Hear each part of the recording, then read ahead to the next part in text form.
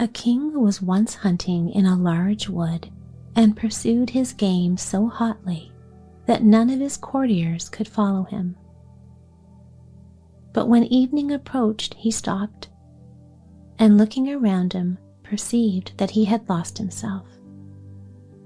He sought a path out of the forest, but could not find one, and presently he saw an old woman with a nodding head who came up to him.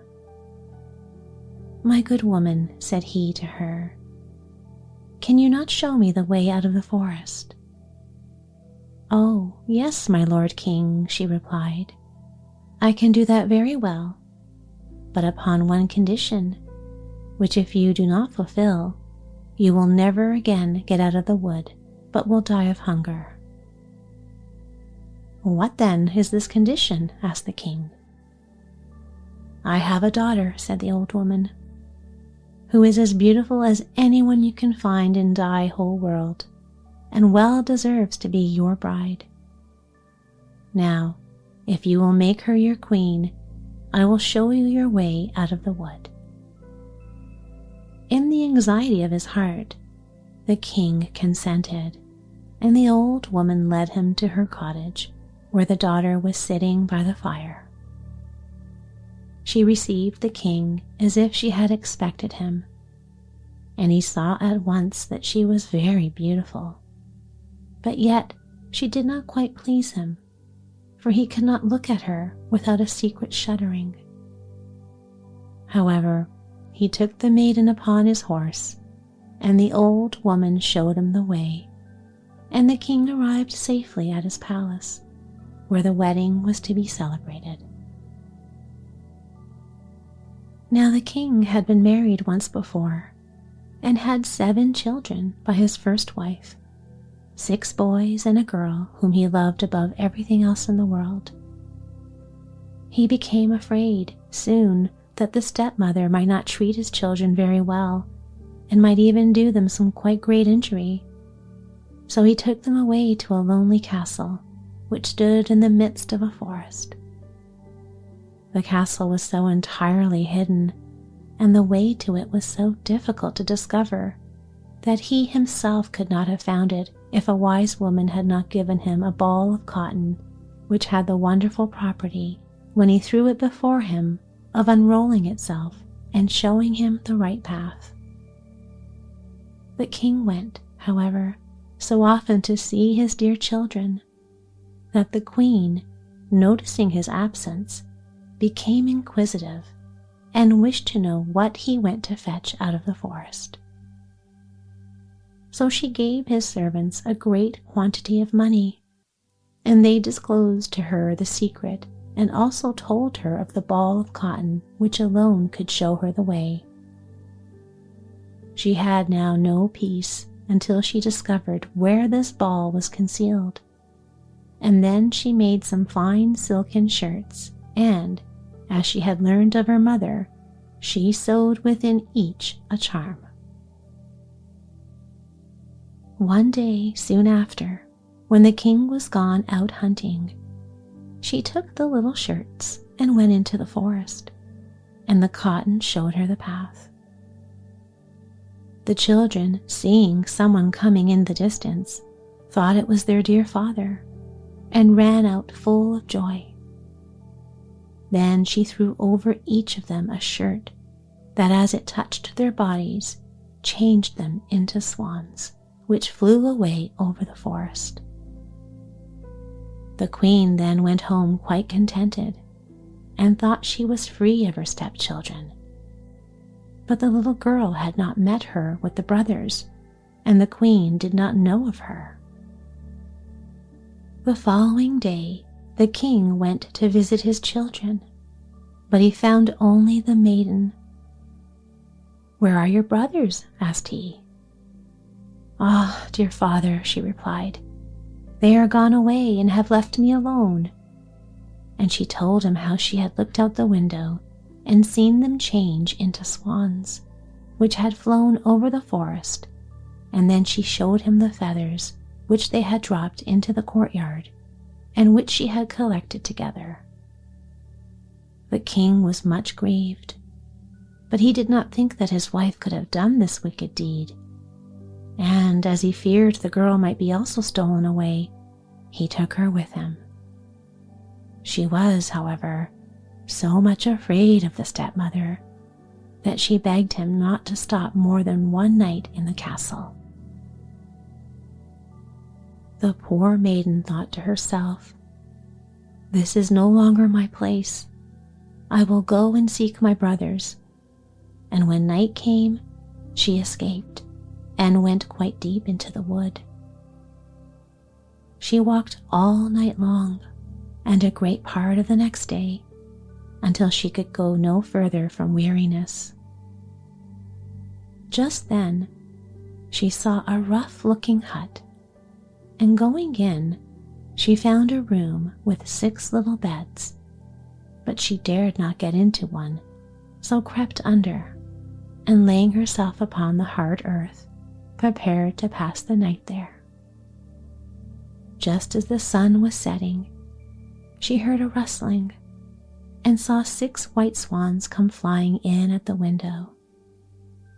They settled on the ground and began blowing one another until they had blown all their feathers off, and their swan's down slipped from them like a shirt. Then the maiden knew them at once for her brothers, and gladly crept out from under the bed, and the brothers were not less glad to see their sister, but their joy was of short duration. "Here you must not stay," said they to her. "This is a robber's hiding place. If they should return and find you here, they would murder you." "Can you not protect me then?" inquired the sister. "No," they replied, "for we can only lay aside our swan's feathers for a quarter of an hour each evening, and for that time we regain our human form, but afterwards we resume our changed appearance." Their sister then asked them with tears, "Can you not be restored again?" "Oh no," replied they, "the conditions are too difficult. For 6 long years you must neither speak nor laugh, and during that time you must sew together for us 6 little shirts of starflowers, and should there fall a single word from your lips, then all your labor will be in vain." Just as the brothers finished speaking, the quarter of an hour elapsed, and they all flew out of the window again like swans. The little sister, however, made a solemn resolution to rescue her brothers or die in the attempt, and she left the cottage, and going deep into the forest, passed the night amid the branches of a tree. The next morning she went out and collected the starflowers to sew together. She had no one to converse with, and for laughing she had no spirits, so there up in the tree she sat, intent upon her work. After she had passed some time there, it happened that the king of that country was hunting in the forest, and his huntsmen came beneath the tree on which the maiden sat. They called to her and asked, "Who art thou?" But she gave no answer. "Come down to us," continued they. "We will do thee no harm." She simply shook her head, and when they pressed her further with questions, she threw down to them her golden necklace, hoping therewith to satisfy them. They did not, however, leave her, and she threw down her girdle, but in vain, and even her rich dress did not satisfy them. At last the huntsman himself climbed the tree and brought down the maiden and took her before the king. The king asked her, "Who art thou? What were you doing upon that tree?"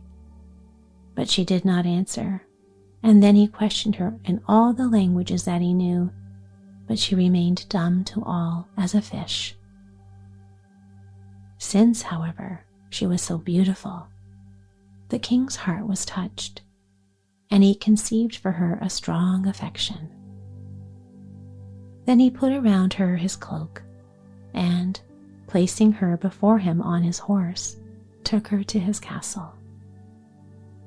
There he ordered rich clothing to be made for her, and, although her beauty shone as the sunbeams, not a word escaped her. The king placed her by his side at table, and there her dignified mien and manners so won upon him that he said, "This maiden will I marry, and no other in the world," and after some days he wedded her. Now the king had a wicked stepmother who was discontented with his marriage and spoke evil of the young queen. "Who knows whence the wench comes?" said she. "She who cannot speak is not worthy of a king." A year after, when the queen brought her firstborn into the world, the old woman took him away. Then she went to the king and complained that the queen was a murderess. The king, however, would not believe it, and suffered no one to do any injury to his wife, who sat composedly sewing at her shirts and paying attention to nothing else. When a second child was born, the false stepmother used the same deceit, but the king again would not listen to her words, saying, "She is too pious and good to act so. Could she but speak and defend herself, her innocence would come to light." But when again the old woman stole away the third child, and then accused the queen, who answered not a word to the accusation, the king was obliged to give her up to be tried, and she was condemned to suffer death by fire. When the time had elapsed, and the sentence was to be carried out, it happened that the very day had come round when her dear brothers should be set free. The 6 shirts were also ready, all but the last, which yet wanted the left sleeve. And as she was led to the scaffold, she placed the shirts upon her arm, and just as she had mounted it, and the fire was about to be kindled, she looked around and saw 6 swans come flying through the air. Her heart leapt for joy as she perceived her deliverers approaching, and soon the swans, flying towards her, alighted so near that she was enabled to throw over them the shirts. And as soon as she had done so, their feathers fell off, and the brothers stood up alive and well. But the youngest was without his left arm, instead of which he had a swan's wing. They embraced and kissed each other, and the queen, going to the king, who was thunderstruck, began to say, "Now may I speak, my dear husband, and prove to you that I am innocent and falsely accused." And then she told him how the wicked woman had stolen away and hidden her 3 children. When she concluded, the king was overcome with joy, and the wicked stepmother was imprisoned. Thereafter, the king and queen forever lived in peace and prosperity with their 6 brothers.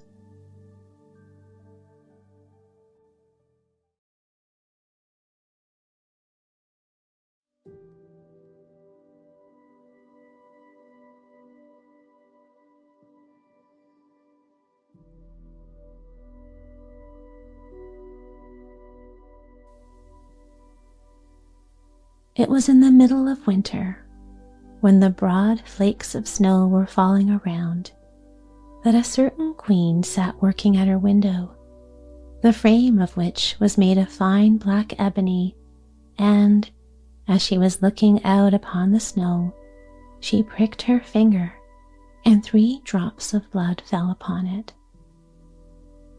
Then she gazed thoughtfully down on the red drops, which sprinkled the white snow, and said, "Would that my little daughter may be as white as that snow, as red as the blood, and as black as the ebony window frame." And so the little girl grew up.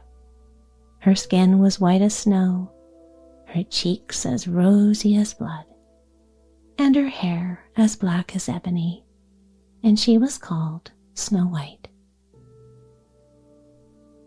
Sadly, this queen died, and the king soon married another wife who was very beautiful, but so proud that she could not bear to think that anyone could surpass her. She had a magical looking-glass, to which she used to go and gaze upon herself in it and say, "Tell me, glass, tell me true, of all the ladies in the land, who is fairest, tell me who." And the glass answered, "Thou, queen, art fairest in the land." Day by day, year by year, Snow White grew more and more beautiful, and when she was 17 years old, she was as bright as the day and fairer than the queen herself. Then the glass one day answered Queen when she went to consult it as usual. "Thou, queen, mayst fair and beautiful be, but Snow White is lovelier far than thee." When the queen heard this, she turned pale with rage and envy, and calling to one of her servants, said, "Take Snow White away into the wide wood, that I may never see her more."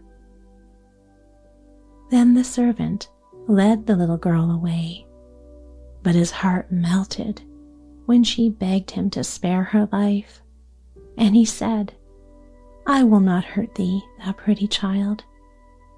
So he left her there alone, and though he thought it most likely that the wild beasts would tear her to pieces, he felt as if a great weight were taken off his heart when he made up his mind not to kill her, but leave her to her fate.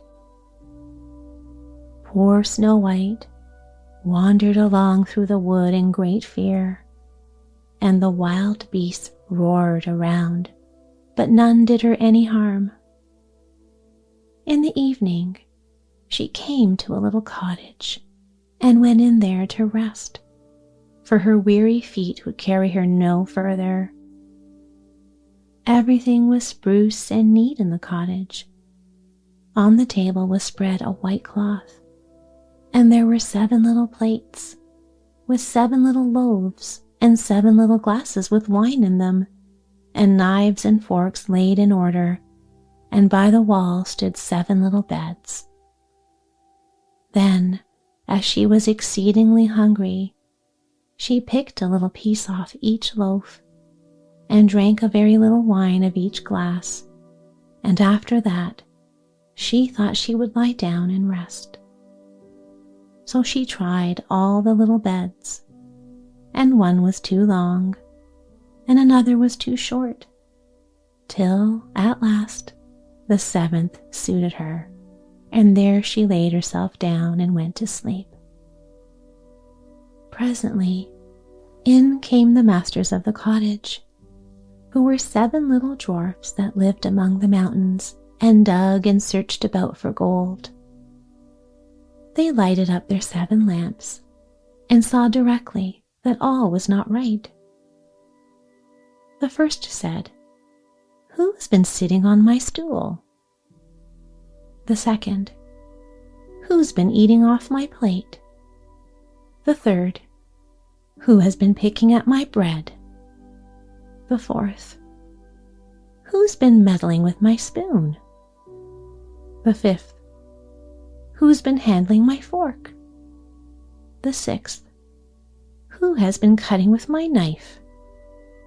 The seventh, "Who has been drinking my wine?"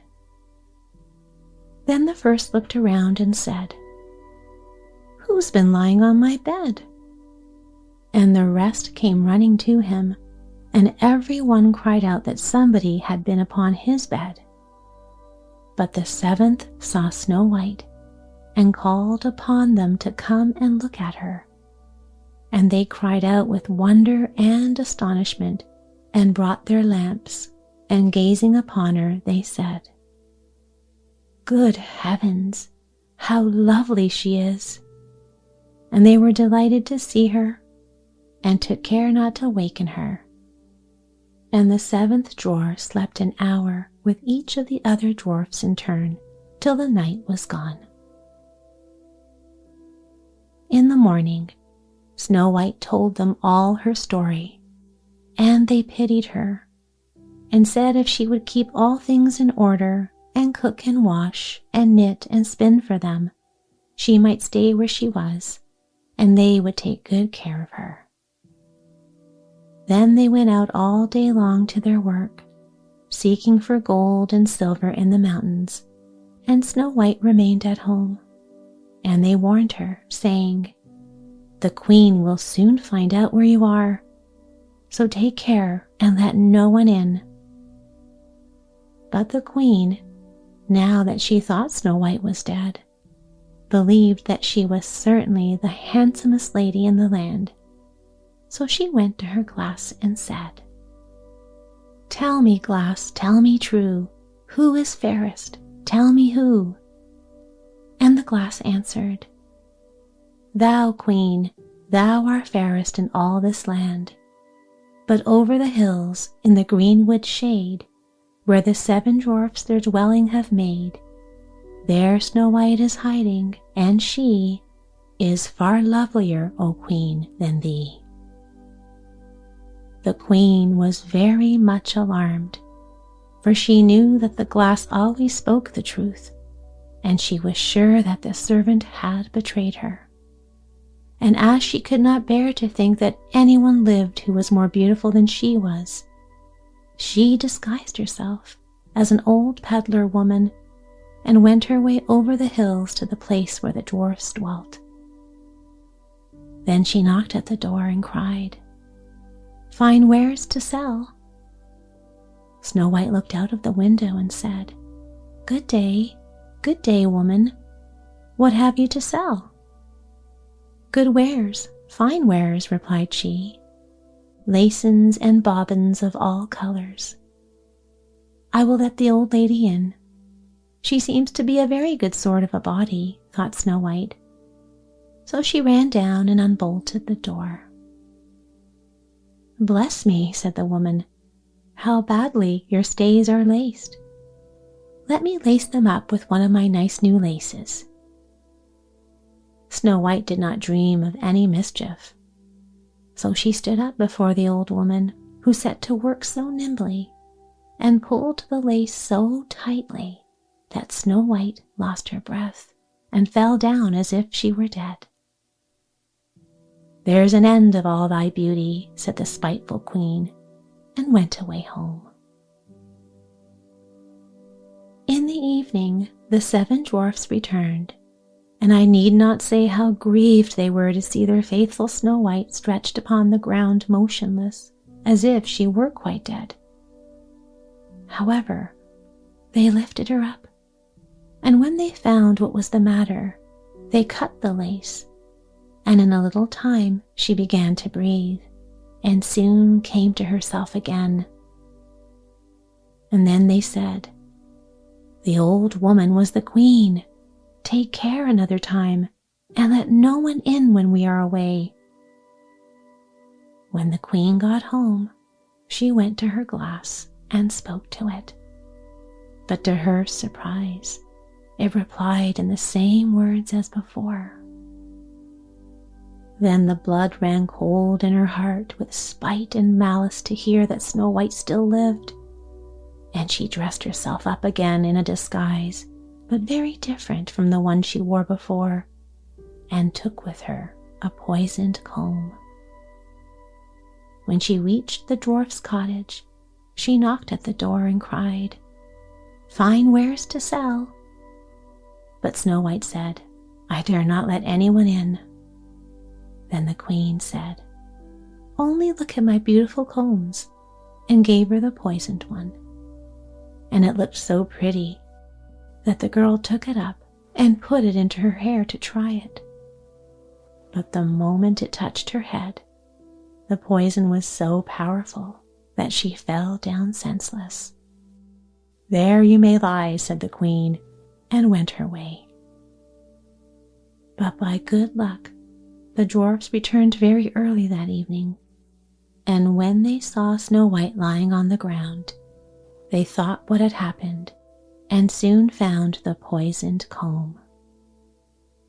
And when they took it away, she recovered and told them all that had passed, and they warned her once more not to open the door to anyone.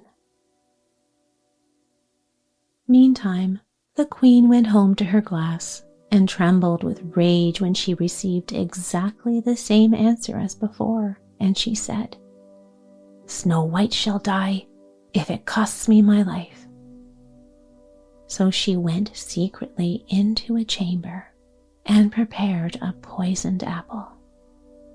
The outside looked very rosy and tempting, but whoever tasted it was sure to die. Then she dressed herself up as a peasant's wife and traveled over the hills to the dwarf's cottage and knocked at the door. But Snow White put her head out of the window and said, "I dare not let anyone in, for the dwarfs have told me not to." "Do as you please," said the old woman, "but at any rate take this pretty apple. I will make you a present of it." "No," said Snow White, "I dare not take it." "You silly girl," answered the other, "what are you afraid of? Do you think it is poisoned? Come, do you eat one part, and I will eat the other." Now the apple was prepared that one side was good, though the other side was poisoned. Then Snow White was very much tempted to taste, for the apple looked exceedingly nice, and when she saw the old woman eat, she could refrain no longer.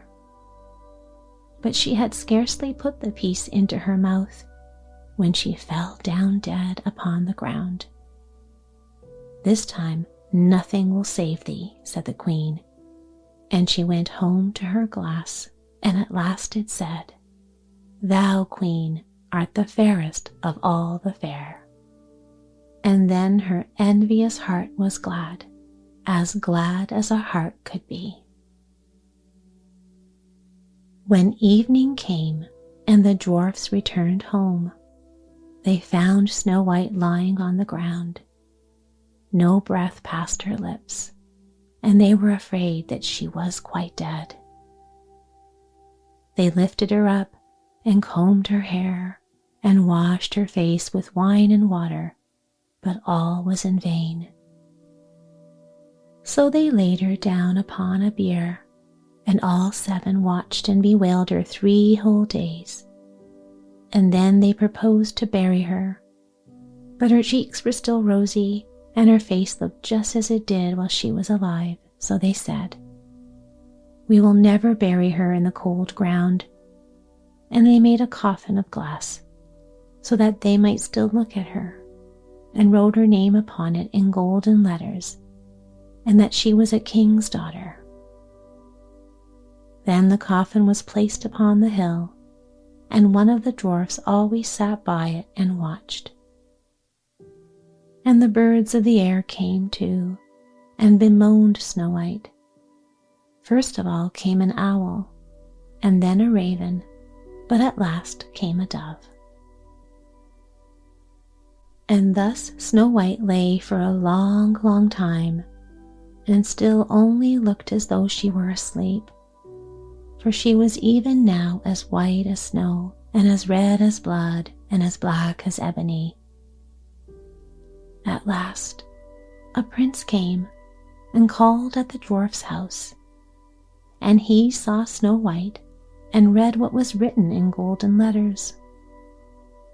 Then he offered the dwarfs money and earnestly prayed them to let him take her away, but they said, "We will not part with her for all the gold in the world." At last, however, they had pity on him and gave him the coffin, But the moment he lifted it up to carry it home with him, the piece of apple fell from between her lips, and Snow White awoke and exclaimed, "Where am I?" And the prince answered, "Thou art safe with me." Then he told her all that had happened and said, "I love you better than all the world. Come with me to my father's palace, and you shall be my wife."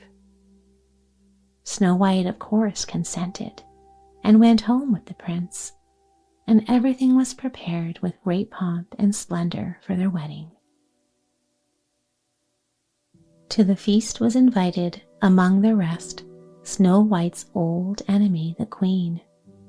And as she was dressing herself in fine, rich clothes, she looked in the glass and said, "Tell me, glass, tell me true, of all the ladies in the land, who is fairest? Tell me who."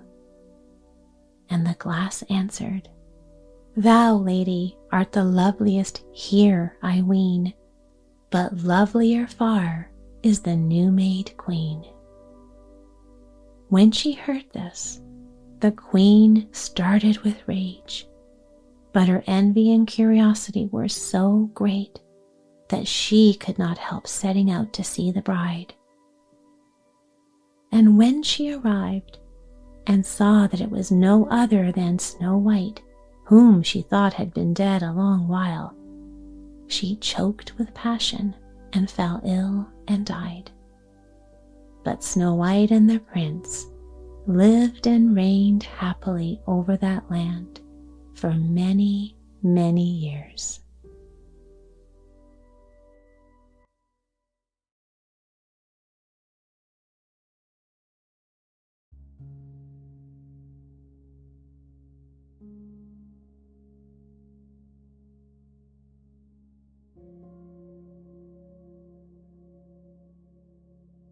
The mists of the early twilight were falling, and Elsa, the little girl who lived at the woodman's cottage, was still far from home. She had wandered out in the spring sunshine in search of bluebells and wild anemones with which the wood abounded, for the child loved the company of the birds and flowers better than the rough play of the boys who were called her brothers. The woodman and his wife said she was strange and dreamy, full of curious fancies, which they found it hard to understand. But then, they were not Elsa's real parents, which might account for their difficulty. They were kind to her, however, in their fashion, and Elsa always tried to remember to obey them, but sometimes she forgot. She had forgotten today, for although the good wife had told her to remain near the cottage, the eagerness of her search for the flower she loved had led her farther into the wood than she had ever been before.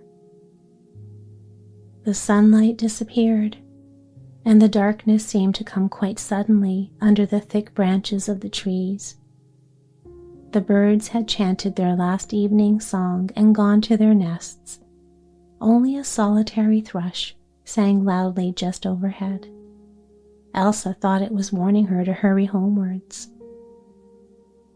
She turned quickly, taking as she thought the direction of the cottage. But as she was barely 7 years old and felt a little frightened, it is not surprising that she only plunged deeper into the wood. Now she found herself in the midst of a great silence. The beautiful tracery of young green leaves through which she had hitherto caught glimpses of the sky had disappeared, and over her head stretched only bare brown branches, between which she saw the shining stars, clear as on a frosty winter's night. The stars looked friendly, and she was glad to see them, but it was growing dreadfully cold. The plucked flowers withered and fell from her poor little numbed hands, and she shivered in her thin cotton frock. Ah, what would she not have given for a sight of the open door and the fire in the woodman's cottage, and a basin of warm bread and milk, even though it was given with a scolding from the woodman's wife. She struggled on, with her poor little tired feet, for it seemed to her that the wood was growing thinner. Perhaps there might be a house hereabouts. But oh, how terribly cold! Now there was frost upon the ground at her feet, frost upon dead leaves and blades of grass, frost upon the bare tree branches. The moon had risen, and she could see that all the world around her was white and chill and dead. Surely she had wandered back into the cruel, bitter winter, frost-bound and hard. It was strange that she had strength to go on, but she looked up at the stars and thought that they were guiding her. At length, she came to the border of the wood, and there stretched before her a wide, open space with only a few trees scattered here and there, and through an opening of the trees, the cold moon shone down upon a white, silent house. The house looked as dead and winter-bound as everything else, but still it was a house, and Elsa said to herself that surely someone must live in it. So she thanked the friendly stars for leading her aright, and with what remaining strength she had, dragged her poor little numbed feet up the broad path or road between the trees. At the end of the road, an iron gate hung open upon its hinges, and Elsa found herself in what once had been a garden. Now the lawns and flower beds were all alike, one blinding sheet of ice and frozen snow. But there was the great white house, and from one window shone a light, surely the light of a fire. All the rest was dark. Up a flight of stone steps the child dragged her weary feet, across a terrace that had surely once been gay with flowers, until she stood before a huge door, brown and black, except where the frost gleamed, closed and barred with iron bars. The great knocker hung high above her reach, but with her poor little hands she beat against the woodwork. Surely, if someone did not let her in soon, she must fall down there and sleep and die upon the step. But at the sound of her faint knocking, there came from within the deep baying of a hound, and Elsa was terrified anew, but could not run away. Then in a few moments, a heavy bar seemed to be withdrawn, and the great door opened slowly. A tall man stood within, a man in the dress of a hunter, pale-faced in the moonlight, but strong and powerful, and wearing a long, dark beard that reached almost to his waist. His was a figure to fill any child with fear, but Elsa saw only the scene behind him, a great blazing wood fire upon an open hearth, with rugs in front of it upon which were stretched 2 large hounds. A third, shaking himself slowly, and followed his master to the door. Elsa stretched out her little hands to the blazing warmth, with the cry of a perishing child. "Take me in, oh, take me in," she pleaded. "Please let me come in." She ran forward. Then, with a strange hoarse sound that she did not understand, the man stooped and lifted her in his arms and carried her forward and laid her gently down upon the rugs in the graceful warmth, and the hound sniffed round her and seemed well pleased and ready to welcome her, and for a little while she remembered no more.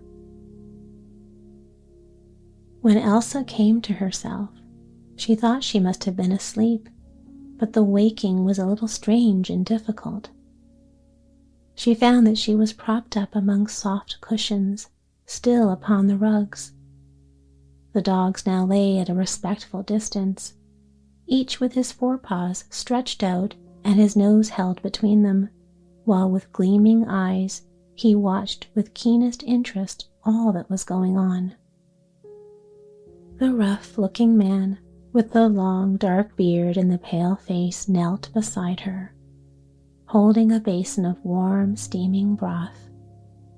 Then Elsa sat up and tried to drink, but she was so weak with fatigue and cold that her new friend was obliged to feed her with a spoon, which he did rather awkwardly. After she had swallowed the broth, the warm blood flowed once more freely through her veins, and she sank into a deep, sweet sleep, her little head falling serenely against the stranger's breast, and her hair spreading out in golden waves over the arm that held her. When Elsa once more opened her eyes, the cold gray light of morning fell through the uncurtained windows into the hall. She found herself lying on a couch covered with rugs of warm fur. At the side of the hearth were logs of pine wood, newly kindled, leapt and blazed, filling the air with sweet, pungent odors. For a while, she was bewildered, wondering how she came to be there, instead of in her own little room at the woodman's cottage. Then she saw her friend of the night before kneeling in front of the fire, evidently preparing food, while the dogs, grouped around, sat on their haunches with ears erect, keen and observant, watching his movements. Then Elsa remembered, and she clapped her hands with a merry laugh, the laugh of a happy, waking child. The man, kneeling by the fire, started at the sound, and then turned his grave face towards her with a wistful expression strange to see. "I want to get up," said Elsa promptly. "If you please, I can wash and dress myself. I've been taught how." "Wait a few minutes, little lady, then you shall have all you want." The voice sounded strangely, and the man seemed listening to its tones as though surprised to hear himself speak. But the rough, halting accents seemed less out of keeping with the old house than Elsa's laugh. The dogs came and licked her hands, and she played with them until the man rose from his place before the fire, and lifting her up, bade her come with him. He led her to a small room off the hall, which was indeed curious in its arrangements. A toilet table stood there with most costly fittings. Brushes with silver and ivory handles were lying upon the faded silk. A little pair of satin shoes had been thrown carelessly upon the floor. A cloak of crimson satin was flung over a chair. All these things looked as though a hand had cast them aside but yesterday, yet all were faded and soiled, and the dust lay thick as though that yesterday had been many years ago. And among these relics of unknown past, the child made her simple toilet.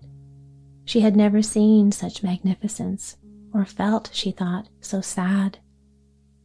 But when she returned to the hall 10 minutes later, the sadness was forgotten. She looked a quaint little figure, indeed, clad in a silken wrapper provided by her host, which trailed far behind on the ground. Greatly to her delight, her little feet were cased in dainty slippers, which, small as they were many sizes too large. In spite of misfits, however, she contrived to walk with a stately grandeur quite amazing to behold, until the dogs jumped and fawned upon her, when she forgot her finery in a game of play and lost her slippers in the rug. On the table, a breakfast was rudely spread, cold meats for the master of the house, who fed his dogs from his own plate, while for Elsa was provided a bowl of goat's milk and some crisp cakes, which she thought delicious. When the meal was over, Elsa pleaded to be allowed to do for her new friend the household duties she had been taught to fulfill by the woodman's wife. And soon, with the wrapper deftly pinned about her waist and the silken sleeves tucked up from bare and dimpled arms, she stood before a bowl of steaming water, washing plates and dishes. Only the table was rather high, and she was forced to stand upon a stool. From that day, a strange new life began for little Elsa. The rough-looking man who had given her shelter seemed to be living quite alone with his dogs. Every morning he went out with them and his gun, apparently to hunt and shoot in the forest, for he usually returned laden with game, which served to keep the larder stocked. Of other kinds of provisions, there seemed to be a plentiful supply on the premises.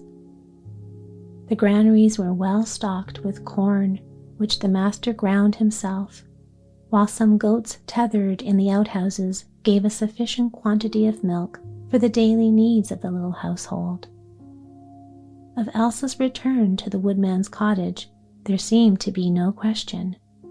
She was terrified at the thought of being again lost in the wood, and pleaded hard to remain with her new friend, who, on his side, was equally loth to part with her.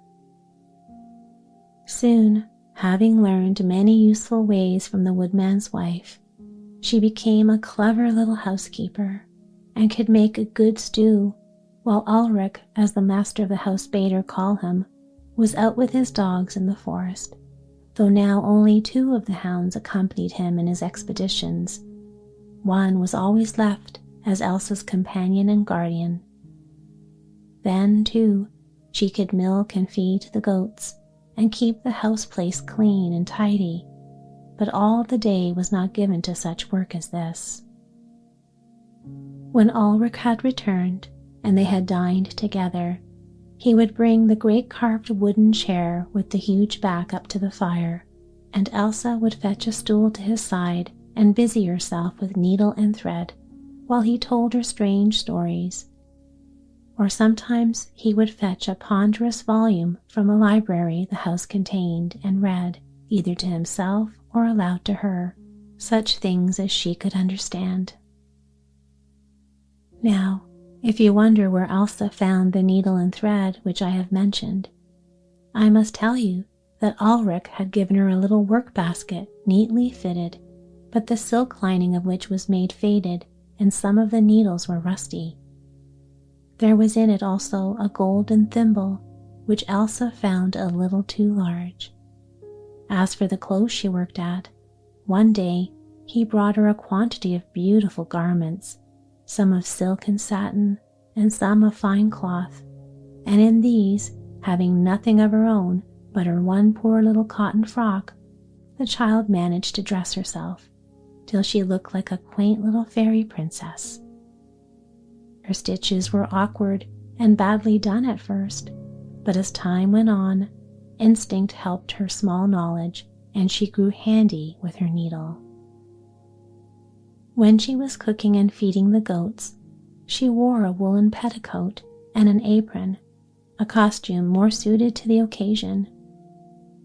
In the evenings, Ulrich taught her many things, to read and to write, and even to speak in strange languages, so that her education was by no means neglected. He let her wander over the great mansion where she would, and showed her many of the rooms himself. All bore signs of having been used quite recently, and yet a long time ago. Dust was thick everywhere, and soon Elsa grew to understand that the dust must remain and accumulate. No hand was to be allowed to touch anything in that strange, silent house beyond the hall and the little room which Ulrich had arranged for her sleeping apartment. One part of the mansion, however, she never penetrated. At the end of a long passage hung a heavy velvet curtain, and behind this was a door always securely locked. Only Ulrich passed beyond it at stated times, and when he returned from these visits, he was more than usually sad for many hours. The weeks slipped into months, and Elsa dwelt on in this strange home. Every day at first she looked eagerly for the breaking of the frost, for the promise of the sunshine and flowers she had left behind in her wood, but the spring never came.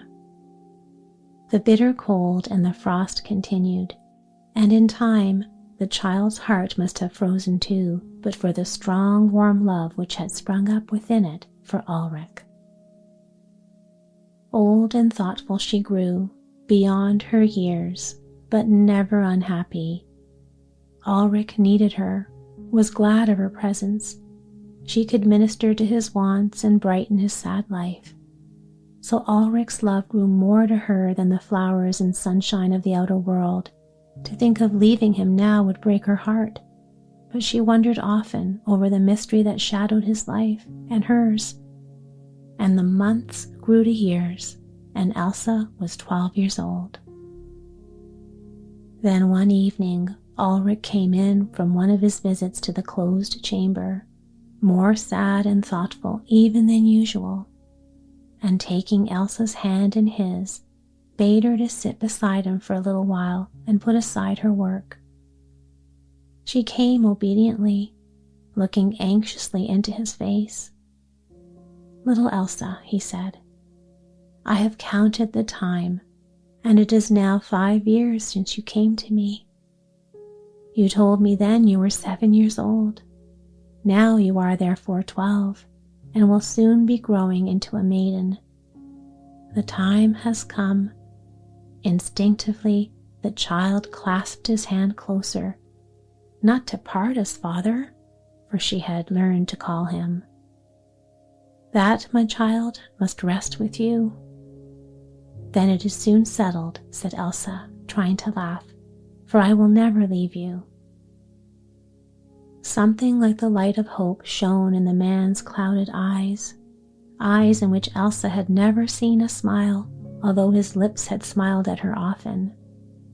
"Listen," he said, "before you speak rash words, I must tell you all. Then you shall decide. It is a little more than 11 years since the curse fell upon me. I was a hard man then, Elsa, hard and cruel and strong. It was my boast that I never forgave a debt or pardoned an enemy. I had married a young and beautiful wife, and her I loved passionately, but in my own hard and selfish fashion. Often I refused to heed even her gentle pleadings for the suffering, the sinful, and the poor, and we had one child, a girl, then only a few months old. It was a New Year's Eve that I decided upon giving a great entertainment to all the country round.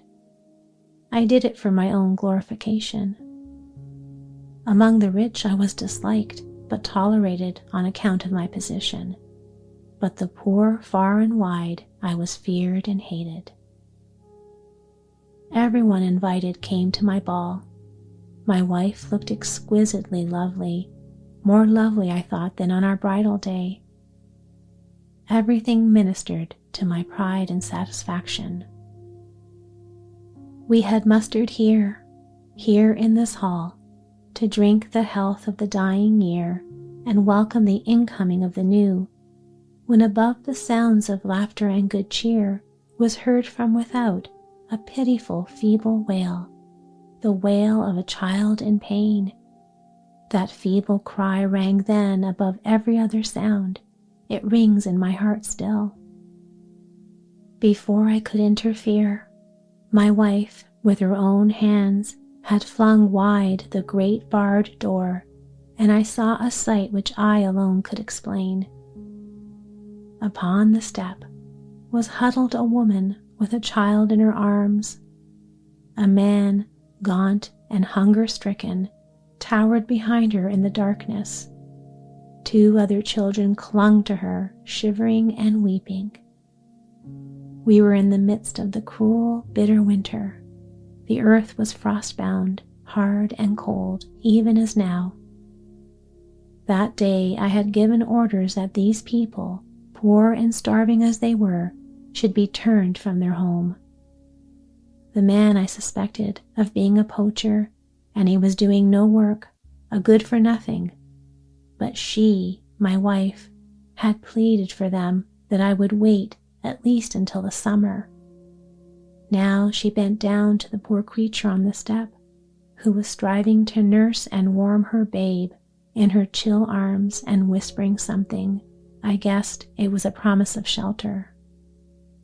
In my fierce pride and anger, I laid my hand upon her arm and with a strong grip drew her back.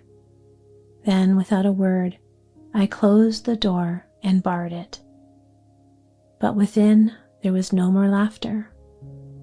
A voice rose upon the still night air, the sound of a bitter curse, a curse that should rest upon me and mine, the chill of winter and of death, of pitiless desolation and remorse, until human love should win me back to human pity and God's forgiveness. One by one, with cold good nights, my guests departed. My wife stole away to her own apartments without a word. Upon her arm I sank the mark of my cruel hand. In the morning, the curse had fallen. The woman I had turned away had been found at my gates, dead, her child still clasped to her breast. The servants fled and left me alone, taking with them our child. My wife that night, she too died to me. The man's head drooped upon his hands. For a moment there was silence in the hall. Elsa stood, her child's heart grieved at the terrible story, her whole nature sorrowing, pitiful, shocked. Presently Ulrich recovered himself and continued, "Now, Elsa, you know all. My child, if you will return to the world and leave me to work out my fate, you shall not go penniless. I have wealth. For your sake, I will venture once more among the haunts of men and see you placed in a safe home. Then I will try to forget. It is right that you should shrink. Father, dear father, I love you. You are sorry. I will not leave you. Do not send me away." A look of rapture changed the worn and tear-stained face of the man who had owned his sin, and the child's arms closed once more round his neck, and her golden head nestled to his breast. A few minutes later, he led her to the closed chamber. Together they passed beyond it, and Elsa found herself standing in a richly furnished room.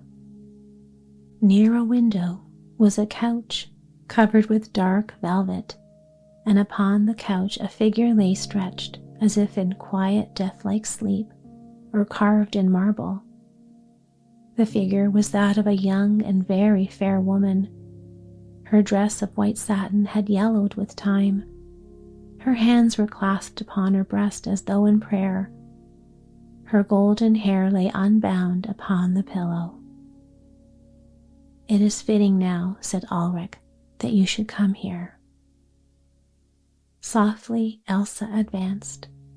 She stood beside the couch, gazing down upon the still white face, so sweet in its settled grief, but which in this long silence seemed to have lost its first youth. Elsa bent lower and lower. What new instinct filled her warm young heart and made her speak? "Mother, awake," she said. "Mother," and kissed the cold, quiet lips.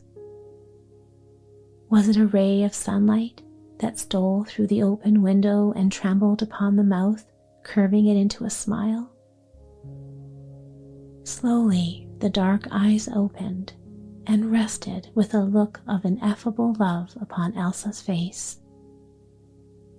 And so the curse and the shadows of eternal winter passed away from the house of Ulrich, and his young bride came back from her long slumber. In due time the garden too awoke to the touch of spring, and the flowers bloomed, and the birds mated once more and sang in budding trees, and the sun shone.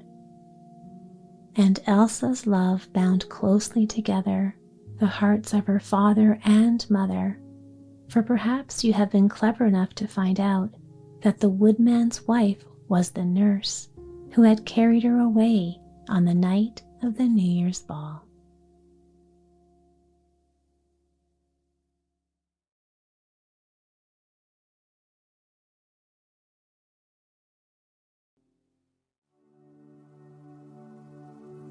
Once upon a time, there lived in an old and ruinous house by the shore of the wild sea a widowed nobleman and his only child, a daughter named Isabella. They were very poor in spite of their high birth, so poor that one by one the fields and woods of their little domain had been sold in order to buy the bare necessities of life. Knowing that his death would leave Isabella quite alone in the world and practically penniless, her father brought her up more like a boy than a girl. She could ride a horse as gracefully as an Amazon. She could swim like a born mermaid, and even outdo her father in his favorite sport of fencing. Yet so sweet was the gentle nature which the girl had inherited from her mother, that this strange upbringing never spoiled her in the least.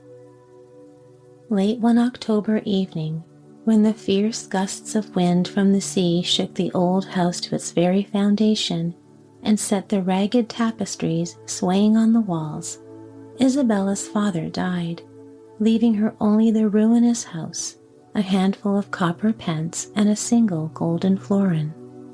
The sum of money was enough to keep body and soul together for a few weeks. But what was Isabella to do when the little pittance was gone? Her father had once counseled her to go to the king and ask for his protection, but the king's castle was hundreds of miles distant, and Isabella shrank from begging or the highway. At last, the brave girl resolved to make her own way in the world. Taking the golden florin with her, she went to a neighboring town and purchased a suit of clothes that pages and squires wear who are in the service of noblemen. She then cut her black hair short, put on the boy's clothes she had purchased, and went into the marketplace to see if she could work in the service of some great family. Now, it was the custom in those days for masters and servants to meet by a fountain in the marketplace. The masters who were in need of servants standing on one side of the fountain, the servants who were in search of masters on the other. When Isabella came into the marketplace, there was no one standing on the master's side of the fountain, but on the other side, ready for the first master who should appear, was a little group of noisy brazen squires and pages. Isabella, or, as she now called herself, Florian, strode boldly over and joined this group, her heart beating high with the thrill of the great adventure. Suddenly, a black knight, mounted on a black horse and leading another horse by the bridle, clattered over the cobblestones of the square, and taking his place by the fountain, called on the pages to come to him. In spite of the horseman's summons, however, the pages paid no attention to him at all. Curious to know the reason of their indifference, Florian questioned a fellow page and was told that the knight was no other the enchanter of the Black Rock, and that no page or squire would take service with him because his castle was haunted by goblins, ghosts, and all manner of terrifying spirits. Now Florian was no coward, and as the saying is, beggars cannot be choosers. So, much to the astonishment of the pages, Florian walked over to the enchanter, who sat fuming with anger and impatience, and offered to go with him. The knight bade Florian mount the horse which he was holding, and amid the catcalls and hooting of the pages, master and boy galloped away. All day long they rode, and when it was near the end of the afternoon, Florian found himself at the edge of a wild and desolate moor. Within the great circle of the horizon, under the pale sky, not a tree, not a house, not a shepherd's hut even was to be seen. Nothing but the great barren waste, rolling, rising and falling to the very edge of the world. Lower and lower sank the sun. It grew cold, and a blue mist fell. And then twilight came, a green, mysterious twilight. Suddenly, from a hillock of the moor, Florian beheld afar the enchanted dwelling. A great sunken marsh lay before him, beginning at the foot of the little hill and stretching away league after league, till its farther shore was hidden in the gathering darkness. The autumn wind stirred the dead brush at its brim, and though the dying twilight was still gleaming in the sky, the great bog had caught little of its glow and lay full of coiling blue mists and islands of mysterious darkness. A dreadful mourning cry, uttered by some demon of the moor, sounded through the mist, chilling the blood in Florian's veins, and, as if in answer to the cry, thousands upon thousands of will-o'-the-wisps appeared, darting and dancing. In the very heart of this terrible marsh, a great black rock uprose, and on this rock, its turrets and battlements outlined against the burning face of the moon, stood the castle. Ghostly lights, now green, now blue, flickered in its windows. The enchanter reined up his horse at the brink of the mire and cried, "List, list, will-o'-the-wisp, lend me your light." Scarcely had the last word fallen from the enchanter's mouth when the dancing witch-fires hurried toward him from all sides of the marsh. Soon a pale road leading across the bog to the castle stood revealed, an enchanted road which melted away behind the riders as smoke melts into the winter's air. To the very gates of his castle did the ghost fires accompany the enchanter. Then, rising swiftly high into the air, they fled like startled birds in every direction. Doors opened of their own will. Strange goblins and ghostly creatures passed, and bright whirling globes of fire fled hissing across the castle courtyard. Just as they were about to enter the castle itself, the enchanter turned and fastened his burning eyes on Florian. "Boy," said he, "let nothing that you hear or see make you afraid. Be assured that no power or spirit can harm you. There is only one demon in the world whose power is greater than mine, and that is Fear himself. Be brave. Keep the doors of your heart locked against fear. Be faithful, and you shall never have cause to regret your coming." So Florian, who was by nature brave, felt ashamed of having allowed the demon Fear to knock at the door of his heart, and resolved never to let his courage fail, no matter what might happen. True to his resolve, the lad remained during the year he spent in the service of the enchanter. At first, to be sure, he had to struggle to conquer his fear of some of the goblins. But as time passed, and no ghost or goblin ever ventured to annoy him, he grew accustomed to their presence and paid no more attention to them than he paid to the great ravens who flew croaking over the mire. So faithful and courageous was the little page that when his year was up, the enchanter begged him to remain yet another year, promising him rich rewards if he stayed. When the second year was up, however, Florian felt a longing to see the world again. "Very well," said the enchanter, who respected the courage of the brave page. "Thou shalt do as thou desirest. Thou art a brave and faithful lad. Here is a purse of gold for thy wages. and here are 3 gifts to reward thy courage and goodwill." He opened a copper casket and took forth a little golden bird with outstretched wings hanging from a fine golden chain, a golden key, and a scarlet sphere marked with a band of white. "This little bird," continued the enchanter, "will protect you from the spells of any sorcerer whose power is less than mine, and will sing when you fare into hidden danger. This key will open every door in the world, and should you ever lose your way, put this sphere on the ground and it will roll home of its own accord. Moreover, if you are ever yourself in deadly peril, call upon me and I will come and help you."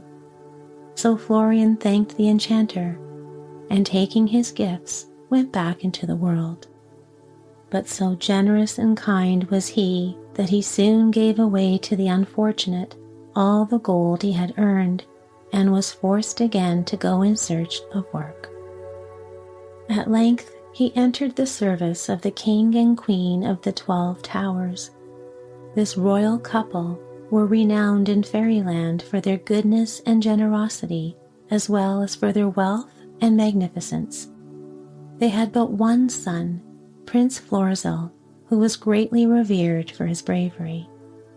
He had driven the dragon of the Blue Cavern out of his father's kingdom. He had fought 3 wicked ogres one after the other and finished each one. He had delivered the Diamond Castle of a terrible spell which lay upon it. When Florian entered the service of the King and Queen, these excellent parents were sending their son on a visit to his uncle, the Emperor of the Plain, and Florian was ordered to join the cheerful company of lords and ladies, knights and soldiers who were to make the journey. According to the gossip of the company, Prince Florizel was being sent to his uncle's in the hope that he would fall in love with his uncle's ward, the beautiful Princess Rosamond. Now, in some way or other, after the company had been a few days on the road, Prince Florizel, who watched over the company as carefully as a good captain does over his soldiers, became aware of the bravery, trustworthiness, and modest bearing of Florian, the little page, and promoted him to be his own personal squire. Alas, no sooner had he been advanced than Florian, the little page, though remaining outwardly a page, became at heart the runaway girl Isabella.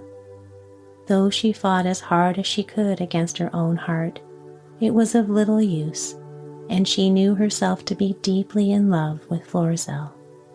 Yet she suffered no word or sign of her affection to escape her, for Prince Florizel thought her only a little page, and to speak would be to betray the secret she had so long and successfully guarded.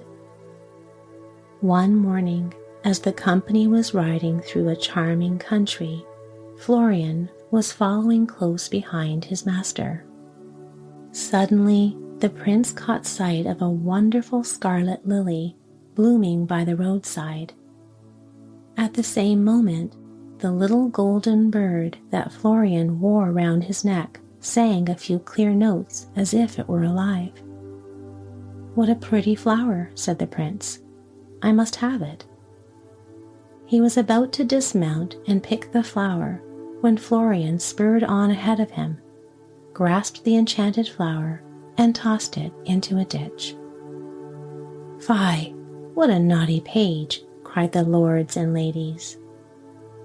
The company rode on a few miles more, and suddenly the prince caught sight of a beautiful jeweled dagger lying in the highway. At the same moment, the little golden bird sang a few clear notes of warning. "What a fine dagger!" cried the prince. "I must have it." He was about to dismount and pick up the dagger when Florian spurred on ahead of him, seized the dagger, and tossed it into the ditch. "Fie, what a naughty page!" cried the lords and ladies. The company now rode on for a few miles more, and the prince saw by the roadside a beautiful enchanted garden. Birds of many colors sang in the branches of the trees. Fountains sparkled and danced in the sunlight, and the sweetest music was heard.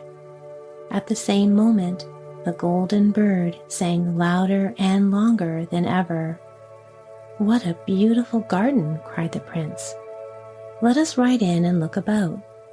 So Florian hurried to the prince's side and implored him not to enter, saying that the garden was enchanted and that some harm would certainly befall him. At this, all the lords and ladies, who were a little jealous perhaps that a page should know more than they, laughed at poor Florian, and even Florizel smiled at him and said, "All that is only fancy, little Florian," and dashed in through the garden gate. For a minute or so nothing happened, and the first to enter mocked at Florian again. But when the whole company had entered the garden, there was a clap of thunder, and everybody except the prince and Florian, who was protected by the enchanter's charm, was turned into stone. The echoes of the thunder had hardly ceased rolling when two frightful demons with lions' heads rushed towards them through the garden, seized the prince, and hurried him away. Florian was left alone in the garden, and night was fast approaching.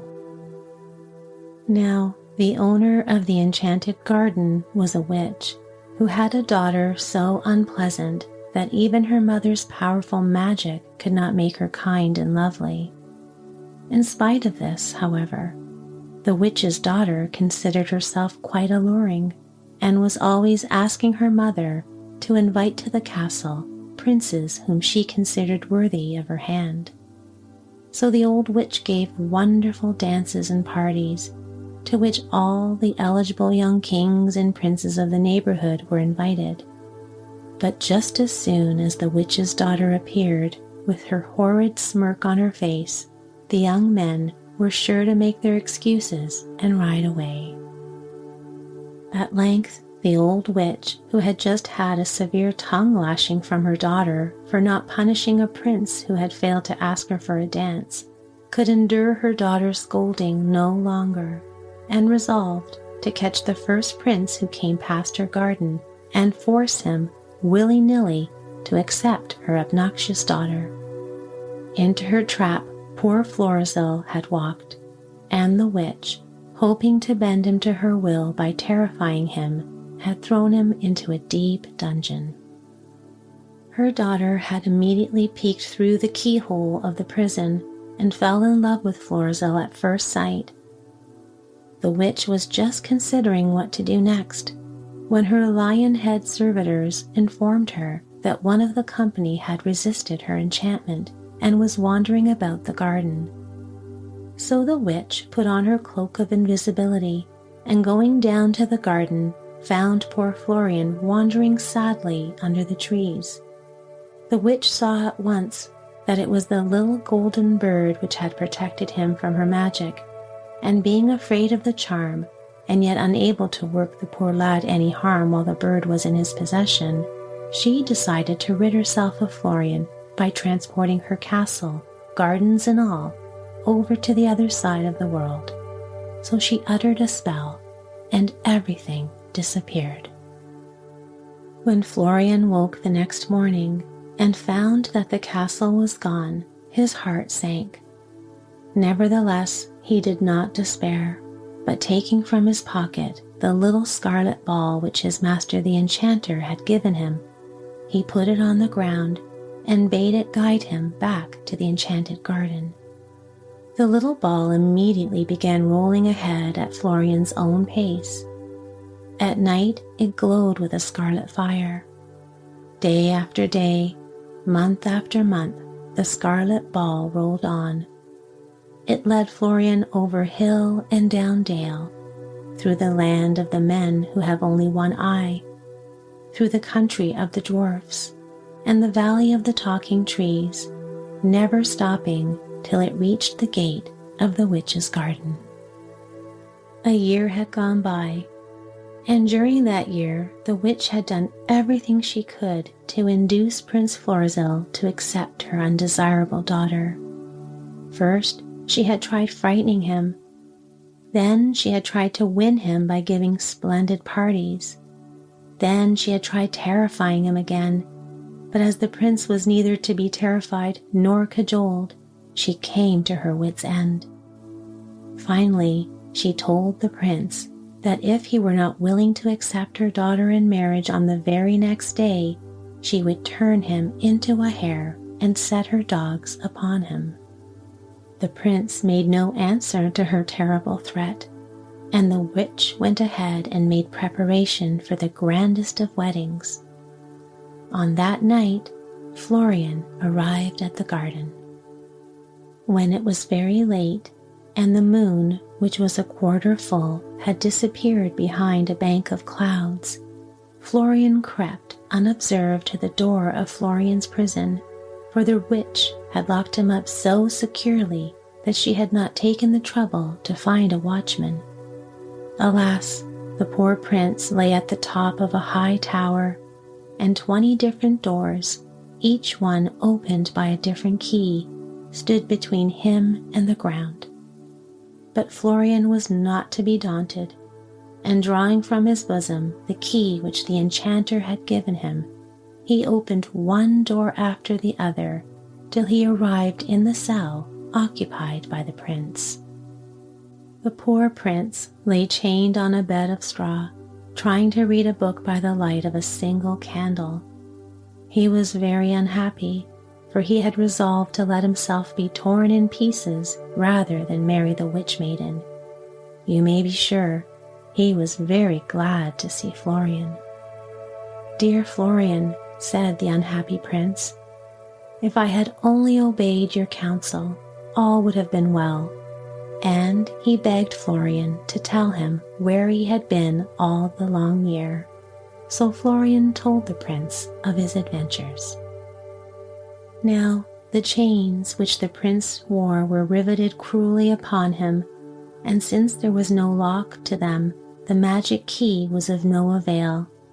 At length, however, Florizel managed to work them off, but in doing so, he injured his foot and found to his dismay that he could only limp along. Little by little, the freshened air and the stir of leaves began to foretell the coming of the dawn. Finally, just as the dawn star began to pale, Florizel and Florian hurried out of the prison through the 20 doors and fled to the high road. But they had traveled only a few miles when the wicked witch discovered Florizel's flight and, enraged, commanded that her dragon car be ready in order that she might go in pursuit of him. So the car was brought forth, and into it the witch leaped and mounted into the sky. Hearing the hissing and roaring of the dragons in the air, Florian and Florizel tried to hide under some trees, but the witch instantly saw them and pronounced a spell to turn them into hares. But though the hate of the witch was quick, the woman's heart of Isabella was quicker, and sacrificing herself for the man she loved, she threw the chain and the golden bird over the prince's head. An instant later, she had turned into a little gray hare crouching at Florizel's feet. At the same moment, the cruel witch let loose her pack of fierce hunting dogs, who soon took up the trail of the hare and came bounding toward her in full cry. The poor prince picked up the hare and hobbled forward as fast as he could go, forgetting the dreadful pain it caused him, but the dogs were running 100 times faster than he. Nearer and nearer came the pack, their red tongues lolling from their black throats. By good fortune, just as the leader of the pack was no more than 50 feet away, Isabella remembered the promise which the enchanter had made her and called upon him.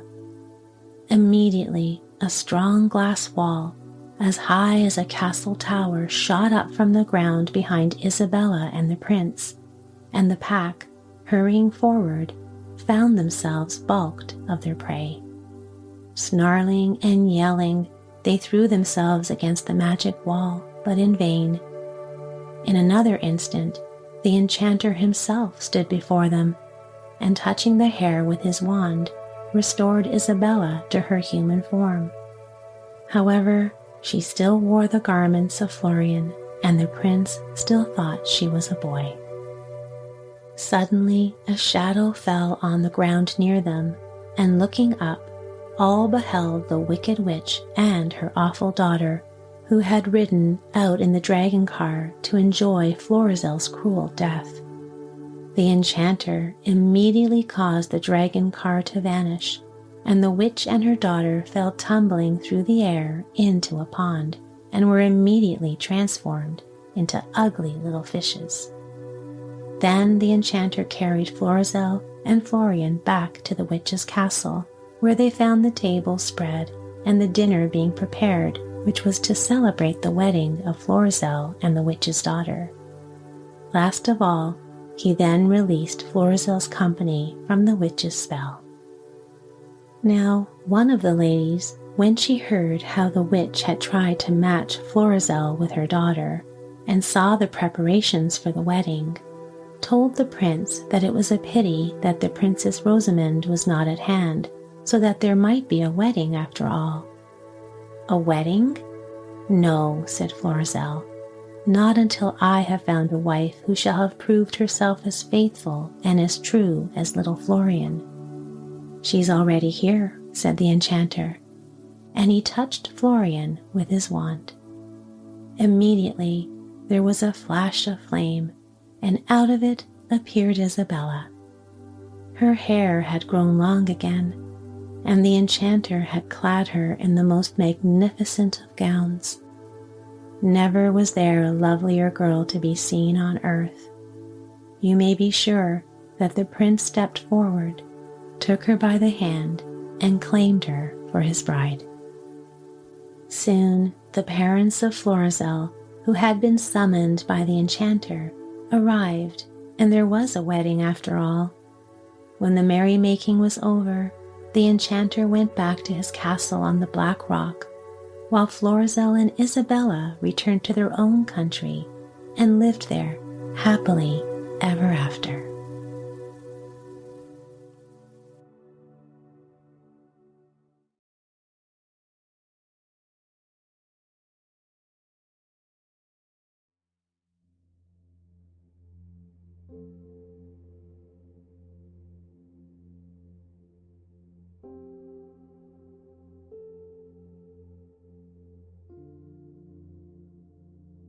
Once upon a time, there lived a poor fisher who built a hut on the banks of a stream, which, shunning the glare of the sun and the noise of the towns, flowed quietly past trees and under bushes, listening to the songs of the birds overhead. One day, when the fisherman had gone out as usual to cast his nets, he saw borne towards him on the current a cradle of crystal. Slipping his net quickly beneath it, he drew it out and lifted the silk coverlet. Inside, lying on a soft bed of cotton, were two babies, a boy and a girl, who opened their eyes and smiled at him. The man was filled with pity at the sight, and throwing down his lines, he took the cradle and the babies home to his wife. The good woman flung up her hands in despair when she beheld the contents of the cradle. "Are not 8 children enough?" she cried, "without bringing us 2 more? How do you think we can feed them?" "You would not have had me leave them to die of hunger," answered he, "or be swallowed up by the waves of the sea? What is enough for 8 is also enough for 10. The wife said no more, and in truth her heart yearned over the little creatures.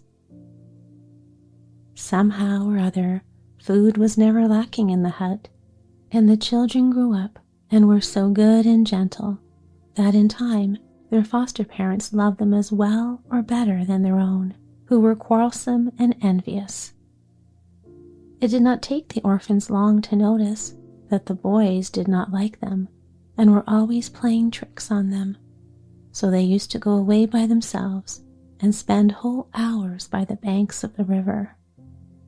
Here they would take out the bits of bread they had saved from their breakfasts and crumble them for the birds. In return, the birds taught them many things: how to get up early in the morning, how to sing, and how to talk their language, which very few people know.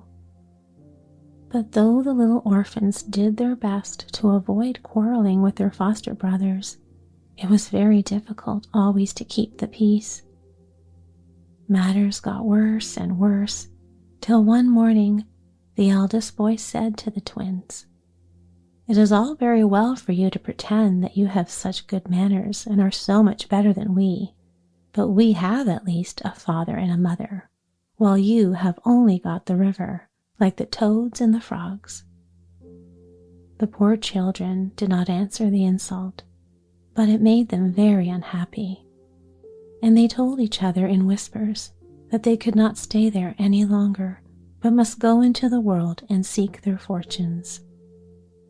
So next day, they arose as early as the birds and stole downstairs without anybody hearing them. One window was open, and they crept softly out and ran to the side of the river. Then, feeling as if they had found a friend, they walked along its banks, hoping that by and by they should meet someone to take care of them. The whole of that day they went steadily on without seeing a living creature, till, in the evening, weary and footsore, they saw before them a small hut. This raised their spirits for a moment, but the door was shut, and the hut seemed empty, and so great was their disappointment that they almost cried.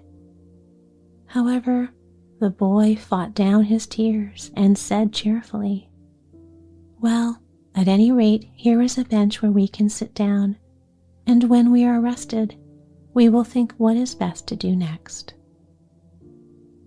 Then they sat down, and for some time they were too tired even to notice anything. But by and by they saw that under the tiles of the roof a number of swallows were sitting, chattering merrily to each other. Of course the swallows had no idea that the children understood their language, or they would not have talked so freely. But, as it was, they said whatever came into their heads.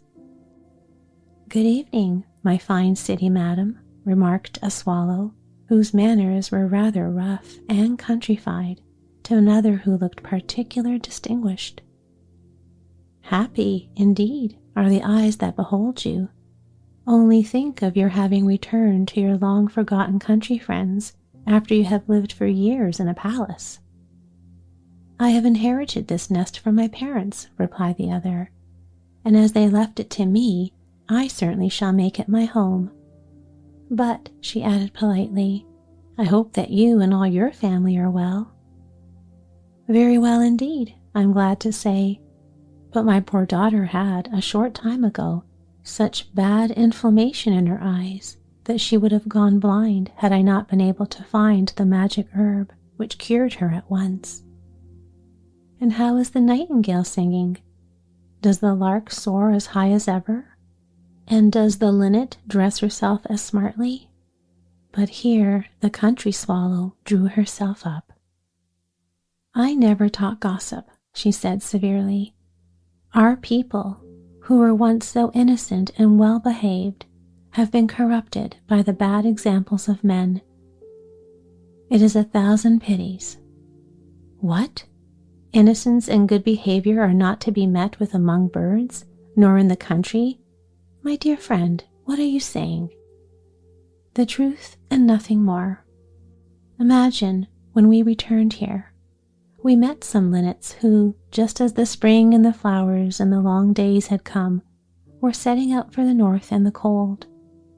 Out of pure compassion, we tried to persuade them to give up this folly, but they only replied with the utmost insolence, "How shocking!" exclaimed the city swallow. Yes, it was. And worse than that, the crested lark that was formerly so timid and shy is now no better than a thief, and steals corn whenever she can find them. I am astonished at what you say. You will be more astonished when I tell you that on my arrival here for the summer, I found my nest occupied by a shameless sparrow. "This is my nest," I said. "Yours?" he answered with a rude laugh. "Yes, mine. My ancestors were born here, and my sons will be born here also." And at that, my husband set upon him and threw him out of the nest. I'm sure nothing of this sort ever happens in a town. Not exactly, perhaps, but I have seen a great deal, if you only knew. "Oh, do tell us, cried they all. And when they had settled themselves comfortably, the city swallow began. "You must know, then, that our king fell in love with the youngest daughter of a tailor, who was as good and gentle as she was beautiful. His nobles hoped that he would have chosen a queen from one of their daughters, and tried to prevent the marriage. But the king would not listen to them, and it took place. Not many months later, a war broke out, and the king rode away at the head of his army, while the queen remained behind, very unhappy at the separation. When peace was made and the king returned, he was told that his wife had had 2 babies in his absence, but that both were dead, and that she herself had gone out of her mind and was obliged to shut up in a tower in the mountains, where in time the fresh air might cure her. And was this not true? Asked the swallows eagerly. Of course not, answered the city lady with some contempt for their stupidity. The children were alive at that very moment in the gardener's cottage, but at night the chamberlain came down and put them in a cradle of crystal, which he carried to the river. For a whole day they floated safely, for though the stream was deep, it was very still, and the children took no harm. In the morning, so I'm told by my friend the kingfisher, they were rescued by a fisherman who lived near the river bank. The children had been lying on the bench, listening lazily to the chatter up to this point. But when they heard the story of the crystal cradle, which their foster mother had always been fond of telling them, they sat upright and looked at each other. "Oh, how glad I am I learned the bird's language," said the eyes of one to the eyes of the other. Meanwhile, the swallows had spoken again. "That was indeed good fortune," cried they. "And when the children are all grown up, they can return to their father and set their mother free." "It will not be as easy as you think," answered the city swallow, shaking her head, "for they will have to prove that they are the king's children, and also that their mother never went mad at all. In fact, it is so difficult that there is only one way of proving it to the king." "And what is that?" cried all the swallows at once. "And how do you know it?" "I know it," answered the city swallow, "because one day, when I was passing through the palace garden, I met a cuckoo who, as I need not tell you, always pretend to be able to see into the future. We began to talk about certain things which were happening in the palace, and the events of past years. 'Ah,' said he, 'the only person who can expose the wickedness of the ministers and show the king how wrong he has been is the bird of truth, who can speak the language of men.'" "And where can this bird be found?" I asked. "It is shut up in a castle, guarded by a fierce giant, who only sleeps 1/4 of an hour out of the whole 24, replied the cuckoo. "And where is this castle?" inquired the country swallow, who, like all the rest, and the children most of all, had been listening with deep attention. "This is just what I don't know," answered her friend. "All I can tell you is that not far from here is a tower where lives an old witch, and it is she who knows the way, and she will only teach it to the person who promises to bring her the water from the fountain of many colors, which she uses for her enchantments. But never will she betray the place where the bird of truth is hidden, for she hates him and would kill him if she could, knowing well, however, that this bird cannot die.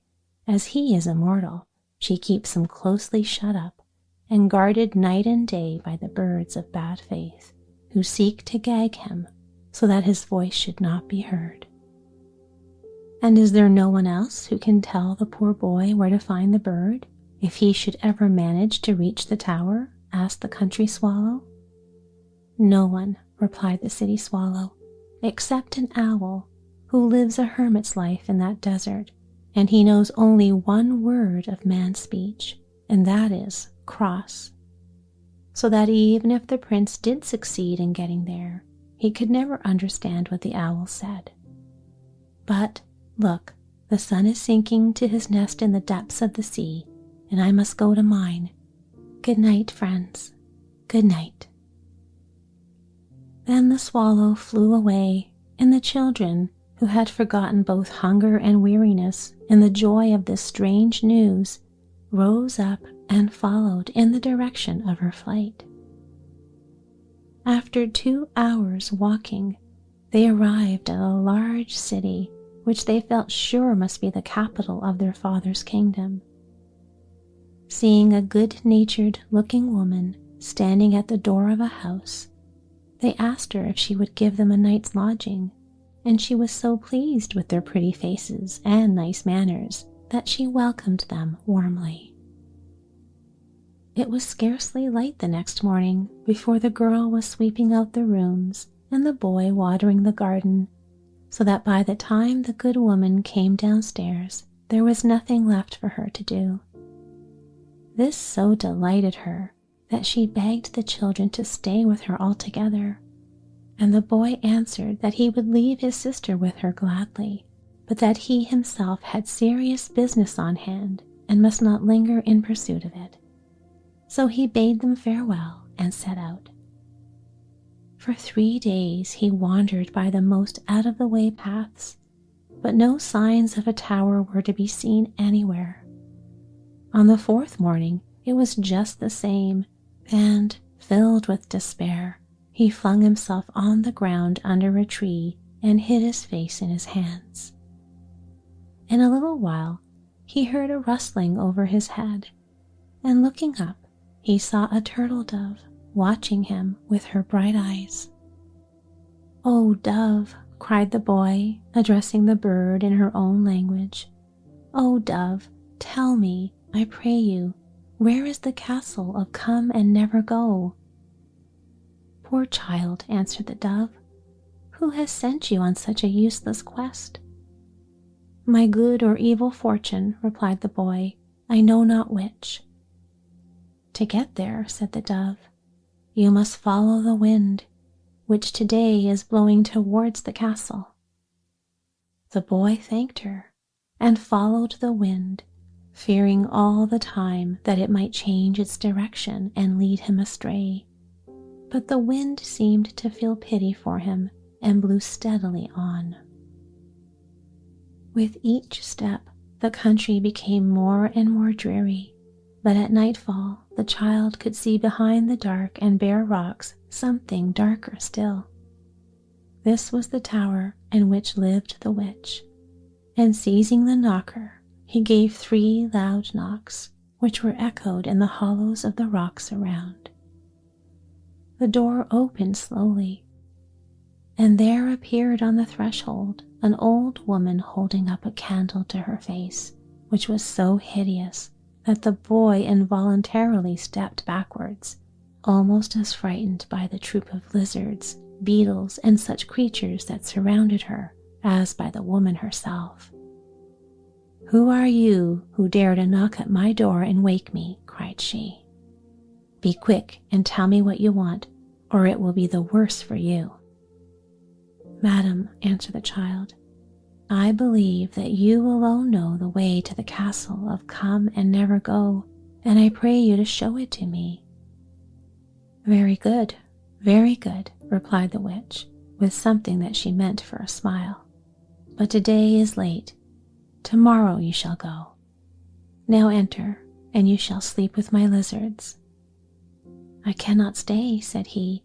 "I must go back at once, so as to reach the road from which I started before day dawns." "If I tell you, will you promise me that you will bring me this jar full of the many-colored water from the spring in the courtyard of the castle?" asked she. "If you fail to keep your word, I will change you into a lizard forever." "I promise," answered the boy.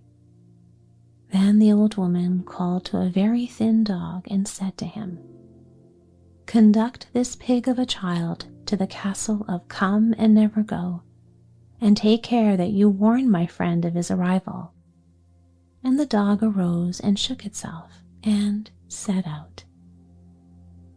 At the end of 2 hours, they stopped in front of a large castle, big and black and gloomy, whose doors stood wide open, although neither sound nor light gave sign of any presence within. The dog, however, seemed to know what to expect, and after a wild howl went on, but the boy, who was uncertain whether this was the quarter of an hour when the giant was asleep, hesitated to follow him, and paused for a moment under a wild olive that grew nearby, the only tree which he had beheld since he had parted from the dove. "Oh, heaven, help me!" cried he. "Cross, cross," answered a voice. The boy leapt for joy, as he recognized the note of the owl of which the swallow had spoken, and he said softly in the bird's language, "Oh, wise owl, I pray you to protect and guide me, for I have come in search of the bird of truth, and first I must fill this jar with the many-colored water in the courtyard of the castle." "Do not do that," answered the owl, "but fill the jar from the spring which bubbles close by the fountain with the many-colored water. Afterwards, go into the aviary opposite the great door, but be careful not to touch any of the bright-plumaged birds contained in it, which will cry to you, each one, that he is the bird of truth. Choose only a small white bird that is hidden in a corner, which the others try incessantly to kill, not knowing that it cannot die. And be quick, for at this very moment the giant has fallen asleep, and you have only a quarter of an hour to do everything." The boy ran as fast as he could and entered the courtyard, where he saw the 2 springs close together. He passed by the many-colored water without casting a glance at it, and filled the jar from the fountain whose water was clear and pure. He next hastened to the aviary, and was almost deafened by the clamor that rose as he shut the door behind him. Voices of peacocks, voices of ravens, voices of magpies, each claiming to be the bird of truth. With steadfast face, the boy walked by them all to the corner, where, hemmed in by a hand of fierce crows, was the small white bird he sought. Putting her safely in his breast, he passed out, followed by the screams of the birds of bad faith which he left behind him. Once outside, he ran without stopping to the witch's tower, and handed to the old woman the jar he had given him. "Become a parrot," cried she, flinging the water over him. But instead of losing his shape, as so many had done before, he only grew 10 times handsomer, for the water was enchanted for good and not ill. Then the creeping multitude around the witch hastened to roll themselves in the water and stood up, human beings again. When the witch saw what was happening, she took a broomstick and flew away.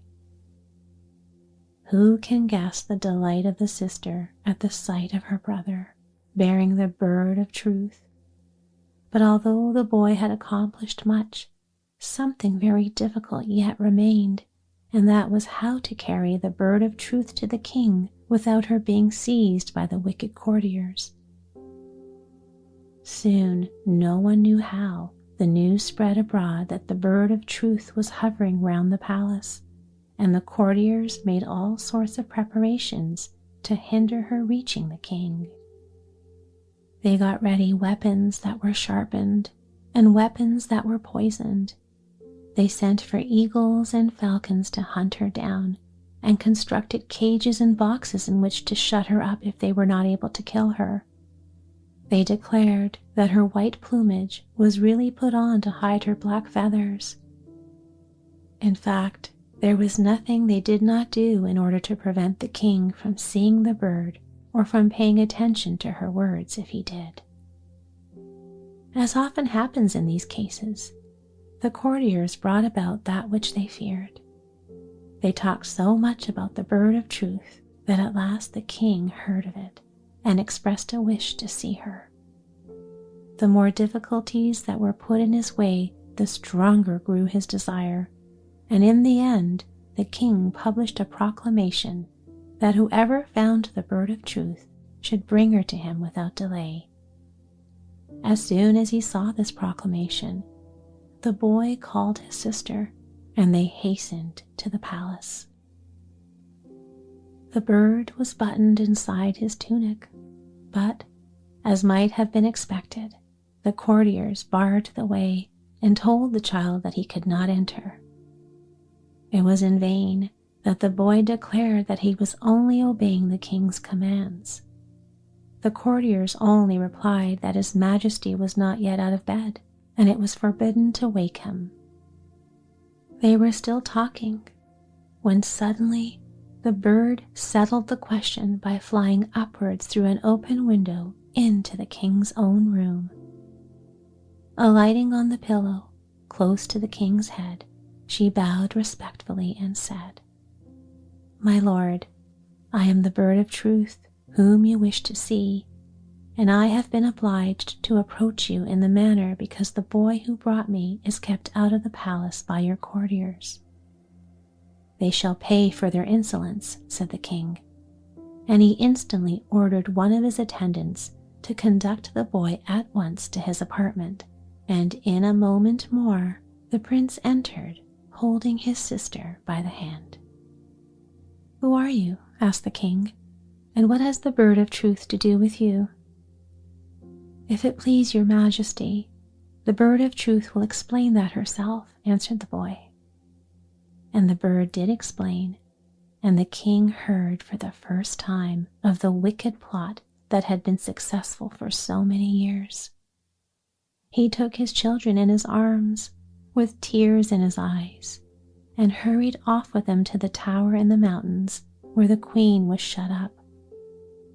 The poor woman was as white as marble, for she had been living almost in darkness, but when she saw her husband and children, the color came back to her face, and she was as beautiful as ever. They all returned in state to the city, where great rejoicings were held. The wicked courtiers were thrown into the dungeon, and all their property was taken away. As for the good old couple, they were given riches and honor, and were loved and cherished to the end.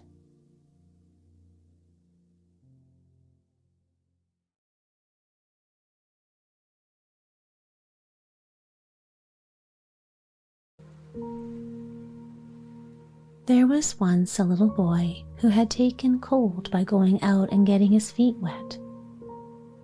No one could think how he had managed to do so, for the weather was quite dry.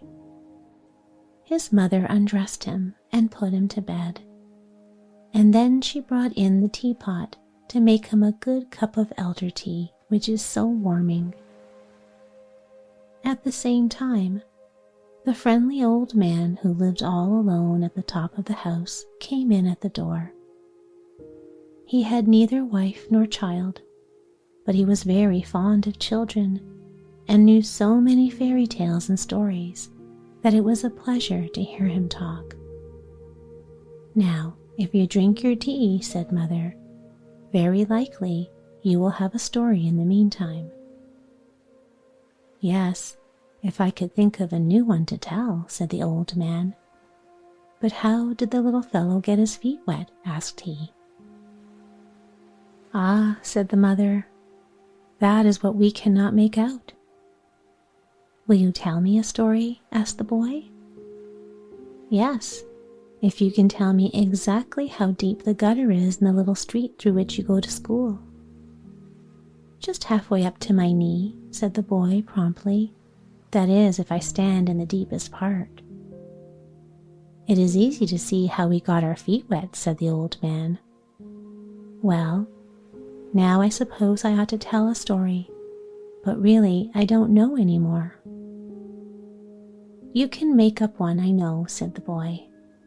"Mother says that you can turn everything you look at into a story, and everything, even that you touch."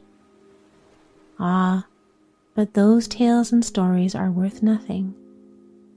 The real ones come of themselves. They knock at my forehead and say, 'Here we are.'" "Won't there be a knock soon?" asked the boy. And his mother laughed as she put elderflowers in the teapot and poured boiling water over them. "Oh, do tell me a story." "Yes, if a story comes of itself. But tales and stories are very grand. They only come when it pleases them." "Stop," he cried all at once. "Here we have it. Look, there is a story in the teapot now." The little boy looked at the teapot and saw the lid raise itself gradually and long branches stretch out, even from the spout, in all directions till they became larger and larger. And there appeared a great elder tree covered with flowers, white and fresh. It spread itself even to the bed and pushed the curtains aside, and oh, how fragrant the blossoms were. In the midst of the tree sat a pleasant-looking old woman in a very strange dress. The dress was green, like the leaves of the elder tree, and was decorated with large white elder blossoms. It was not easy to tell whether the border was made of some kind of stuff or real flowers. "What is that woman's name?" asked the boy. "The Romans and Greeks call her a dryad," said the old man. "But we do not understand that name. We have a better one for her in the quarter of the town where the sailors live. They call her Elderflower Mother, and you must pay attention to her now and listen while you look at the beautiful tree." Just such a large, blooming tree as this stands outside in the corner of a poor little yard, and under this tree, one bright sunny afternoon, sat two old people, a sailor and his wife. They had great-grandchildren, and would soon celebrate the golden wedding, which is the 50th anniversary of the wedding day in many countries, and the elder mother sat in the tree and looked as pleased as she does now. "I know when the golden wedding is to be," said she, but they did not hear her. They were talking of olden times. "Do you remember," said the old sailor, "when we were quite little and used to run about and play in the very same yard where we are sitting now, and how we planted little twigs in one corner and made a garden?" "Yes," said the old woman, "I remember it quite well, and how we watered the twigs, and one of them was a sprig of elder that took root and put forth green shoots, until in time it became the great tree under which we old people are now seated." "To be sure," he replied, "and in that corner yonder stands the water butt in which I used to swim my boat that I had cut out all myself, and it sailed well too. but since then I have learned a very different kind of sailing." "Yes, but before that we went to school," said she, "and then we were prepared for confirmation. How we both cried on that day. But in the afternoon we went hand in hand up to the round tower and saw the view over the Copenhagen and across the water. Then we went to Fredericksburg, where the king and queen were sailing in their beautiful boat on the canals.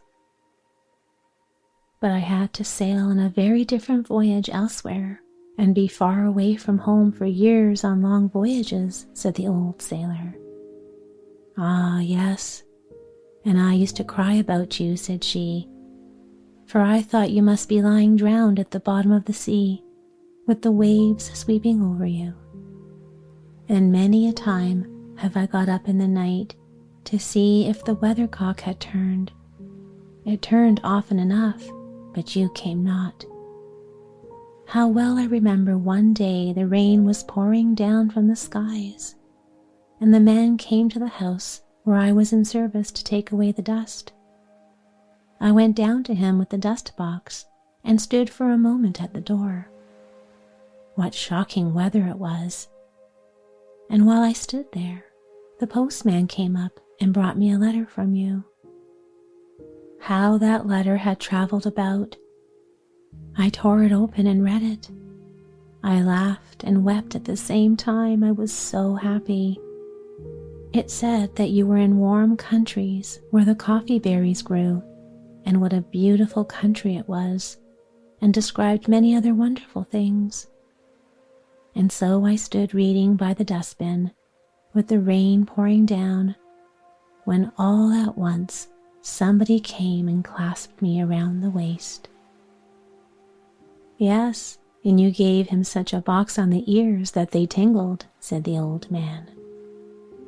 "I did not know that it was you," she replied, "but you had arrived as quickly as your letter, and you looked so handsome, and, indeed, so you are still. You had a large yellow silk handkerchief in your pocket and a shiny hat on your head. You looked quite fine, and all the time what weather it was and how dismal the street looked.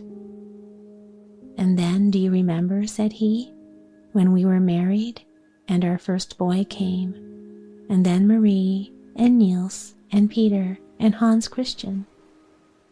"Indeed I do," she replied, "and they are all grown up, respectable men and women whom everyone likes." "And now their children have little ones," said the old sailor. "There are great-grandchildren for us, strong and healthy too. Was it not about this time of year that we were married?" "Yes, and today is the golden wedding day," said Elder Tree Mother, popping her head out just between the two old people, and they thought it was a neighbor nodding to them. Then they looked at each other and clasped their hands together. Presently came their children and grandchildren, who knew very well that it was the golden wedding day. They had already wished them joy on that very morning, but the old people had forgotten it, although they remembered so well all that had happened many years before. And the elder tree smelled sweet, and the setting sun shone upon the faces of the old people till they looked quite ruddy. And the youngest of their grandchildren danced round them joyfully and said they were going to have a feast in the evening, and there were to be hot potatoes. Then the elder mother nodded in the tree and cried, "Hooray!" with all the rest. "But that is not a story," said the little boy who had been listening. "Not till you understand it," said the old man. "But let us ask the elder mother to explain it." "It was not exactly a story," said the elder mother, "but the story is coming now, and it is a true one. For out of the truth the most wonderful stories grow, just as my beautiful elder bush has sprung out of the teapot." And then she took the little boy out of bed and laid him on her bosom, and the blooming branches of elder closed over them so that they sat, as it were, in a leafy bower, and the bower flew with them through the air in the most delightful manner. Then the elder mother all at once changed to a beautiful young maiden, but her dress was still of the same green stuff, ornamented with a border of white elder blossoms, such as the elder mother had worn. In her bosom she wore a real elder flower, and a wreath of the same was entwined in her golden ringlets. Her large blue eyes were very beautiful to look at. She was of the same age as the boy, and they kissed each other and felt very happy. They left the arbor together, hand in hand, and found themselves in a beautiful flower garden which belonged to their home. On the green lawn, their father's stick was tied up.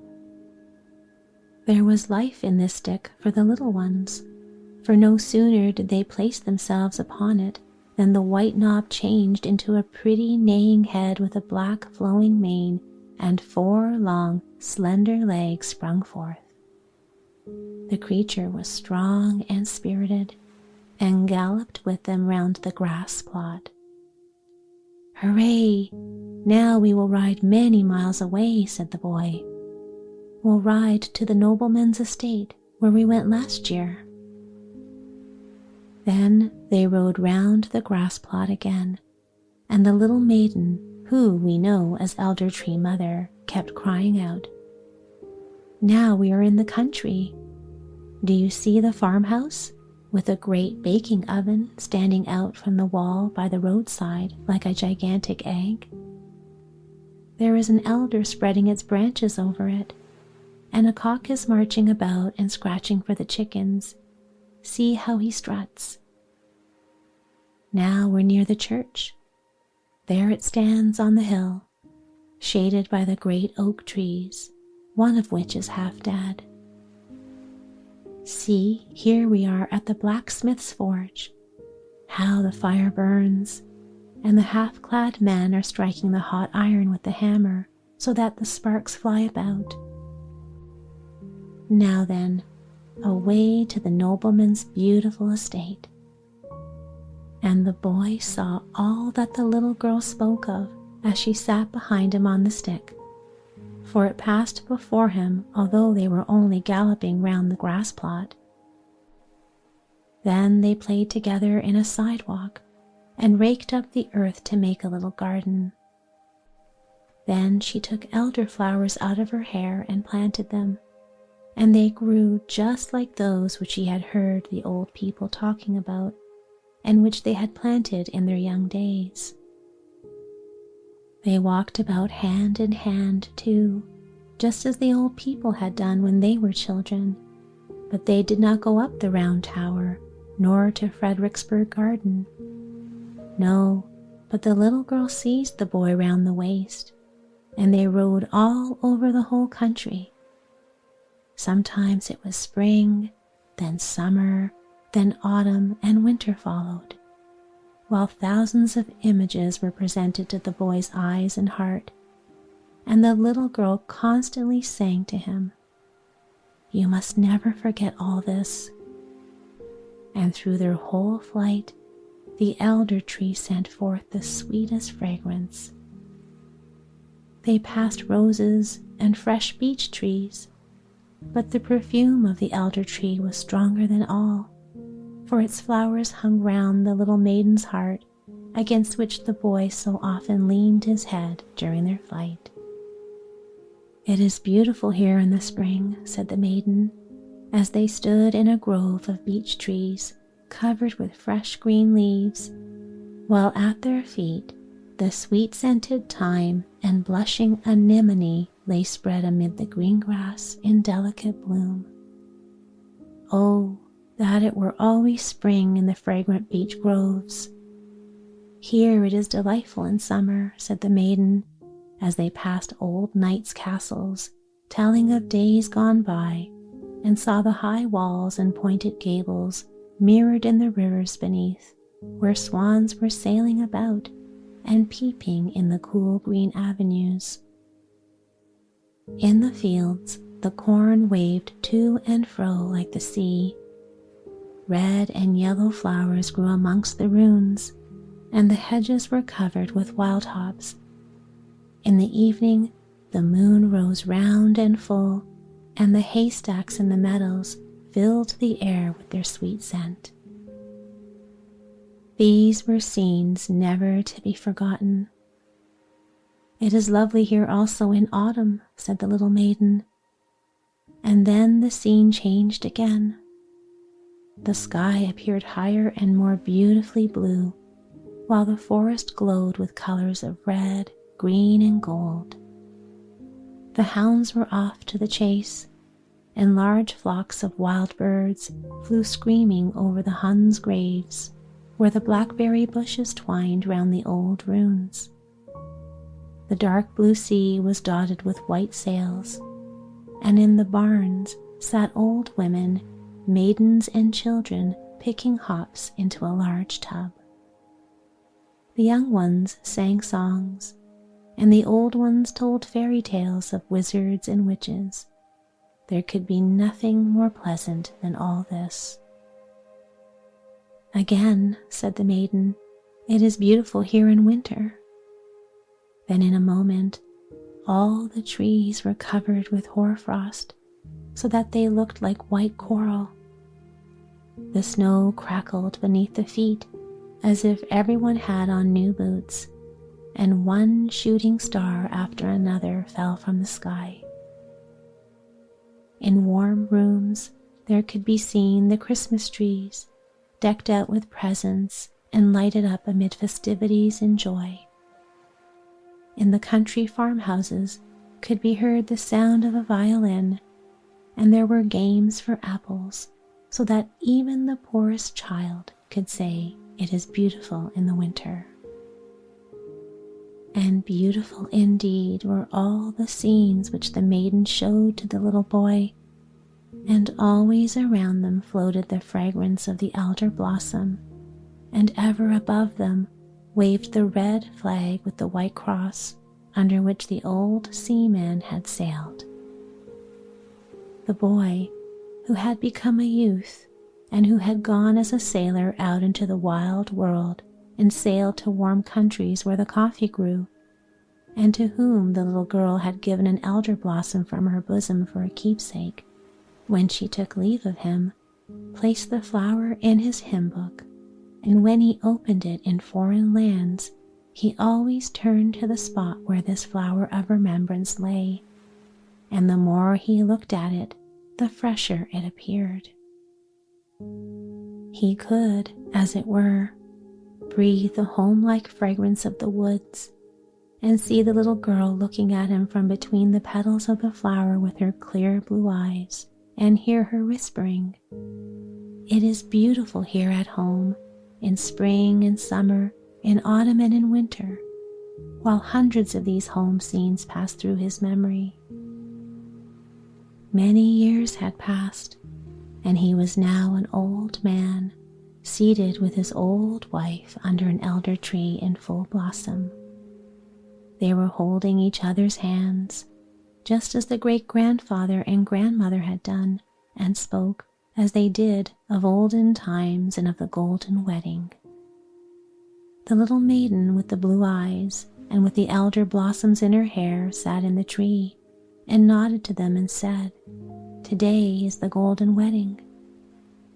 And then she took 2 flowers out of her wreath and kissed them, and they shone first like silver and then like gold. And as she placed them on the heads of the old people, each flower became a golden crown. And there they sat, like a king and queen under the sweet-scented tree, which still looked like an elder bush. Then he related to his old wife the story of the elder tree mother, just as he had heard it told when he was a little boy, and they both fancied it very much like their own story, especially in parts which they liked the best. "Well, and so it is," said the little maiden in the tree. Some call me Elder Mother, others a Dryad, but my real name is Memory. It is I who sit in the tree as it grows and grows, and I can think of the past and relate many things. Let me see if you have still preserved the flower." Then the old man opened his hymn book, and there lay the elderflower, as fresh as if it had only just been placed there, and Memory nodded. And the two old people, with the golden crowns on their heads, sat in the red glow of the evening sunlight and closed their eyes, and the story was ended. The little boy lay in his bed and did not quite know whether he had been dreaming or listening to a story. The teapot stood on the table, but no elder bush grew out of it, and the old man who had really told the tale was on the threshold and just going out at the door.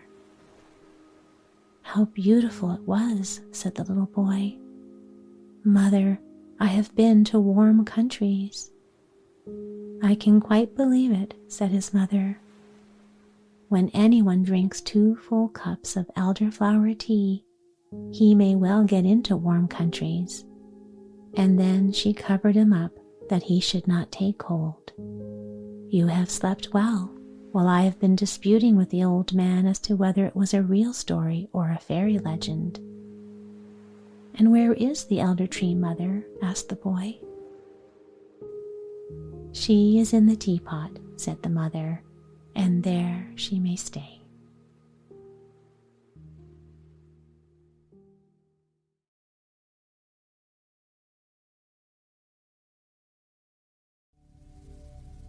The autumn wind blew sharp and shrill around the turrets of a grey stone castle, but indoors the fire crackled merrily in my lady's bower, where an old nurse was telling a tale of Elfland to Janet, the fairest of Scotch maidens. When the story was finished, Janet's merry laugh echoed through the halls. The old nurse nodded her head earnestly and said, "'Tis well known, my lassie, that the people of Elfland revel in the hills and hollows of Scotland. Come close, and I'll tell you a secret." Janet leaned forward, and the old woman whispered, "An elfin knight named Tam Lin haunts the moorland on the border of your father's estate. No maiden dares venture near the enchanted place, for if she should fall under the spell of this elfin knight, she would be obliged to give him a precious jewel for a ransom. One glimpse of the elfin knight would be worth the rarest gem I have," laughed Janet. "How I wish I could see him." "Hush," said her nurse tremblingly. "Nay, nay, my lady. Mortals should have nothing to do with the people of Elfland. By all means, shun the moorland at this time of the year, for tomorrow is Halloween, the night when the fairies ride abroad." But the next morning, Janet bound her golden braids about her head, kilted up her green kirtle, and tripped lightly to the enchanted moorland. When she came near, she saw lovely flowers blooming as gaily as if it were midsummer time. She stooped to gather some of the roses, when suddenly she heard the faintest silvery music. She glanced around, and there, riding toward her, was the handsomest knight she'd ever seen. His milk-white steed, which sped along lighter than the wind, was shod in silver shoes, and from the bridle hung tiny silver bells. When the knight came near, he sprang lightly from his horse and said, "Fair Janet, tell me why you pluck roses in Elfland." The maiden's heart beat very fast, and the flowers dropped from her hands, but she answered proudly, I came to see Tamlin, the Elfin knight. He stands before you, said the knight. Have you come to free him from Elfland? At these words, Janet's courage failed, for she feared he might cast a spell over her. But when the knight saw how she trembled, he said, Have no fear, Lady Janet, and you shall hear my story. I am the son of noble parents. One day, when I was a lad of 9 years, I went hunting with my father. Now it chanced that we became separated from each other, and ill luck attended me. My good horse stumbled and threw me to the ground, where I lay stunned by the fall. There the fairy queen found me and carried me off to yonder green hill. And while it is pleasant enough in fairyland, I long to live among mortals again. Then why do you not ride away to your home? Asked Janet. Ah, that I cannot do unless some fair maiden is brave enough to help me. In 3 ways she must prove her courage. First, she must will to meet me here in the enchanted moorland. That you have done, declared the knight. Then he stopped and looked pleadingly at Janet. All her fear vanished, and she asked, In what other ways must the maiden show her courage? She must banish all fear of him. That too you have done, said the knight. Tell me the 3rd way, Tamlin, for I believe I am the maid to free you. Only my true love can prove her courage in the 3rd way, fair Janet. And the maiden answered, I am thy true love, Tamlin. Then heed what I say, brave lady. Tonight is Halloween. At the midnight hour, the fairy queen and her knights will ride abroad. If you dare win your true love, you must wait at Milecross until the fairy queen and her elfin knights pass. I shall be in her train. But how shall I know you among so many knights? Then asked Lady Janet. I shall ride in the 3rd group of followers. Let the 1st and 2nd companies of the fairy queen pass, and look for me in the 3rd. There will only be 3 knights in this last company. One will ride on a black horse, one on a brown, and the 3rd on a milk-white steed, said the knight, pointing to his horse. My right hand will be gloved, Janet, he continued, but my left hand will hang bare at my side. By these signs you will know me. Wait calmly until I am near you, then spring forward and seize me. When the fairies see you holding me, they will change my form in many shapes. Do not fear, but hold me fast in your arms. At last I shall take my human form. If you have courage enough to do this, you will free your true love from the power of the fairies. I have courage enough to do all that you say, declared Janet. Then they sealed this promise with a kiss and parted. Gloomy was the night, and eerie was the way to Milecross, but Janet threw her green mantle about her shoulders and sped to the enchanted moorland. All the way she said to herself over and over, On this Halloween at midnight I shall free my true love from Elfland. At Milecross she hid herself and waited. How the wind from the sea moaned across the moorland. Presently she heard a merry tinkling sound of far-off music, and in the distance she saw a twinkling light dancing forward. Janet could hear her heart beat, but there she stood undaunted. The fairy queen and her train were riding forth. In the lead of her first merry company of knights and maids of honor rode the beautiful queen, whose jeweled girdle and crown flashed in the darkness. The second group passed quickly, and now came 3 knights in a third group. One rode on a black horse, one on a brown, and there came the milk-white steed last of all. Janet could see that one hand of the rider was gloved, and one hung bare at his side. Then up leaped the maiden. Quickly she seized the bridle of the milk-white steed, pulled the rider from his horse, and threw her green mantle round him. There was a clamor among the elfin knights, and the fairy queen cried out, "Tam Lin, Tam Lin! Some mortal has hold of Tam Lin, the bonniest knight in my company." Then the strangest things happened.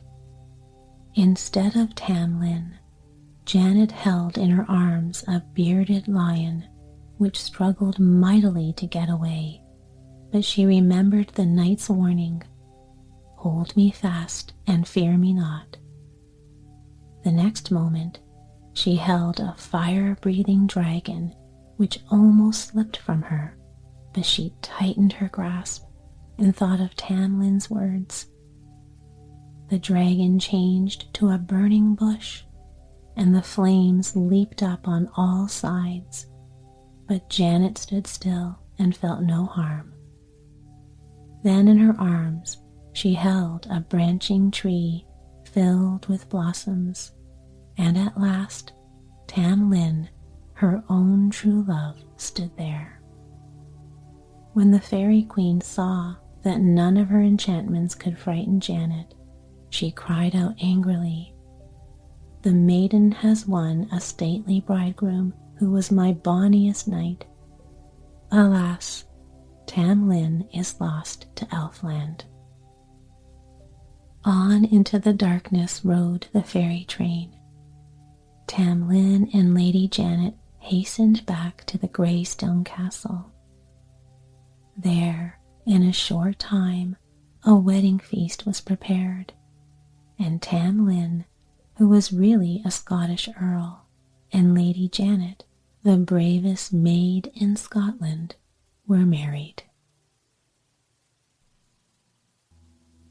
Once upon a time, a bonny prince fell in love with a lassie who was nobly born, but was not his equal in rank. The king was sorely vexed because his son looked with favor on this maiden, and his majesty determined to part the lovers. He sent the high chancellor of the court to an old witch for advice.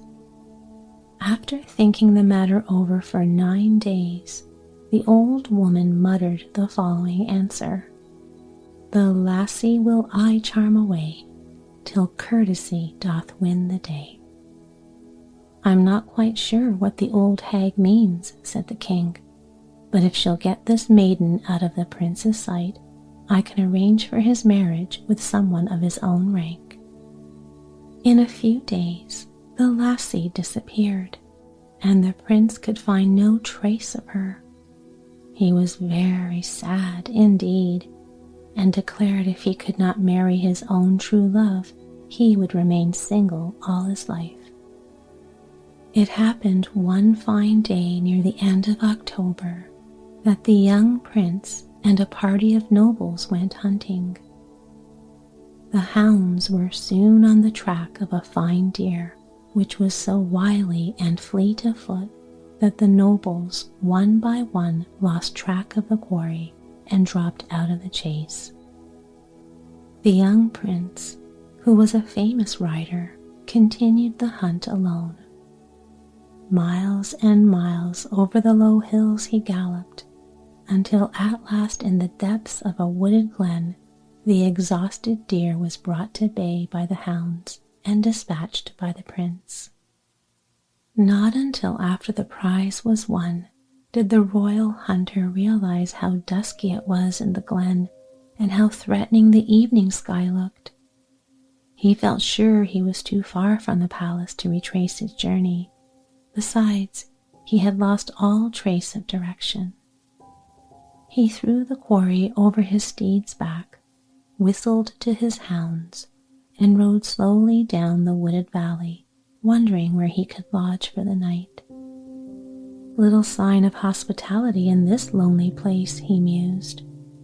Perhaps I'd better make the best of it and find shelter in one of the rocky hollows. On he rode in the gathering darkness.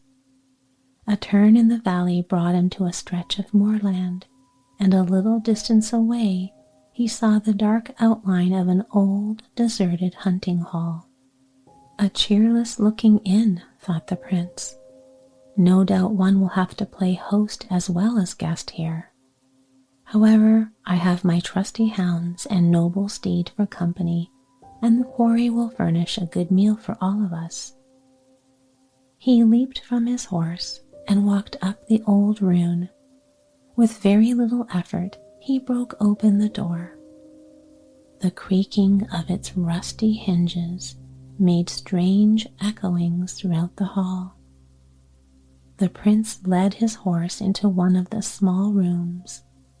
Then, with his hounds, he went into the large dining hall, where he lit a fire on the great hearth and proceeded to cook some venison for supper.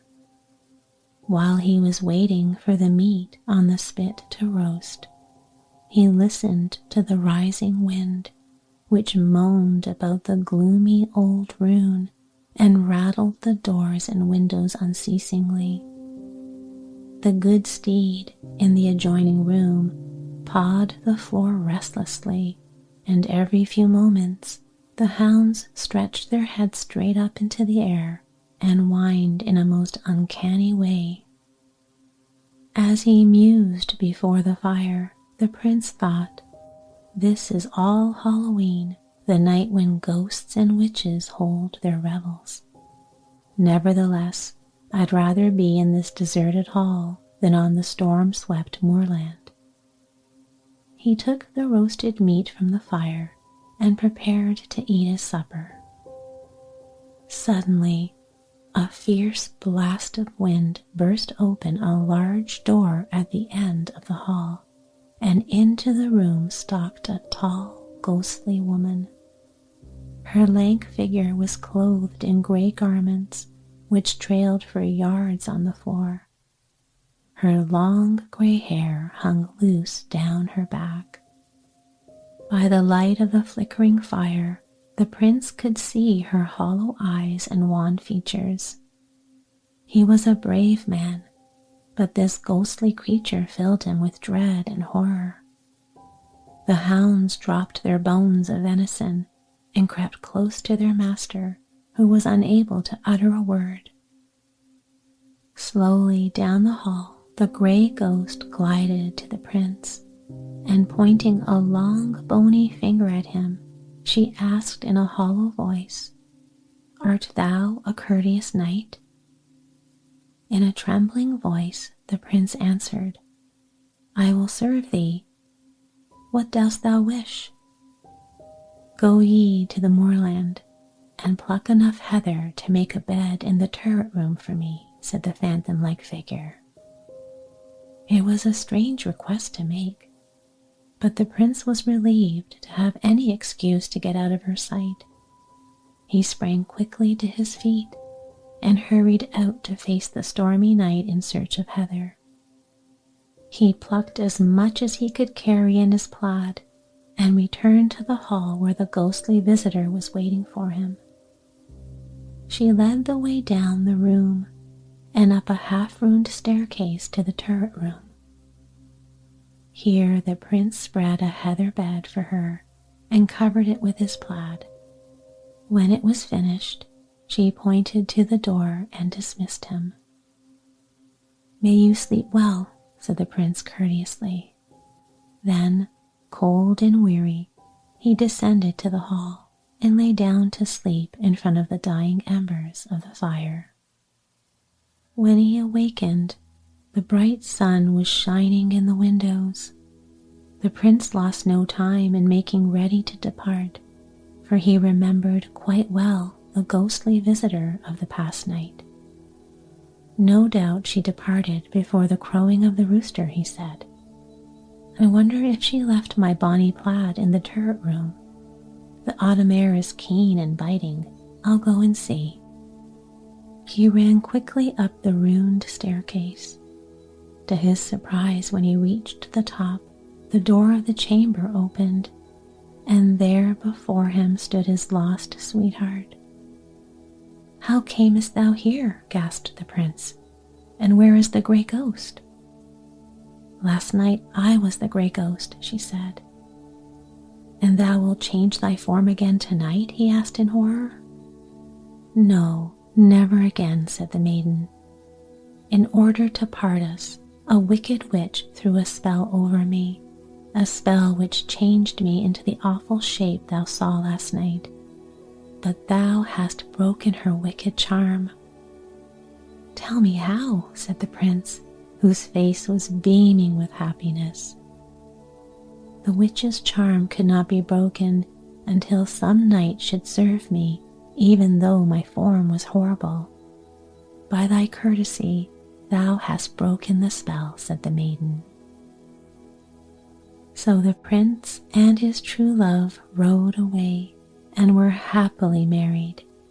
And when the king heard of his son's adventure in the hunting hall, he said, Now I know what that old witch meant by her prophecy.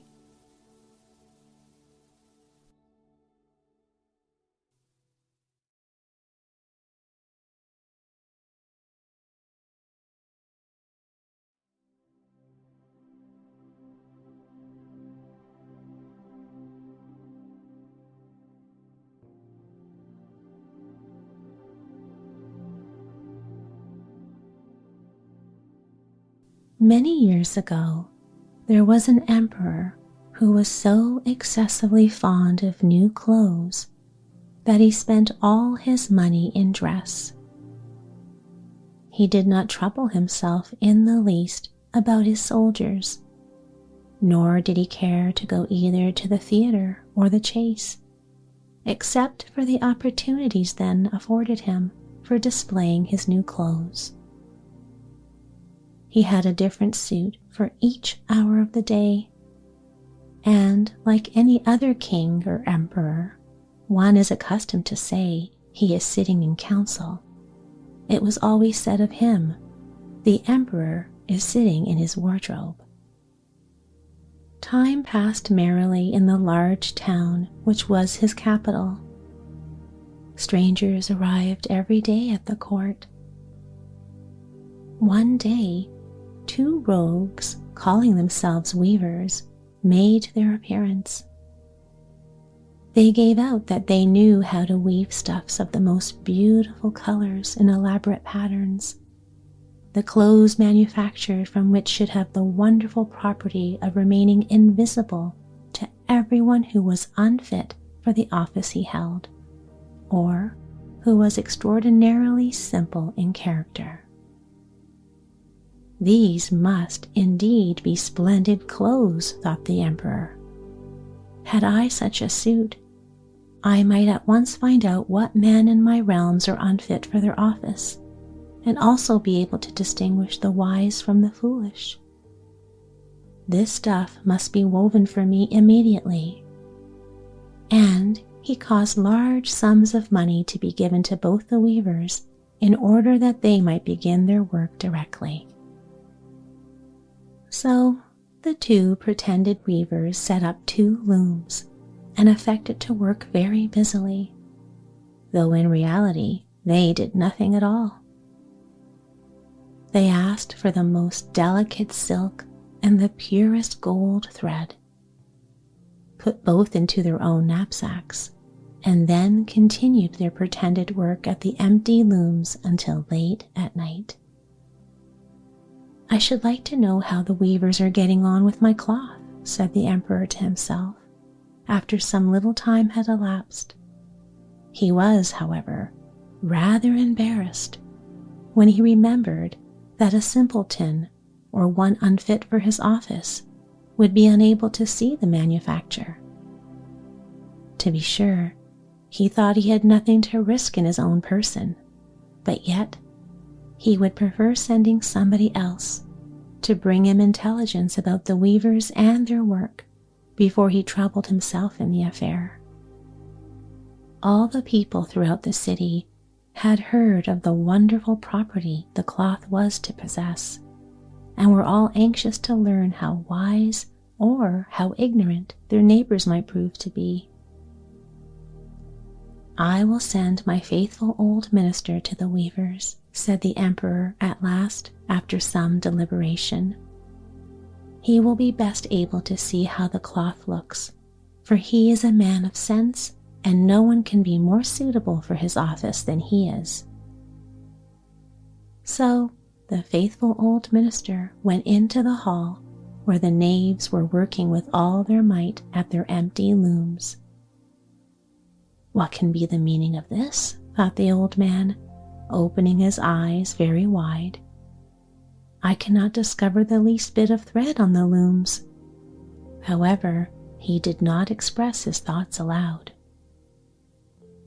The impostors requested him very courteously to be so good as to come nearer their looms, and then asked him whether the design pleased him and whether the colors were not very beautiful, at the same time pointing to the empty frames. The poor old minister looked and looked. He could not discover anything on the looms, for a very good reason. There was nothing there. "What?" thought he again. "Is it possible that I am a simpleton? I have never thought so myself, and no one must know it now if I am so. Can it be that I am unfit for my office?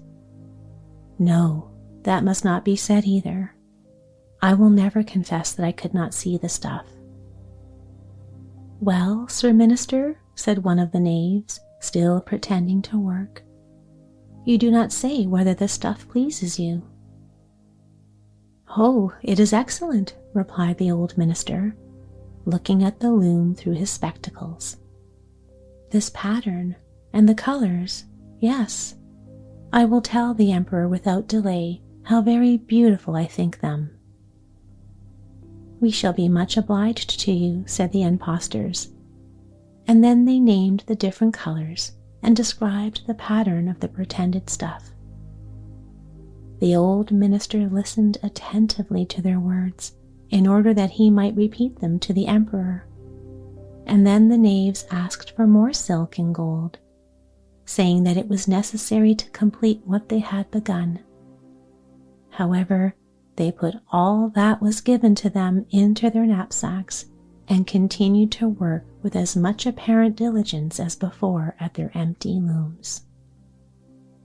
The emperor now sent another officer of his court to see how the men were getting on, and to ascertain whether the cloth would soon be ready. It was just the same with this gentleman as with the minister. He surveyed the looms on all sides, but could see nothing at all but the empty frames. "Does not the stuff appear as beautiful to you as it did to my lord the minister?" asked the impostors of the emperor's second ambassador, at the same time making the same gestures as before, and talking of the design and colors which were not there. "I certainly am not stupid," thought the messenger. "It must be that I am not fit for my good, profitable office. That is very odd. However, no one shall know anything about it." And accordingly, he praised the stuff he could not see, and declared that he was delighted with both colors and patterns. "Indeed, please your imperial majesty," said he to his sovereign when he returned, "the cloth which the weavers are preparing is extraordinarily magnificent."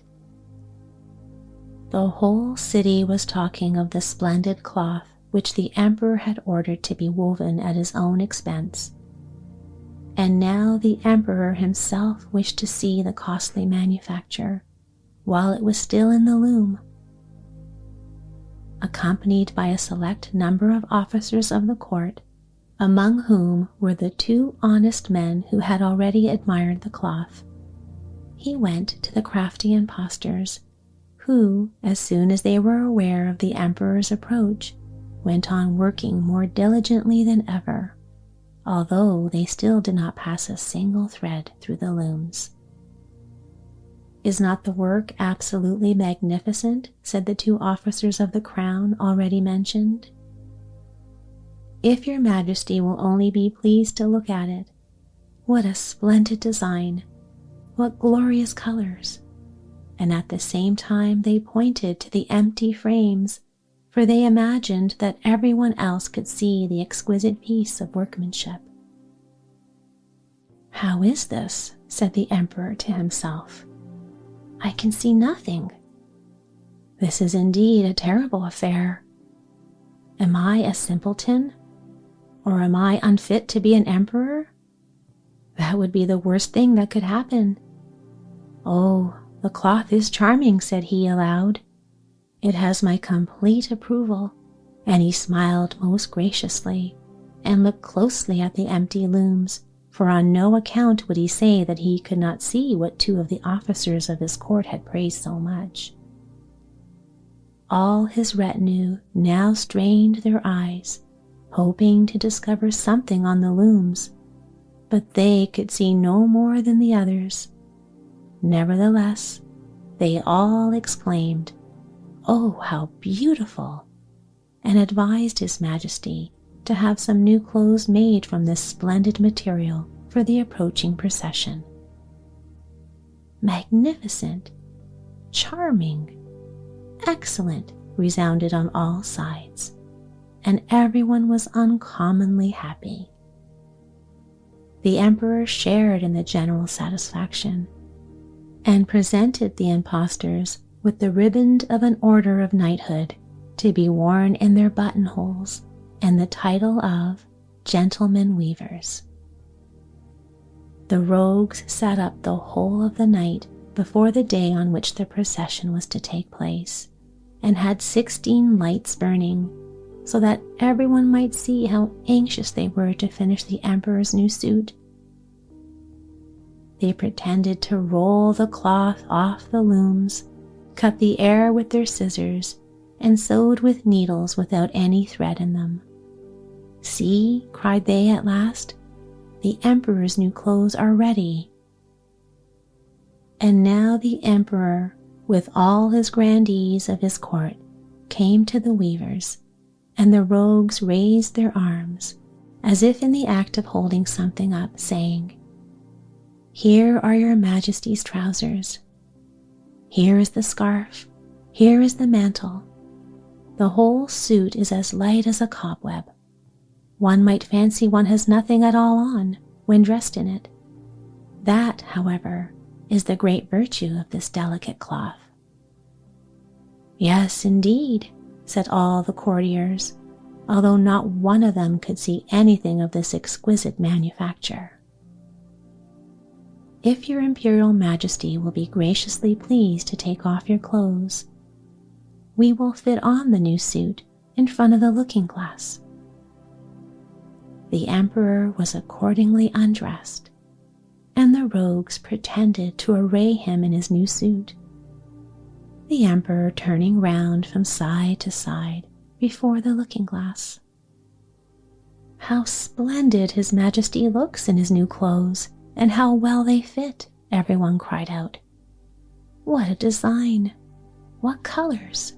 These are indeed royal robes."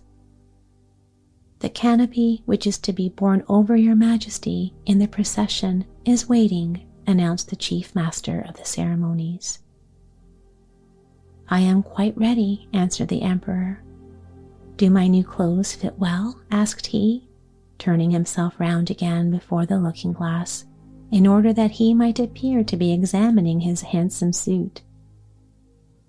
The lords of the bedchamber, who were to carry His Majesty's train, felt about on the ground as if they were lifting up the ends of the mantle, and pretended to be carrying something, for they would by no means betray anything like simplicity or unfitness for their office. So now the emperor walked under his high canopy in the midst of the procession through the streets of his capital, and all the people standing by and those at the windows cried out, "Oh, how beautiful are our emperor's new clothes! What a magnificent train there is to the mantle, and how gracefully the scarf hangs!"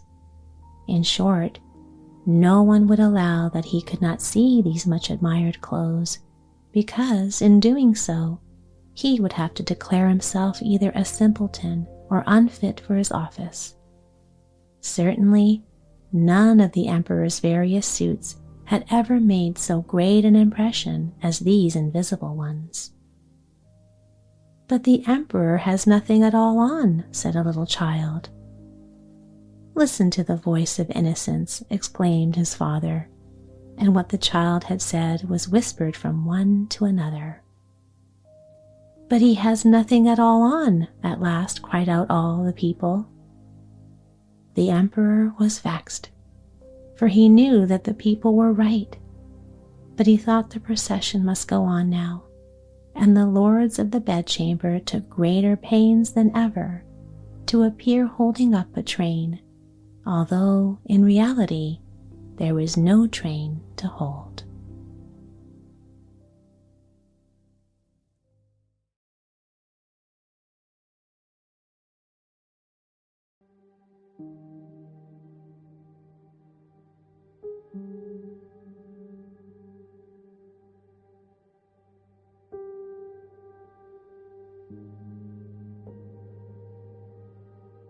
A young prince was riding one day through a meadow that stretched for miles in front of him when he came to a deep open ditch.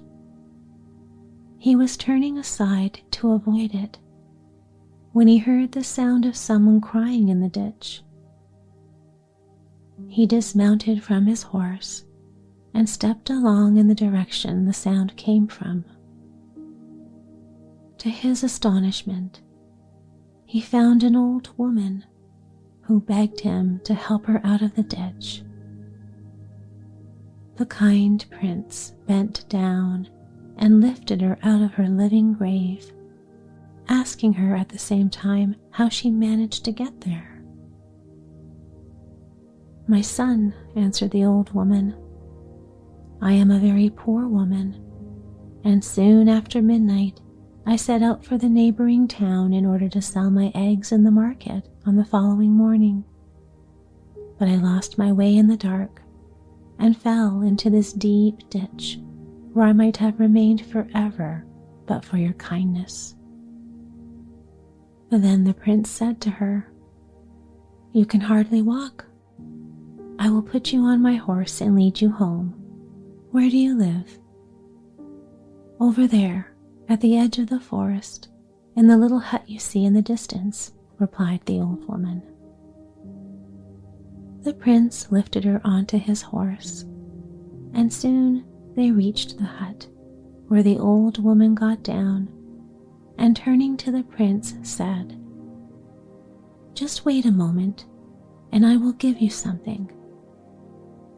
And she disappeared into her hut, but returned very soon and said, "You are a mighty prince, but at the same time you have a kind heart which deserves to be rewarded. Would you like to have the most beautiful woman in the world for your wife?"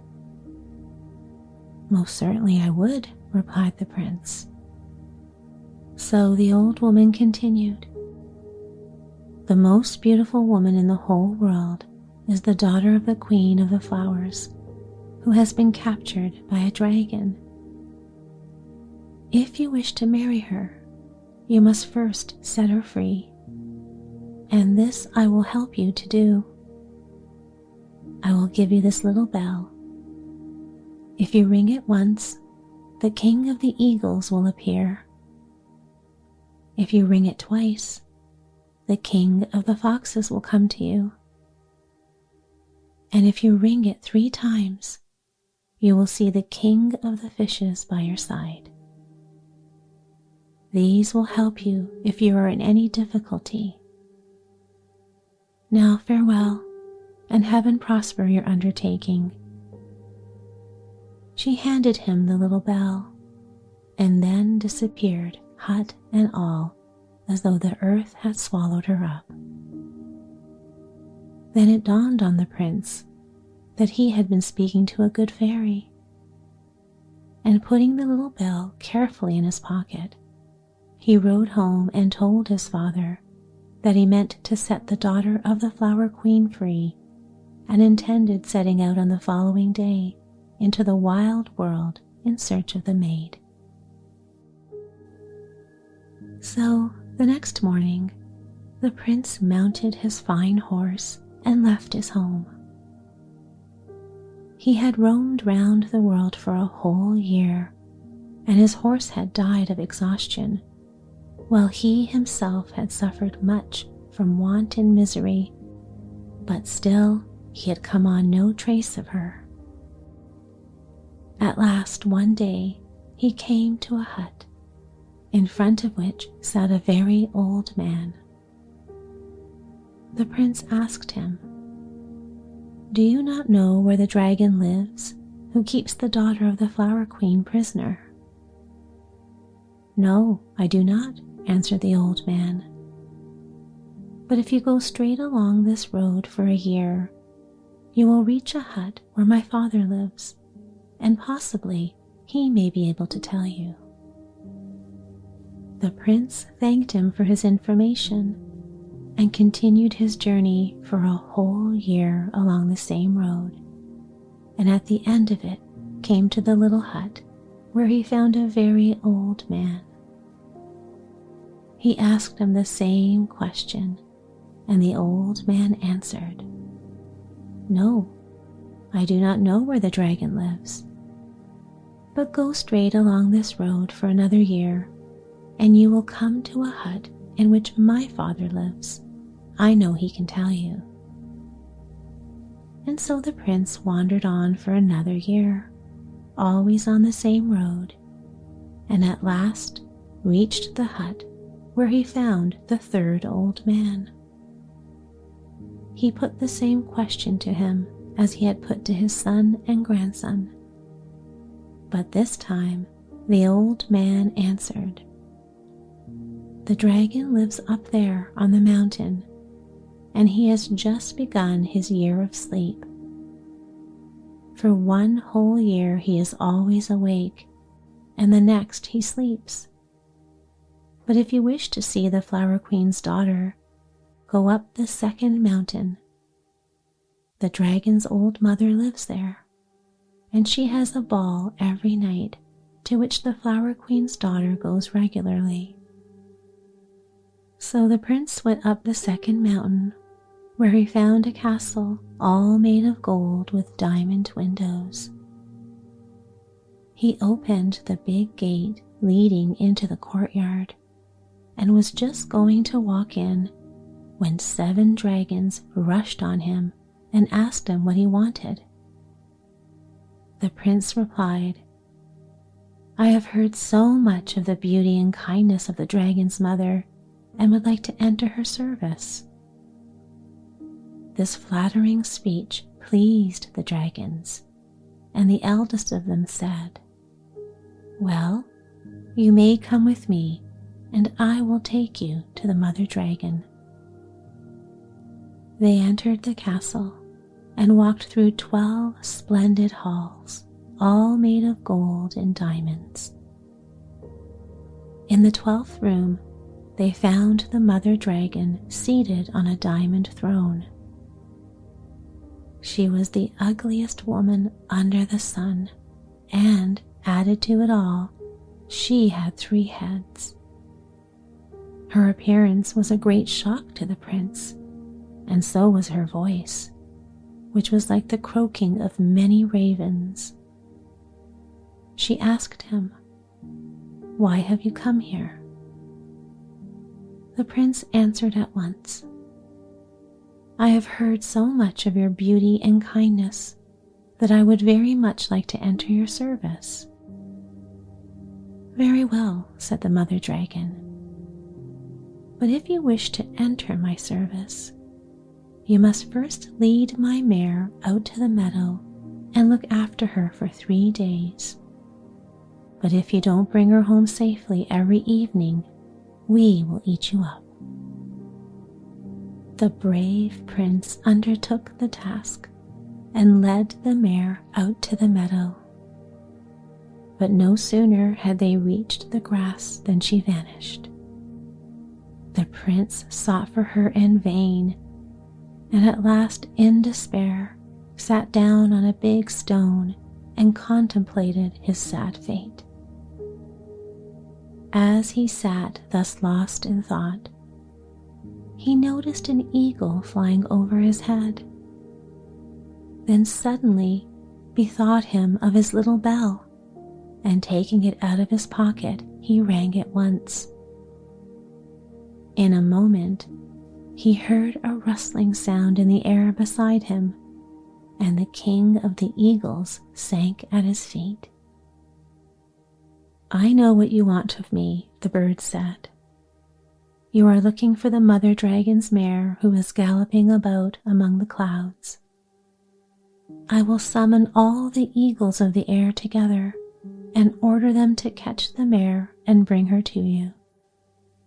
And with these words, the king of the eagles flew away.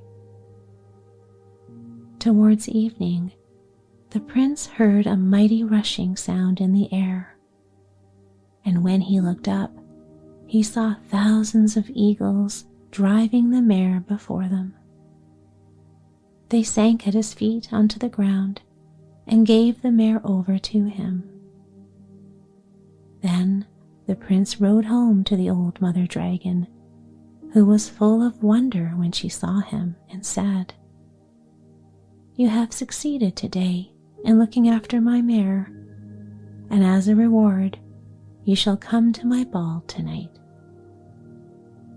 She gave him at the same time a cloak made of copper, and led him to a big room where several young he-dragons and she-dragons were dancing together. Here, too, was the Flower Queen's beautiful daughter. Her dress was woven out of the most lovely flowers in the world, and her complexion was like lilies and roses. As the prince was dancing with her, he managed to whisper in her ear, "I have come to set you free." Then the beautiful girl said to him, "If you succeed in bringing the mare back safely the 3rd day, ask the mother dragon to give you a fowl of the mare as a reward."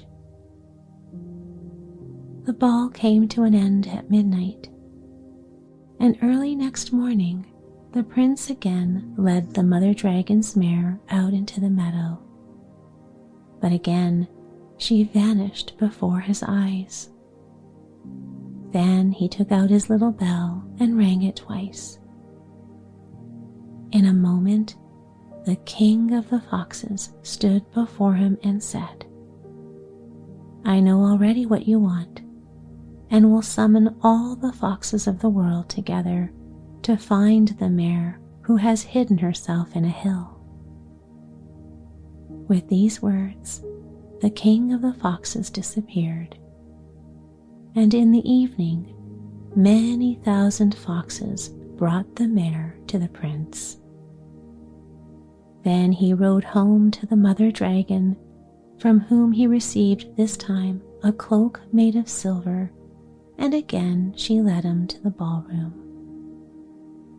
The Flower Queen's daughter was delighted to see him safe and sound, and when they were dancing together, she whispered in his ear, "If you succeed again tomorrow, wait for me with the fowl in the meadow. After the ball, we will fly away together." On the 3rd day, the prince led the mare to the meadow again, but once more she vanished before his eyes. Then the prince took out his little bell and rang it 3 times.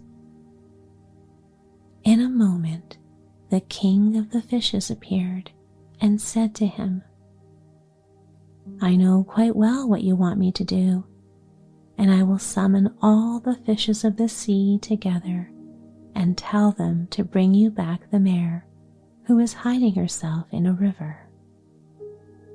Towards evening, the mare was returned to him, and when he led her home to the mother dragon, she said to him, "You are a brave youth, and I will make you my body servant. But what shall I give you as a reward to begin with?" The prince begged for a fowl of the mare, which the mother dragon at once gave him, and over and above, a cloak made of gold, for she had fallen in love with him because he had praised her beauty. So in the evening, he appeared at the ball in his golden cloak. But before the entertainment was over, he slipped away and went straight to the stables, where he mounted his fowl and rode out into the meadow to wait for the Flower Queen's daughter. Towards midnight, the beautiful girl appeared, and placing her in front of him on his horse, the prince and she flew like the wind till they reached the Flower Queen's dwelling. But the dragons had noticed their flight and woke their brother out of his year's sleep. He flew into a terrible rage when he heard what had happened, and determined to lay siege to the Flower Queen's palace. But the queen caused a forest of flowers as high as the sky to grow up round her dwelling, through which no one could force a way. When the Flower Queen heard that her daughter wanted to marry the prince, she said to him, "I will give my consent to your marriage gladly, but my daughter can only stay with you in summer. In winter, when everything is dead and the ground covered with snow, she must come and live with me in my palace underground." The prince consented to this, and led his beautiful bride home, where the wedding was held with great pomp and magnificence. The young couple lived happily together till winter came, when the Flower Queen's daughter departed and went home to her mother. In summer, she returned to her husband, and their life of joy and happiness began again, and lasted till the approach of winter, when the Flower Queen's daughter went back again to her mother. This coming and going continued all her life long, and in spite of it, they always lived happily together.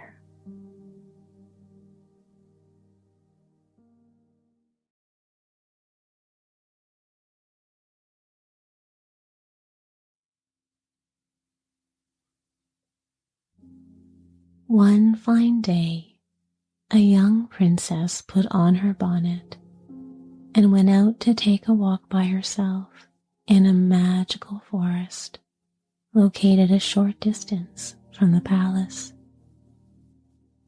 And when she came to a cool spring of water that rose in the midst of it, she sat herself down to rest a while. She had a golden ball in her hand, which was her favorite plaything, and she was always tossing it up into the air and catching it again as it fell. After a time, she threw it up so high that she missed catching it as it fell, and the ball bounded away and rolled down, down, all the way down, until at last it fell down into the spring. The princess looked into the spring after her ball, but it was very deep, so deep that she could not see the bottom of it. Then she began to cry for her loss and said, "If I could only get my ball again, I would give all my fine clothes and jewels and everything that I have in the world." In the meanwhile, a frog put its head out of the water and said, "Princess, why do you weep so bitterly?" "Alas," said the princess, "my golden ball has fallen down, all the way down into the spring." The frog said, "I do not want your pearls and jewels and fine clothes, but if you will love me and let me live with you and eat from your golden plate and sleep upon your bed, I will bring you your ball again." "What nonsense," thought the princess. "This silly frog is talking. He is small and will never be able to get out of the spring to visit me at the palace. On the other hand, he may be able to get my ball for me, and so I will agree with what he asks." So she said to the frog, "Well, if you will bring me my ball, I will do as you ask." Then the frog put his head down and dived deep down, all the way down, under the water. And after a little while he came up again with the ball in his mouth and threw it on the edge of the spring. As soon as the young princess saw her ball, she ran to pick it up. She was so overjoyed to have it in her hand again that she forgot about the frog and her promise and ran home with the ball as fast as she could. The frog called after her, "Princess, Princess, stop. You must take me with you as you said." But the princess did not stop and continued running as fast as she could back to the palace. The next day, just as the princess had sat down to dinner, she heard a strange noise. Splish splash, splish splash, as if something wet was coming up the marble staircase. Soon afterwards, there was a gentle knock at the door, and a little voice cried out and said, "Open the door, my princess dear. Open the door to your true love here, and remember the words that you and I said by the spring in the forest before you fled." Then the princess ran to the door and opened it, and there she saw the frog, whom she had quite forgotten. At this sight, she was sadly frightened, and shutting the door as fast as she could, came back to her seat. The king, her father, seeing that something had frightened her, asked her what was the matter. "There is a disgusting frog," said she, "at the door that retrieved my ball for me out of the spring yesterday.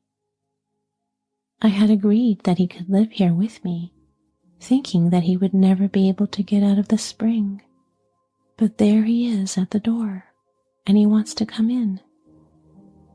While she was speaking, the frog knocked again at the door and said, "Open the door, my princess dear. Open the door to your true love here, and remember the words that you and I said by the spring in the forest before you fled." Then the king said to the young princess, "Because you made a promise, you must keep it, so go and let him in." Reluctantly, the princess did as she was told, and the frog hopped from the bottom of the room all the way to the top, until he came up close to the table where the princess sat. "Please lift me upon the chair," he said to the princess, and let me sit next to you." As soon as she had done this, the frog said, "Put your plate closer to me, so that I may eat out of it." Then she did, and when he had eaten as much as he could, he said, "Now I am very, very tired.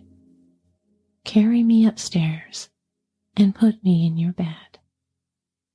And the princess, though very unwillingly, took him up in her hand and put him upon the soft pillow of her bed, where he would sleep peacefully all night long. As soon as it was light, he jumped up, hopped downstairs, and went out of the house. "Now there," thought the princess, "at last he is gone and will not bother me any more." But she was mistaken, for when night came again, she heard the same tapping at the door, and the frog came once more and said, "Open the door, my princess dear. Open the door to your true love here, and remember the words that you and I said by the spring in the forest before you fled." And when the princess opened the door, the frog jumped in, and he ate, and then he slept upon her soft, cozy pillow, just like the night before, until morning. And the third night he did the same. But when the princess awoke on the following morning, she was pleasantly surprised to see, instead of the frog, a handsome prince. He stood tall while gazing on her with the most beautiful eyes she'd ever seen. He told her that he had been enchanted by a spiteful fairy who had changed him into a frog, and until a princess should take him out of the spring and let him eat from her plate and sleep on her bed for 3 nights, a frog he would remain. "You," said the prince, "have broken this cruel charm, and now my only wish is that you come with me to my father's kingdom, where I will marry you and love you as long as you live." The young princess, you may be sure, said yes and accepted his proposal. And as they spoke, a coach drove up with 8 beautiful horses, decked with plumes of feathers and a golden harness. Behind the coach rode the prince's faithful servant, Henry, who had lamented for so long and so bitterly the misfortune of his master, whom he loved dearly, that his heart was now bursting with joy on his return. Then they said goodbye to the king and got into the coach with 8 horses. And as they set out, you watch from a distance the prince and princess slowly riding off in the distance, full of joy and merriment for the princess's kingdom, where they live happily for many, many years.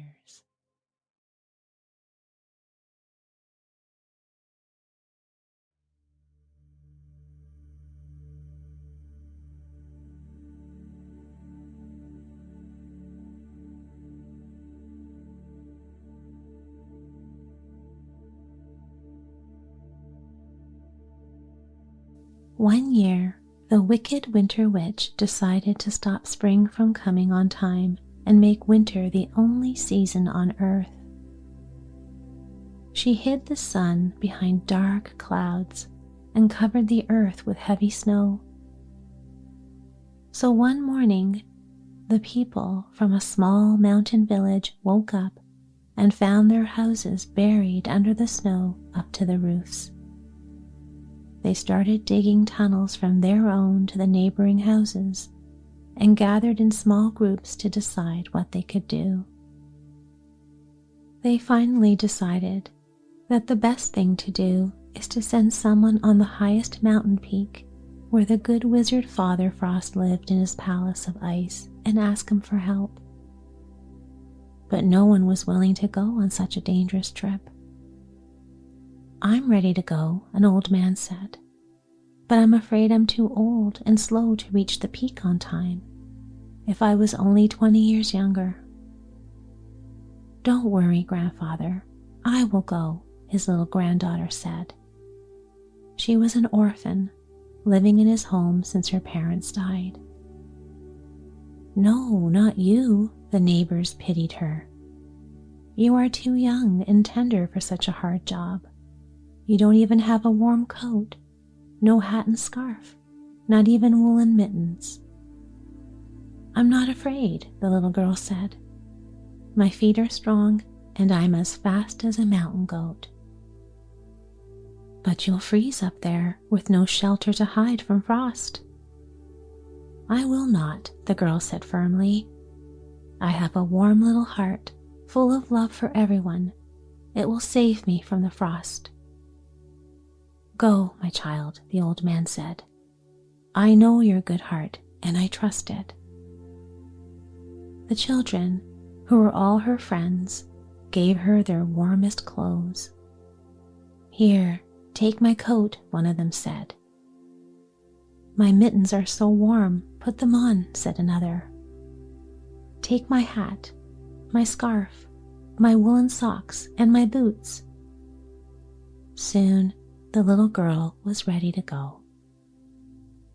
She waved back at her friends and started for the snowy mountain peak a quick pace. She went further and higher, never thinking about rest. Soon, she was able to see the glittering ice on top of the highest peak. All of a sudden, the whirlwinds woke up from their sleep and, noticing the little figure in the snow, became furious. "Who dares to trespass our property?" "Let's show her who we are," they screamed. "Let's blow at her so hard until she forgets where she's heading for." And they started whirling fiercely around the girl. But she only huddled into her warm coat and bravely went on. The whirlwinds got very tired, and one after the other fell on the ground, gasping for breath. "What a strong girl," one of them said. "We are exhausted, and she's not even tired." "No human being has ever overmastered us, let alone such a fragile little girl. If we cannot manage ourselves, let's call our sisters the blizzards for help." So they called for the blizzards. Hearing them, the blizzards became very angry. "She will pay for that," they roared, and threw themselves after her. It was a long and uneven struggle, but the girl overcame the blizzards too, thanks to her strong, warm heart that never let her feel fear or weariness. The blizzards fell on the ground, breathing heavily. "That's shame," one of them hissed. "We're not able to stop her. Let's call our mother for help." "Mother, mother," they all screamed, "come to help." Their mother was the frosty winter witch. She came at once and said, "I saw everything. Now listen to me. When you cannot defeat someone by force, turn things the other way round. Let's be good to her." "What do you mean? To kiss her?" a whirlwind asked ironically. "Nothing of the sort," the frosty winter said. "Let's just try to be kind and polite, so she will never suspect us of any evil thoughts." So the winds stopped and the blizzards went away. The frosty winter witch appeared before the girl in like a beautiful young woman in a sparkling white gown with long white hairs and a crown of icy diamonds. "Am I dreaming? Or is this some good miracle? The girl thought. This beautiful lady has the face of my dear mother, and I can hear her sweet voice singing my lullaby. Oh, how I want to hear some more. I'll sit here for a while, she said to herself. I'm so near to the palace, no more than an hour walking left. I'll be on time. The little girl sat down and closed her eyes. The frosty winter witch grinned in delight. Sleep, little girl, and may you sleep forever. Then she left the sleeping girl on the snowy hill and flew away to tell her children how she managed to deceive the girl. The little girl was sleeping, smiling happily, but the color of her face was changing as time passed. Her pink cheeks became at first red, then blue, then waxy yellow. She was slowly freezing, until all of a sudden something stirred the snow. A squeaking sound was heard, and a tiny head showed up from a hole in the snow. It was a little white mouse, her shiny black eyes fixed on the sitting figure. Someone's in trouble, squeaked the mouse, and right after that, a number of little holes opened in the snow, and a number of mice peeped out of the holes. They ran to the girl and started massaging her feet and hands. But mice were so little and their labors so inefficient that they decided to call their friends the rabbits for help. This time, bigger holes opened in the snow, and a number of white rabbits peeped out and ran to the rescue. From the snow-covered pine trees, a number of squirrels jumped down, and soon the girl was covered with white and brown fur all over. The little animals warmed her up with their own furry bodies. They were extremely happy to see her cheeks becoming pink again. Soon, the girl opened her eyes. She thanked her new friends for saving her life and told them why she was here and where she was going. We're coming with you, the animals cheered. We also suffer very much from this never-ending winter. Flocking around the girl, the animals accompanied her to the ice palace. There, they all knocked at the gate, but no one answered. What might have happened to Father Frost, the animals wondered. Let's try to open the door. It's not locked. They opened the heavy gate, and the girl stepped in, followed by her friends.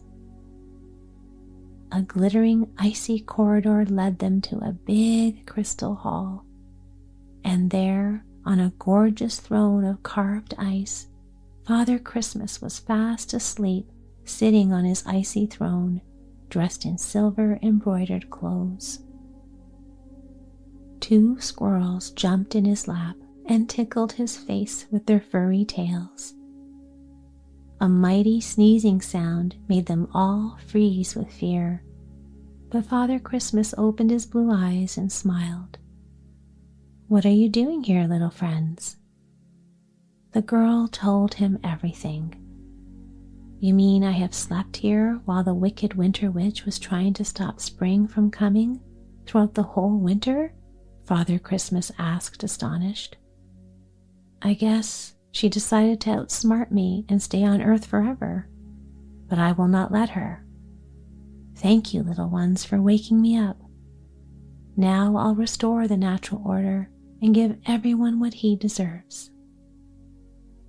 Then he blew on his silver whistle, and in an instant, all his subjects appeared in the big crystal hall. He ordered them to go and find the frosty winter witch and bring her to the palace so he could lock her down in the cellar until next year. He also told them to clear the skies from clouds so that the sun can melt the snow. when the big gates opened again, the sun outside was shining and the soft snow had started to melt. The way back was much easier. The new friends parted, promising to help any time when needed. Everyone in the village cheered, meeting the brave little girl. They were very happy to pick the first snowdrops and give them to her. Spring was also very happy to hear the songs and see the dances the children had prepared specially for her.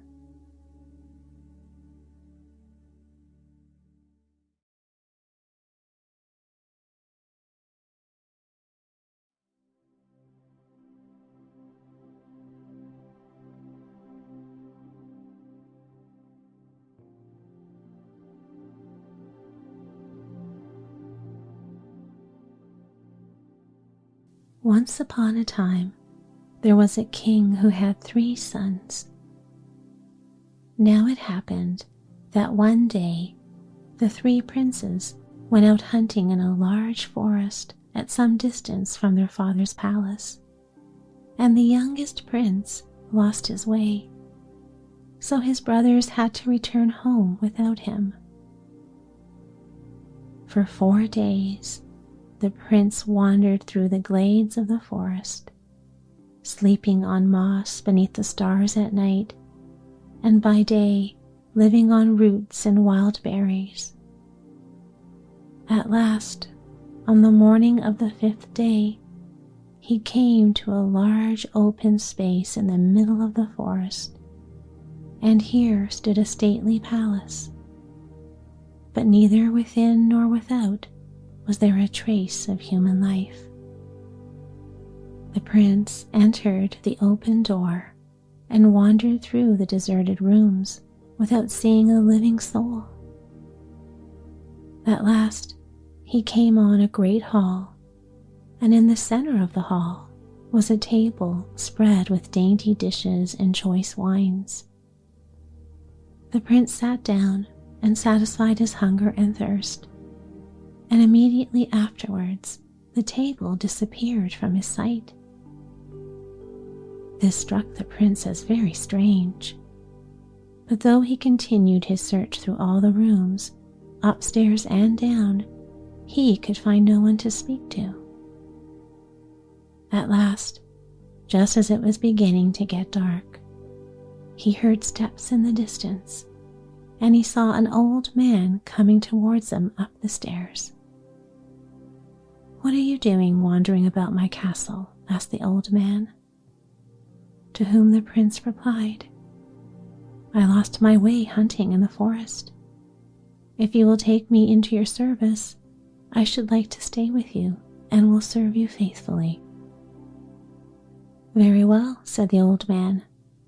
"You may enter my service. You will have to keep the stove always lit. You will have to fetch the wood for it from the forest, and you will have the charge of the black horse in the stables. I will pay you a florin a day, and at mealtimes you will always find the table in the hall spread with food and wine, and you can eat and drink as much as you require." The prince was satisfied, and he entered the old man's service and promised to see that there was always wood on the stove so that the fire should never die out. Now, though he did not know it, his new master was a magician, and the flame of the stove was a magic fire, and if it had gone out, the magician would have lost a great part of his power. One day, the prince forgot and let the fire burn so low that it very nearly burnt out. Just as the flame was flickering, the old man stormed into the room. "What do you mean by letting the fire burn so low?" he growled. "I have only arrived in the nick of time." And while the prince hastily threw a log on the stove and blew on the ashes to kindle a glow, his master gave him a severe box on the ear and warned him that if it ever happened again, it would fare badly with him. One day, the prince was sitting disconsolate in the stables when, to his surprise, the black horse spoke to him. "Come into my stall," it said. "I have something to say to you. Fetch my bridle and saddle from the cupboard and put them on me. Take the bottle that is beside them. It contains an ointment which will make your hair shine like pure gold. Then put all the wood you can gather together onto the stove, till it is piled quite high up." So the prince did what the horse told him. He saddled and bridled the horse. He put the ointment on his hair till it shone like gold, and he made such a big fire in the stove that the flames sprang up and set fire to the roof, and in a few minutes the palace was burning like a huge bonfire. Then he hurried back to the stables, and the horse said to him, "There is one more thing you must do. In the cupboard you will find a looking glass, a brush, and a riding whip. Bring them with you, mount on my back, and ride as hard as you can, for now the house is burning merrily." The prince did as the horse bade him. Scarcely had he got into the saddle than the horse was off and away, galloping at such a pace that, in a short time, the forest and all the country belonging to the magician lay far behind them. In the meantime, the magician returned to his palace, which he found in smoldering ruins. In vain he called for his servant. At last, he went to look for him in the stables, and when he discovered that the black horse had disappeared too, he at once suspected that they had gone together. So he mounted a roan horse that was in the next stall and set out in pursuit. As the prince rode, the quick ears of his horse heard the sound of pursuing feet. "Look behind you," he said, "and see if the old man is following." And the prince turned in his saddle and saw a cloud-like smoke or dust in the distance. "We must hurry," said the horse. After they had galloped for some time, the horse said again, "Look behind and see if he is still at some distance." "He's quite close," answered the prince. "Then throw the looking-glass on the ground," said the horse. So the prince threw it, and when the magician came up, the roan horse stepped on the mirror and crash! His foot went through the glass, and he stumbled and fell, cutting his feet so badly that there was nothing for the old man to do but to go slowly back with him to the stables and put new shoes on his feet. Then they started once more in pursuit of the prince, for the magician set great value on the horse and was determined not to lose it. In the meanwhile, the prince had gone a great distance, but the quick ears of the black horse detected the sound of following feet from afar. "Dismount," he said to the prince. "Put your ear to the ground and tell me if you do not hear a sound." So the prince dismounted and listened. "I seem to hear the earth tremble," he said. "I think he cannot be very far off." "Mount me at once," answered the horse, "and I will gallop as fast as I can." "Look back once more," he said, after a short time, "and see if he is in sight." "I see a cloud and a flame," answered the prince, "but a long way off." "We must make haste," said the horse, and shortly after he said, "Look back again. He can't be far off now." The prince turned in his saddle and exclaimed, "He is close behind us. In a minute the flame from his horse's nostrils will reach us." "Then throw the brush on the ground," said the horse. And the prince threw it, and in an instant the brush was changed into such a thick wood that even a bird could not have gone through it. And when the old man got up to it, the roan horse came suddenly to a standstill, not able to advance a step into the thick tangle. So there was nothing for the magician to do but to retrace his steps, to fetch an axe with which he cut himself a way through the wood. But it took him some time, during which the prince and the black horse got on well ahead. But once more they heard the sound of pursuing feet. "Look back," said the black horse, "and see if he is following." "Yes," answered the prince. "This time I hear him distinctly." "Let us hurry on," said the horse. And a little while later he said, "Look back now and see if he is in sight." "Yes," said the prince, turning round. "I see the flame. He is close behind us." "Then you must throw down the whip," answered the horse. And in the twinkling of an eye, the whip was changed into a broad river.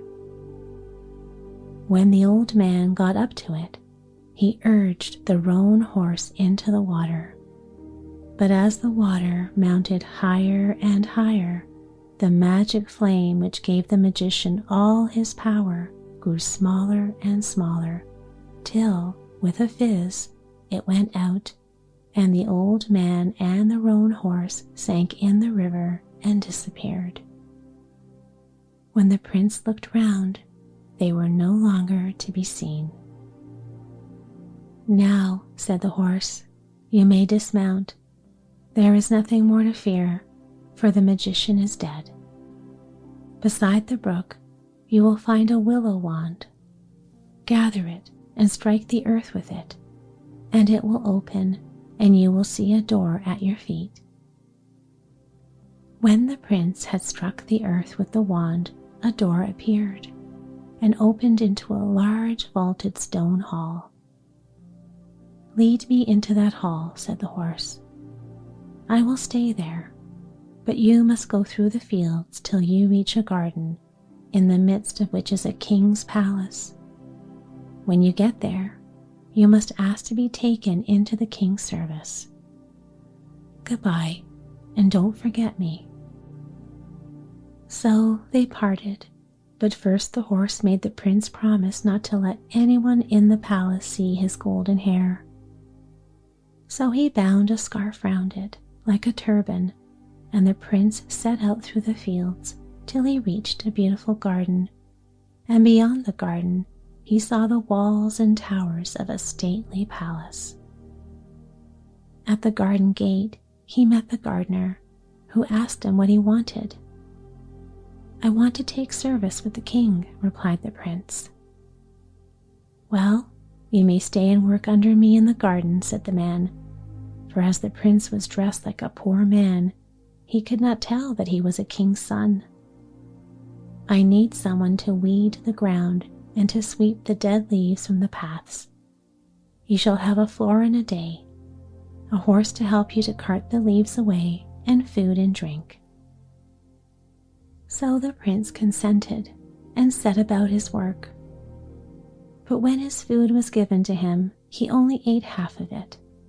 The rest he carried to the vaulted hall beside the brook and gave to the black horse. And this he did every day, and the horse thanked him for his faithful friendship. One evening, as they were together, after his work in the garden was over, the horse said to him, "Tomorrow a large company of princes and great lords are coming to your king's palace.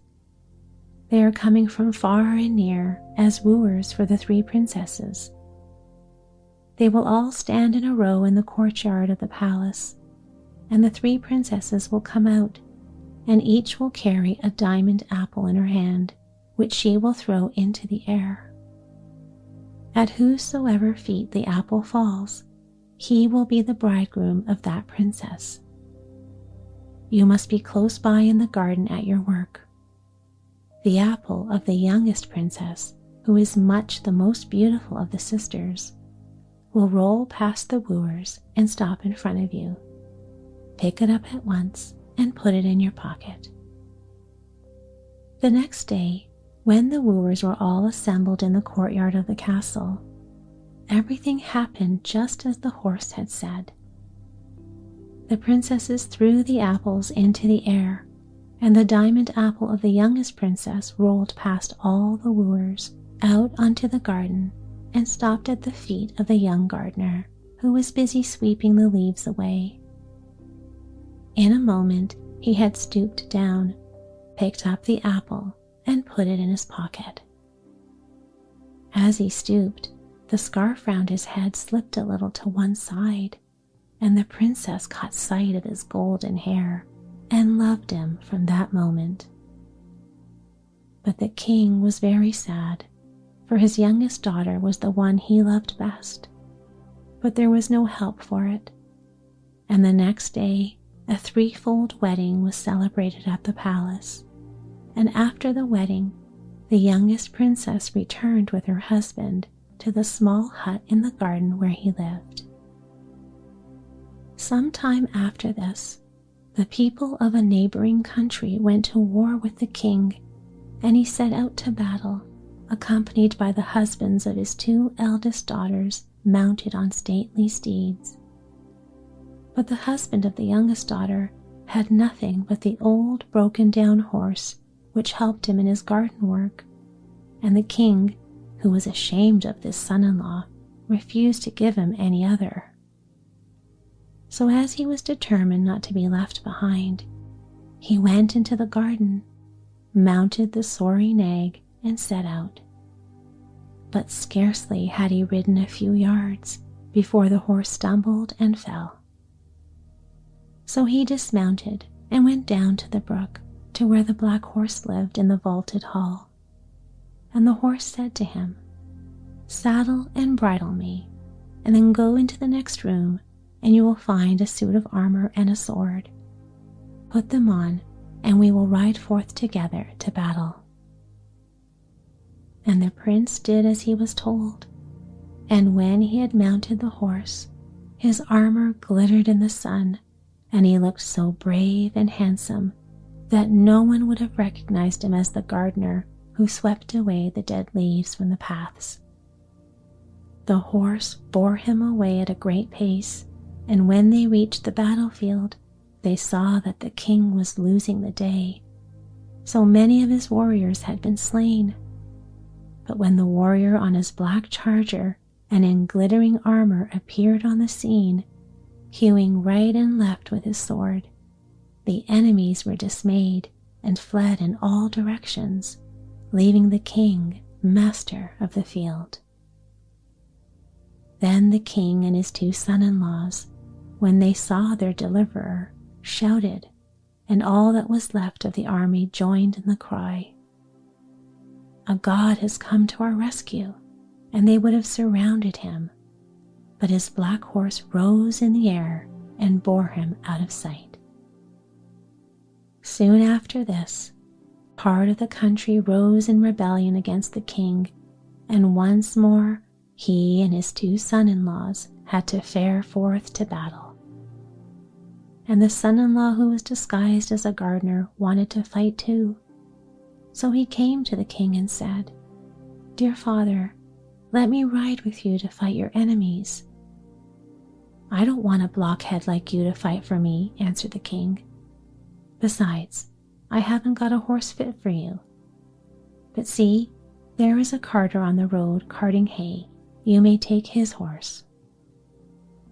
So the prince took the carter's horse, but the poor beast was old and tired, and after it had gone a few yards, it stumbled and fell.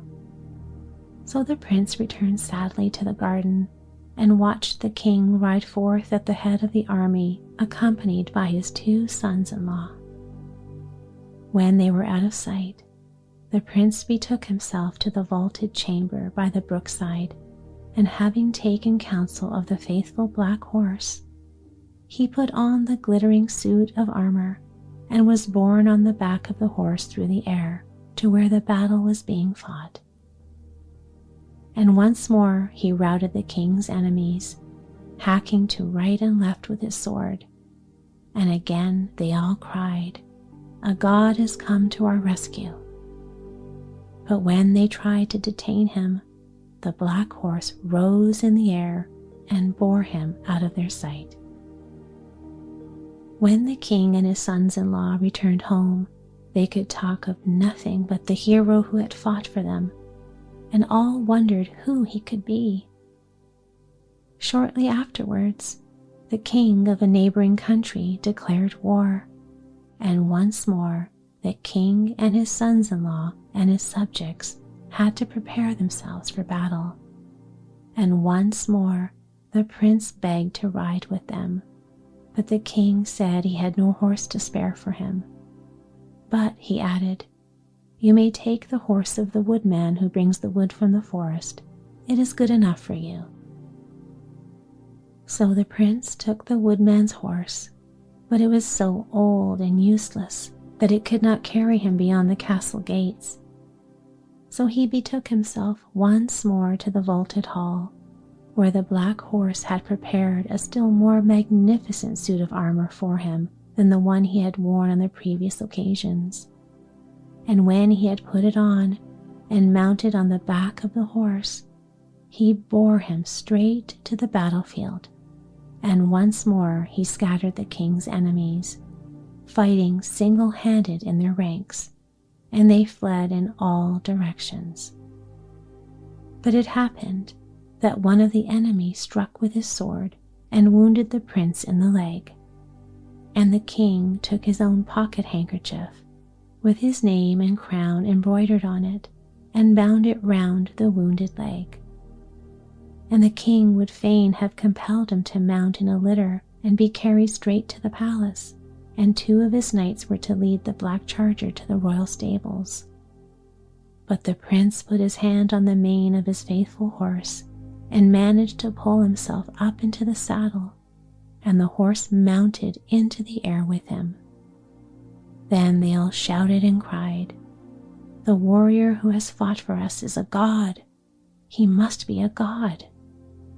And throughout all the kingdom, nothing else was spoken about, and all the people said, "Who can the hero be who has fought for us in so many battles? He cannot be a man, he must be a god." And the king said, "If only I could see him once more, and if it turned out that after all he was a man and not a god, I would reward him with half my kingdom."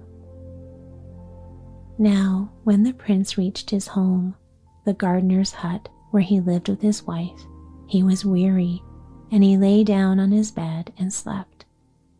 And his wife noticed the handkerchief bound round his wounded leg, and she wondered what it could be. Then she looked at it more closely and saw in the corner that it was embroidered with her father's name and the royal crown. So she ran straight to the palace and told her father, and he and his 2 sons-in-law followed her back to her house, and there the gardener lay asleep on his bed, and the scarf that he always wore bound round his head had slipped off, and his golden hair gleamed on the pillow, and they all recognized that this was the hero who had fought and won so many battles for them.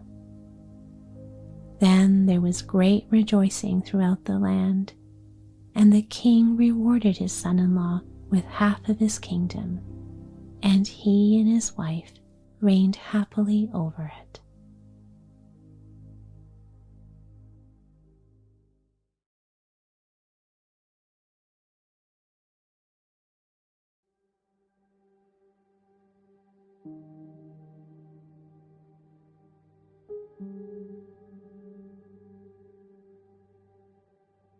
Once upon a time, in a noble realm to the west of the Golden Plain, there towered to the sky a solitary height of such majesty and grave beauty that the realm became known through the world as the Kingdom of the Mountain.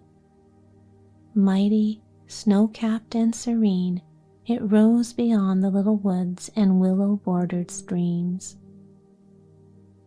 Now it came to pass that a king ruled in the land who had been left with two little motherless children, the Prince Ariel and the Princess Leoline. The princess was the elder of the two, and, though only 3 years old, considered herself quite a grown-up personage. As for the little prince, he was but a child in arms. From a window of their chamber in a tower top, the children would look forth over the land to the mountain rising afar, now blazing white and bright in the clear midwinter air, now half concealed in summer's hazy veil. And now, with the suddenness of a tempest shattering the quiet of the night, a wicked nobleman, Babylon by name, rose against the good king and challenged him to do battle for his throne. Now it chanced that the wise old nurse to whom the king had entrusted the Princess Leoline had for some time feared that all was not well with her master's cause. So on the day of battle, she climbed to a high tower top to see what she could see. Already from afar, through the dull still morning, could be heard the sullen tumult of the fray. Closer and closer advancing, hour by hour, louder and louder growing, the tide of battle approached the very gates of the stronghold. Suddenly, enveloped in a cloud of dust, the first stragglers from the king's defeated army burst from a little wood and came hastening down the road toward the castle. Knowing only too well that all was lost, and that the troops of Babylon would be soon battering at the gate, the good nurse caught up Leoline and hurried down the curving stair to warn the guardians of Ariel. Neither prince nor guardian, however, could she find. The castle was already in confusion. People were running hither and thither. An alarm bell was wildly clanging, and in the soldiers' court a runaway was gasping out his story to a handful of frightened listeners. Well aware that her first duty must be the safety of the little princess sleeping on her shoulder, the old nurse abandoned the search for Ariel and fled from the castle with her charge. And because she had been born in a village of the mountain and knew the region to be inaccessible and wild, the brave nurse turned her steps toward the height. All night long, down lonely lane and royal highway, by woodland path and river road, the brave woman hurried through the dark, war-shaken land. The voice of great waters roaring in the night under turreted bridges beat upon her ears as she fled. Messengers galloped by, spurring fast, and here and there a signal beacon flamed afar on some high crest.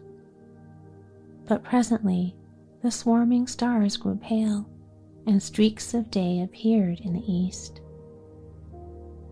Pausing at a lonely farm at the end of the lowland way, the nurse begged a crock of milk and a morsel of bread for herself and Leoline.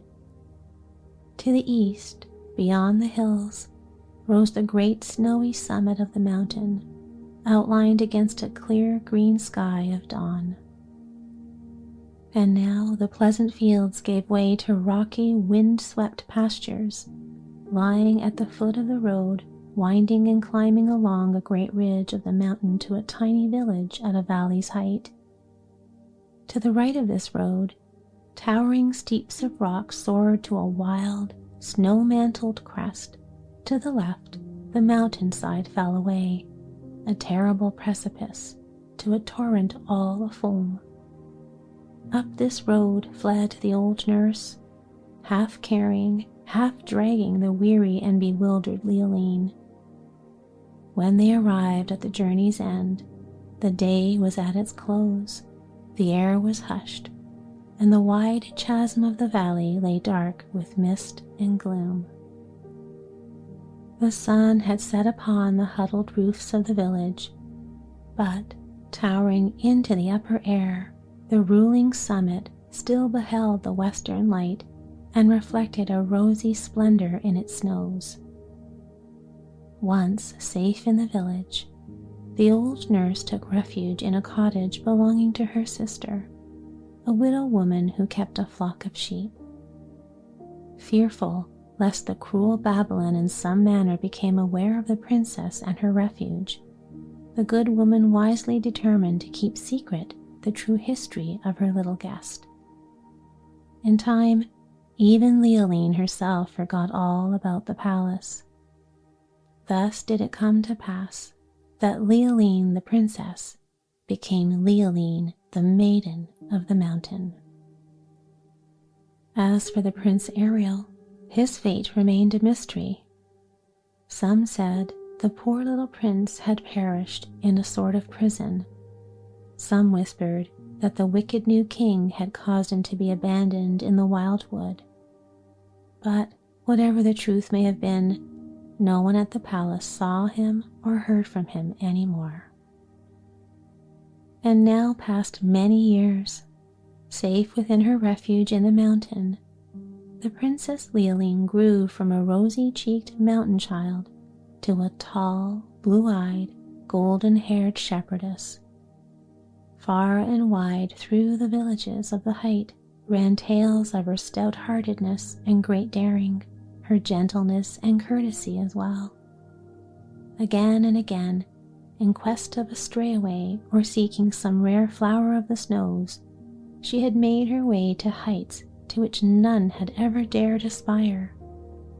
Indeed, so fearless was the royal shepherdess that presently a poor woman to whom she had bought an armful of snow violets cried out to her that she must surely be under the protection of the giant of the mountain. "The giant of the mountain?" asked Leoline. "Who is he? Pray tell me, for I have never before heard of him." And she turned her head to gaze wonderingly on the wild crest of the mountain half hidden in the morning mist. "The giant of the mountain is the ruler of the height," replied the village goodwife. "At least so men say, though never in my lifetime have men beheld him. Perhaps he has hidden himself away from mortals. But long ago, Maiden Leoline, in the days of the grandsires, men who climbed beyond the torrents sometimes heard a great voice speaking solemn as thunder in the hills." "Would that I might behold him," cried Leoline, and with wonder in her heart, she returned to the daily task of watching her sheep. Clad in a pretty dress of rustic brown and wearing a kirtle of apple green, the royal shepherdess was very fair to see. Now it came to pass on the afternoon of that very day that, as Leoline was driving her flock home to its fold, she heard the sound of weeping, and presently she overtook a little sister shepherdess in tears. Catching the child to her, Leoline endeavored to comfort her and asked her why she wept. "Alas, Maiden Leoline," replied the ragged little shepherdess, "I weep because the white lamb which my father bade me guard has strayed away and is nowhere to be found. Oh, what shall I do? What shall I do?" And the little shepherdess wept afresh, while her halted flock lowered their silly heads and bleated mournfully. "A white lamb?" said Leoline. "Come, take heart. He cannot be far away. We shall find him, I am sure, for the sun is still high above the west, and the day is far from spent. Do you but remain here and guard your flock and mine, while I go to search the pasture by the snows." And with these words, the kind maiden turned her face to the height. Through upland pasture and rocky dell fared Leoline, scanning the waving, flower-strewn grass for the lost white lamb, and listening for a forlorn crying, but of the lamb she had neither sight nor sound. Little by little, the afternoon drew to a close. Presently, a chill of cold and dark crept into the air as the sun vanished behind a great mass of somber cloud. Finding a mountain torrent near at hand, Leoline followed the edge of the roaring stream toward the wild steeps of the mountain. The sky was now but one vast and seemingly motionless sea of cloud. Beneath this cloudy tent, however, floating strangely and swiftly by, fled steamy wisps and fragments of shapeless mist, and eventually one of these fugitives enveloped Leoline in its chilly veil. Bravely making her way along a path every step more dangerous growing, the maiden at length attained the last sweep of open land. Strewn with lovely flowers was the field, and two strange crags, which Leoline had never seen before, rose from its further bound. Now as Leoline gazed upon the two crags, the level floor of rock lifted high between them, and the pinnacled wall of cliff rising behind, she beheld that they formed together a marvelous great throne, of which the two crags were the carven arms and the cliff wall the sculptured back. A throne for a giant being mighty as the mountain, a being whose feet were of the earth and whose body rose to the clouds and the stars. And this chair stood exalted high, strange and noble and dark, now outlined against the sullen clouds, now caught up and hidden in their depths.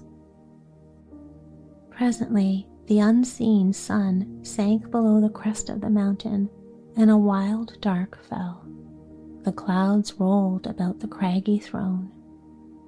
And now, of a sudden, a great roaring wind arose, which swept the mountain top with a sound of noble music. The cloud veil broke asunder and rolled away. A rich and sudden light poured down upon the field, and Leoline beheld the great throne uplifted high against the sunset's flare.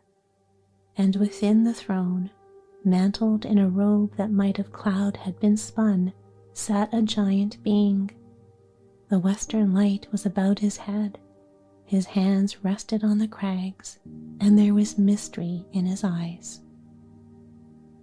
For a long moment Leoline, awed yet unafraid, gazed at the giant of the mountain. Then came a sound like unto a far trumpet clang. The winds were again unleashed, the clouds once more gathered together, and throne and giant vanished in the mountain gloom. All at once Leoline heard a pitiful cry, and, looking down, beheld the lost lamb at her feet. Whence could it have come? It was nowhere to be seen a moment before. Lifting the lamb gently up, Leoline carried it through the twilight to the little shepherdess. And now a year and a half a year again passed, and presently disorder reigned once more within the realm. Weary of Babylon and his tyrannies, the people of the land were gathering far and wide to drive him from his throne. Surely there was never a worse king.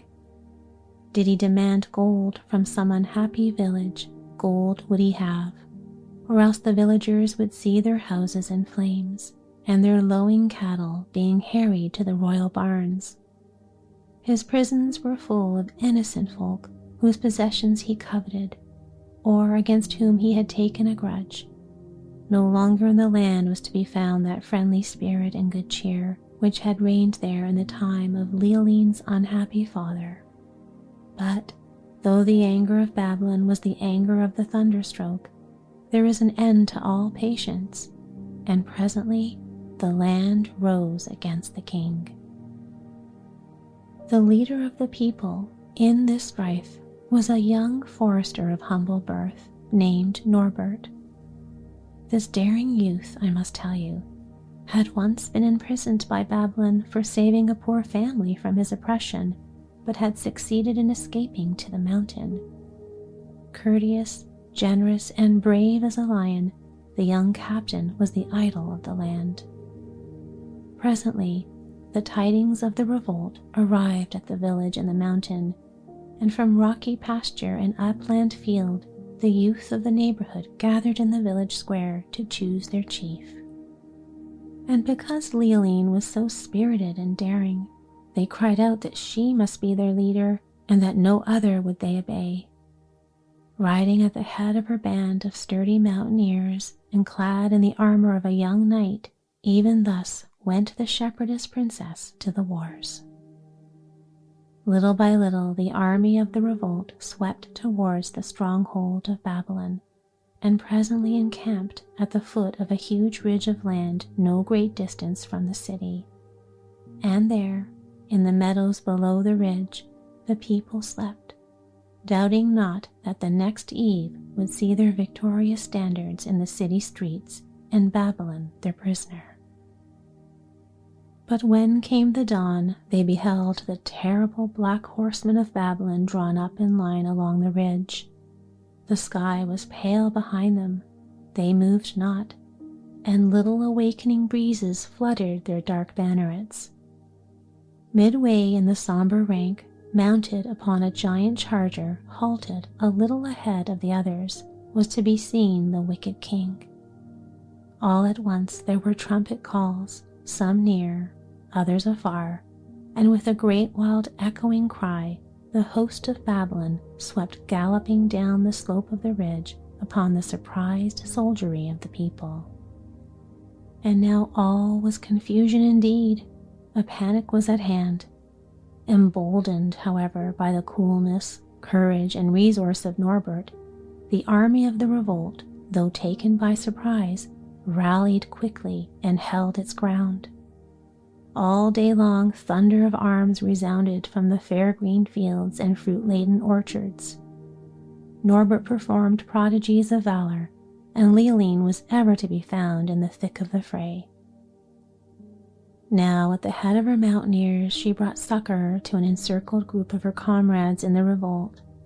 Now from Babylon's own color-bearer she wrested the black standard with the scarlet eagles. Now was she to be seen giving water to both wounded friend and foe. But, alas, as the day grew old and the shadows lengthened, the host of Babylon slowly gained the mastery, and by nightfall the army of the people was fleeing in disorder through the highways and the fields. Now it came to pass that Leoline, forced at length to abandon the struggle in which she had played so brave a part, discovered Norbert lying wounded and unheeded in an orchard. Dismounting from her horse, she lifted the young leader to the saddle and, accompanied by her faithful troop, hurried through the night toward the village in the mountains. And now it was once more dawn. Presently, Leoline, Norbert, and their followers arrived at the little cottage in which Leoline's old nurse and foster mother awaited her return. It was cold, and a crackling fire was burning on the huge hearth. After placing their unhappy young leader on a little pallet, the mountaineers withdrew, leaving Leoline and her foster mother to care for him. As for poor Norbert, alas, so weak was he that he lay helpless and unknowing.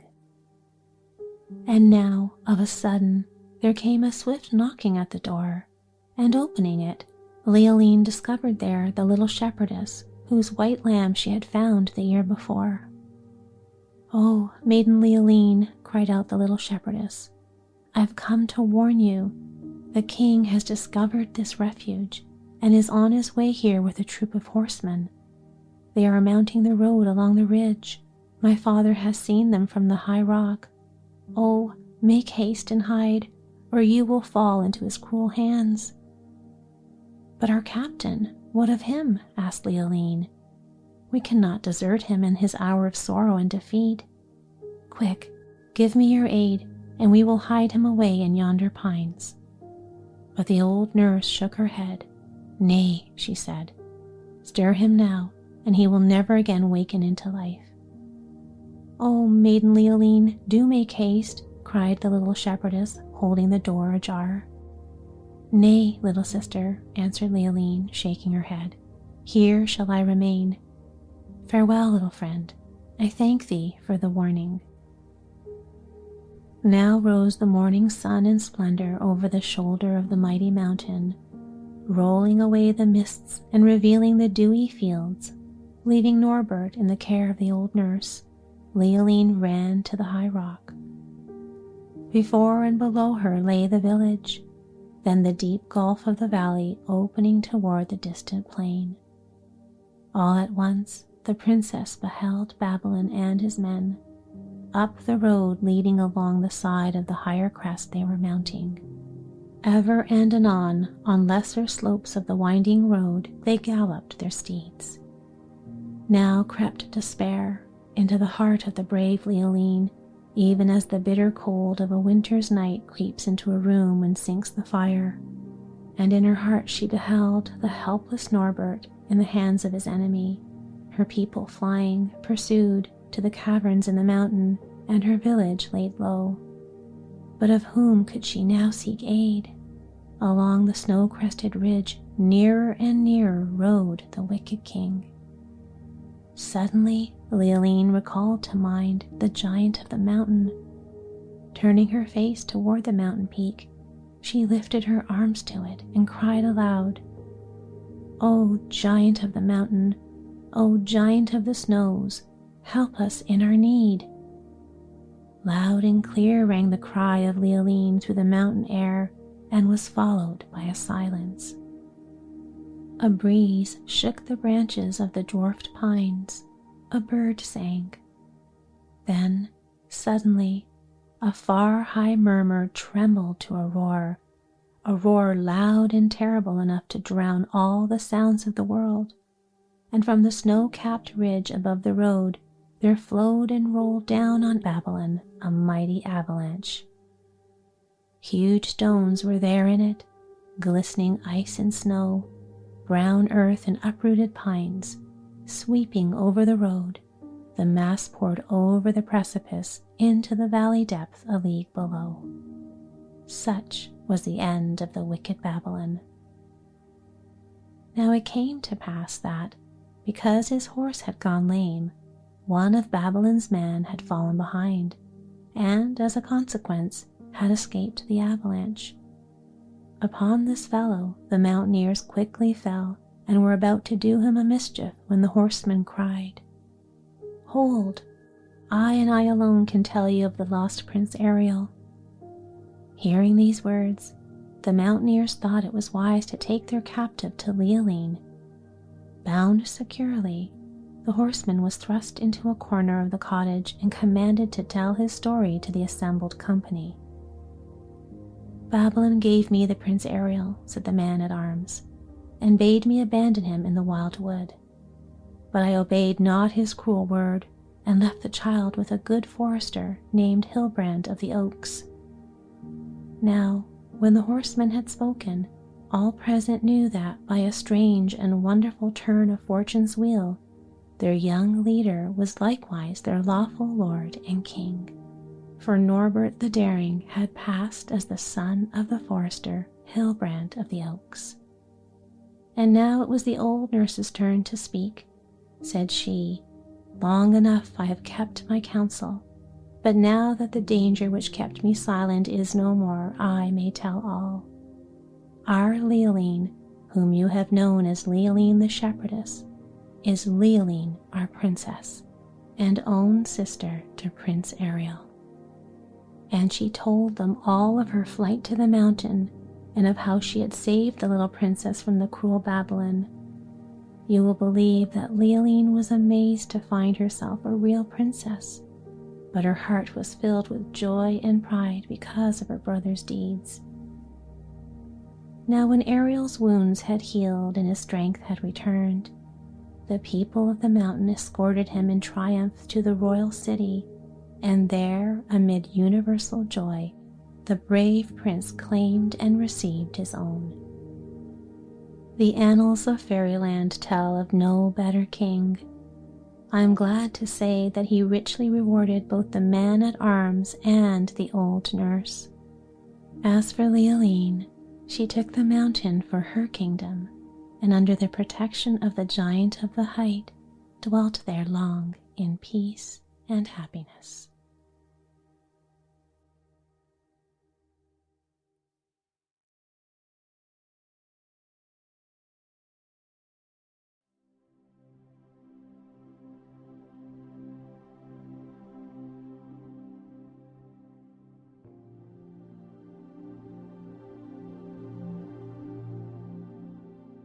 Once there was a farmer with 2 sons.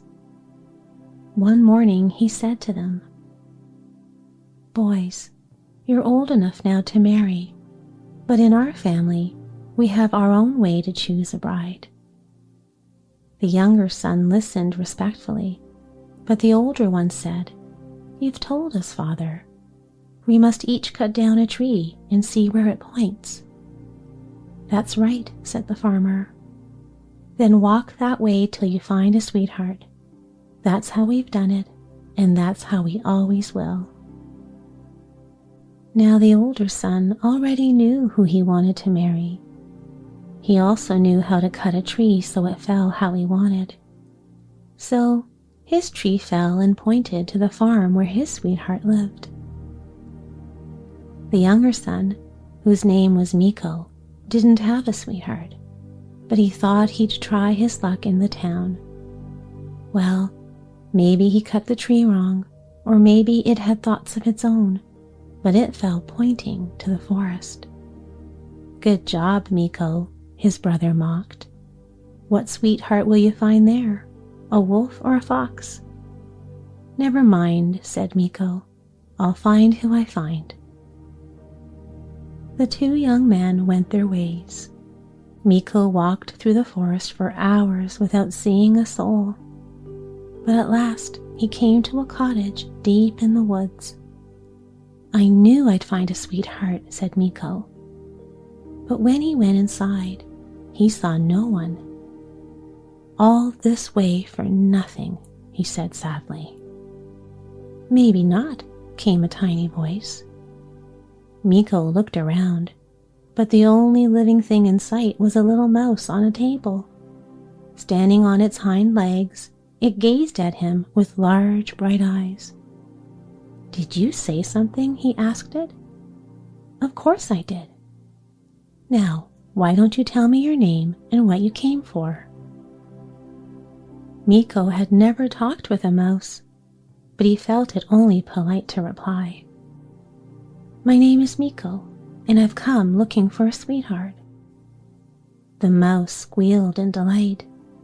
"Why, Miko, I'll gladly be your sweetheart." "But you're only a mouse," said Miko.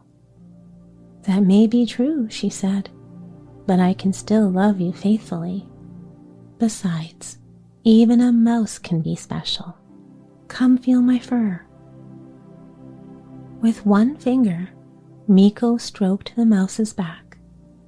"Why, it feels like velvet, just like the gown of a princess." "That's right, Miko." And as he petted her, she sang to him prettily. "Miko's sweetheart will I be.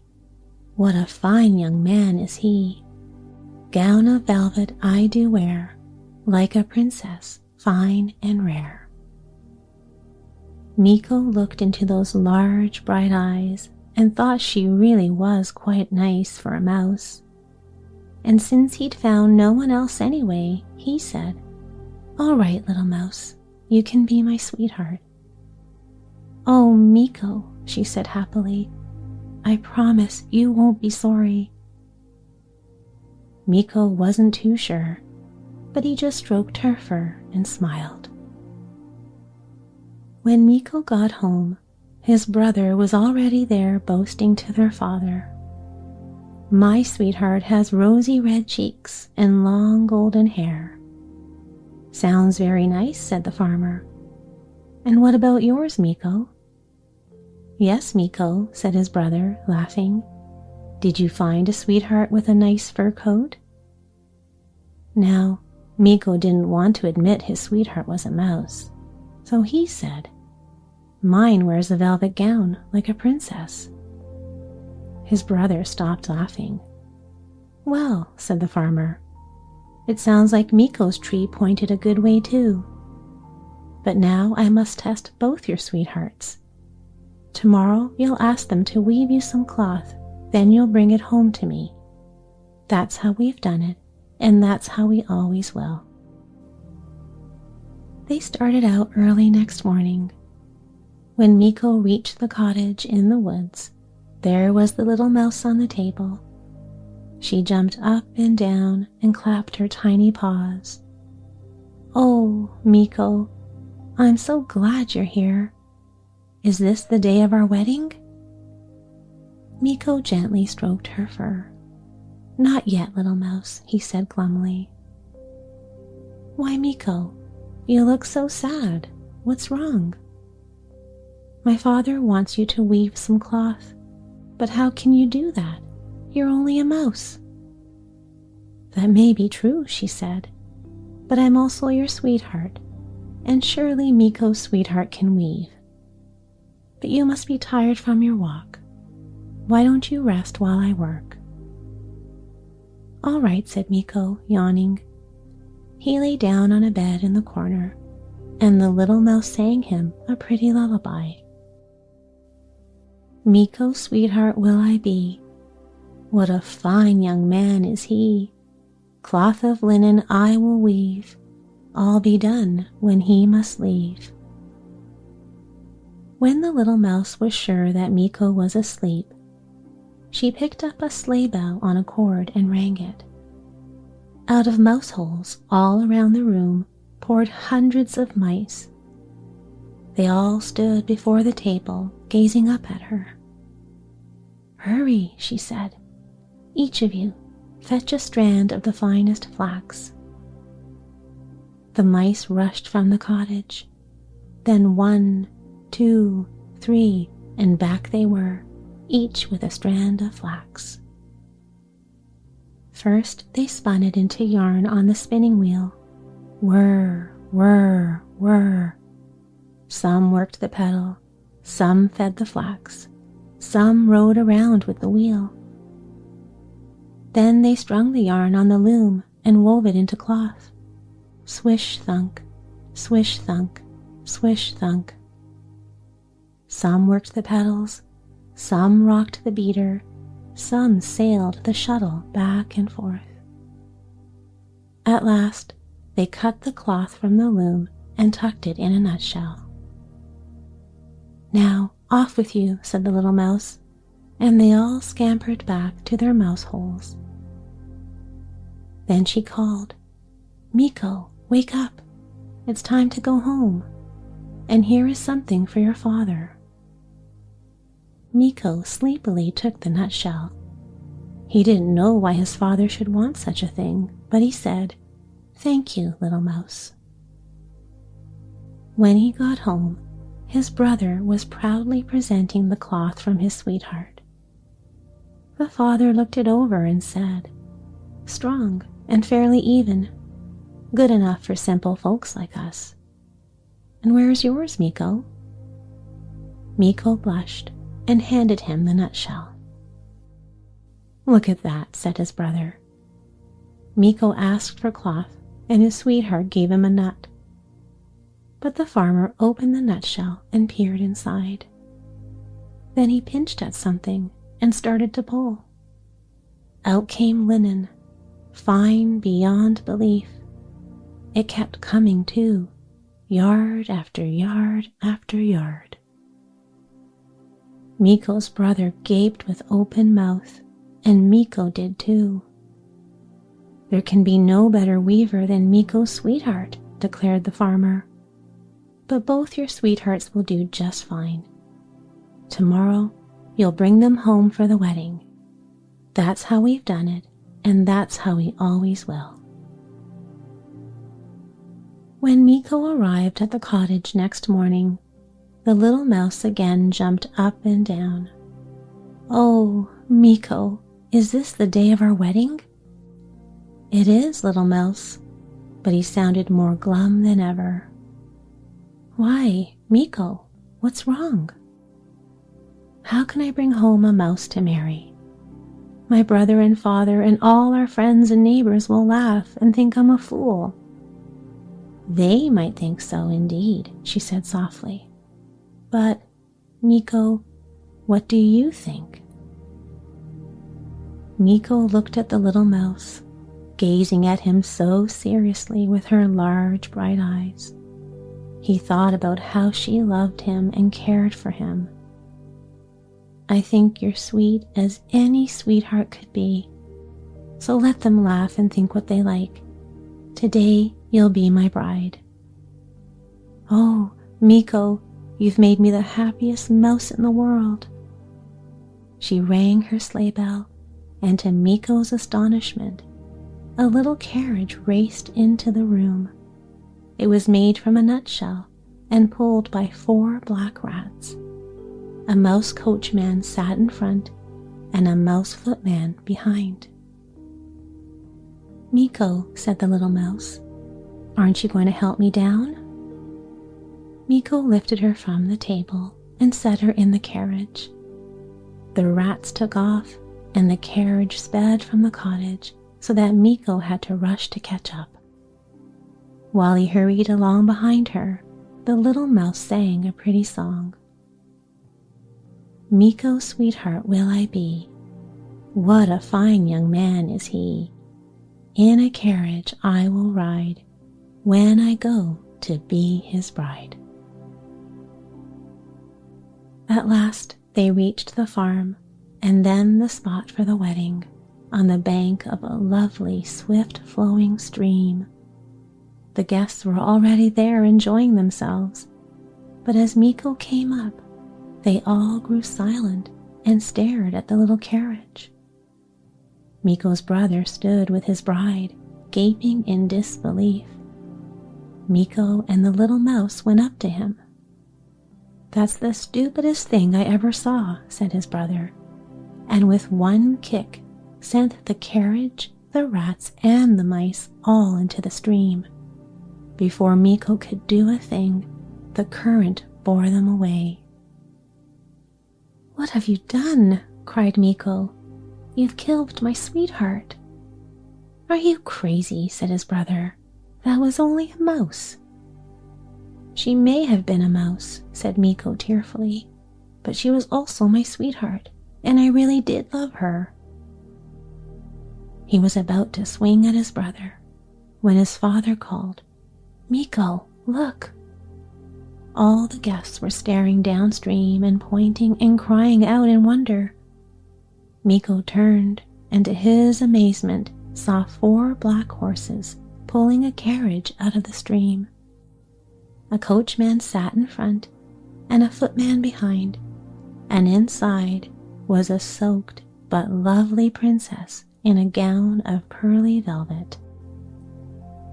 The carriage rode up along the bank and stopped right before him.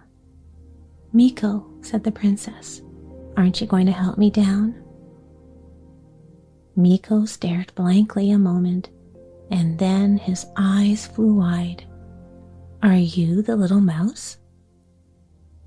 "I surely was," said the princess, laughing, "but no longer. A witch enchanted me, and the spell could be broken only by one brother who wanted to marry me and another who wanted to kill me. But sweetheart, I need a change of clothes. I can't be wet at our wedding." And a grand wedding it was, with Miko's bride the wonder of all. The farmer could hardly stop looking at her. Of course, Miko's brother was a bit jealous, but his own bride was really quite nice, so he couldn't feel too bad. The next day, the princess brought Miko back to her cottage, but it was a cottage no longer. It was a castle with hundreds of servants, and there they made their home where they lived happily ever after. And if Miko and Princess had any sons, you know just how they chose their brides.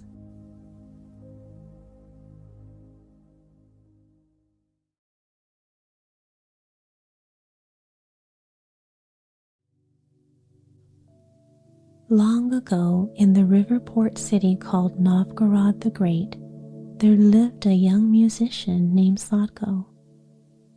Every day, a rich merchant or noble would send a messenger to Sadko's door, calling him to play at a feast. Sadko would grab his 12-string goosely and rush to the banquet hall.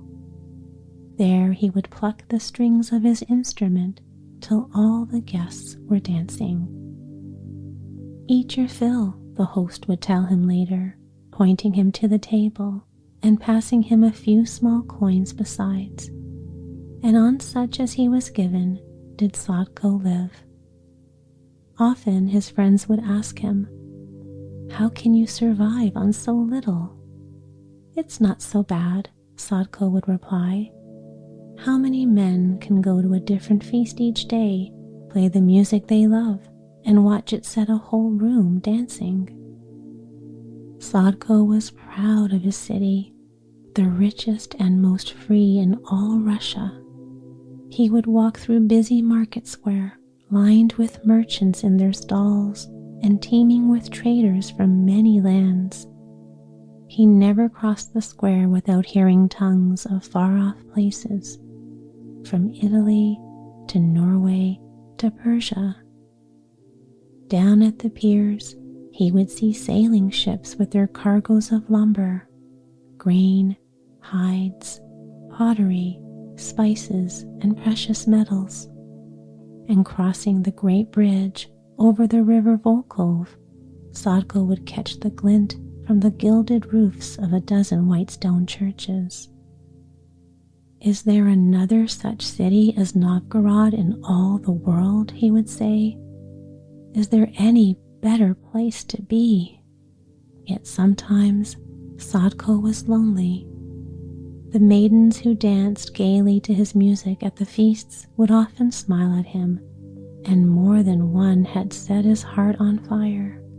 But they were rich, and he was poor, and not one of them would think of being his.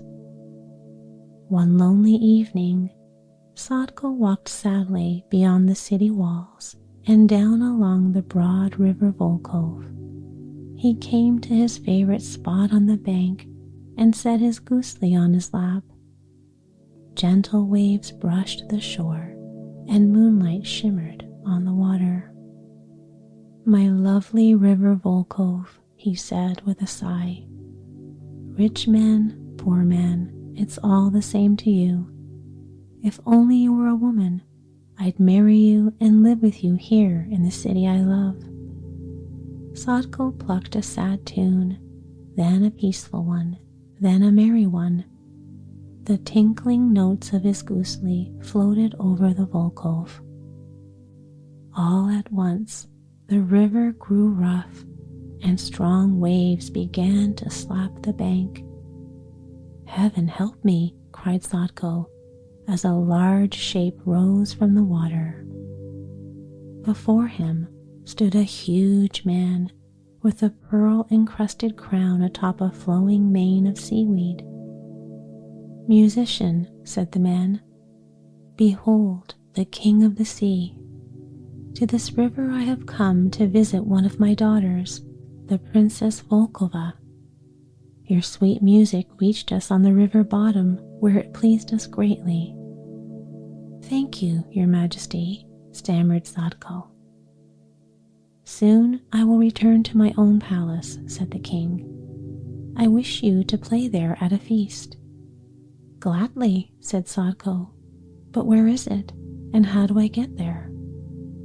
"Why, under the sea, of course. I'm sure you'll find your way, but meanwhile you need not wait for your reward." Something large jumped from the river and flopped at Sadko's feet, a fish with golden scales. As Sadko watched in amazement, it stiffened and turned to solid gold. "Your Majesty, you are too generous." "Say no more about it," said the king. "Music is worth far more than gold.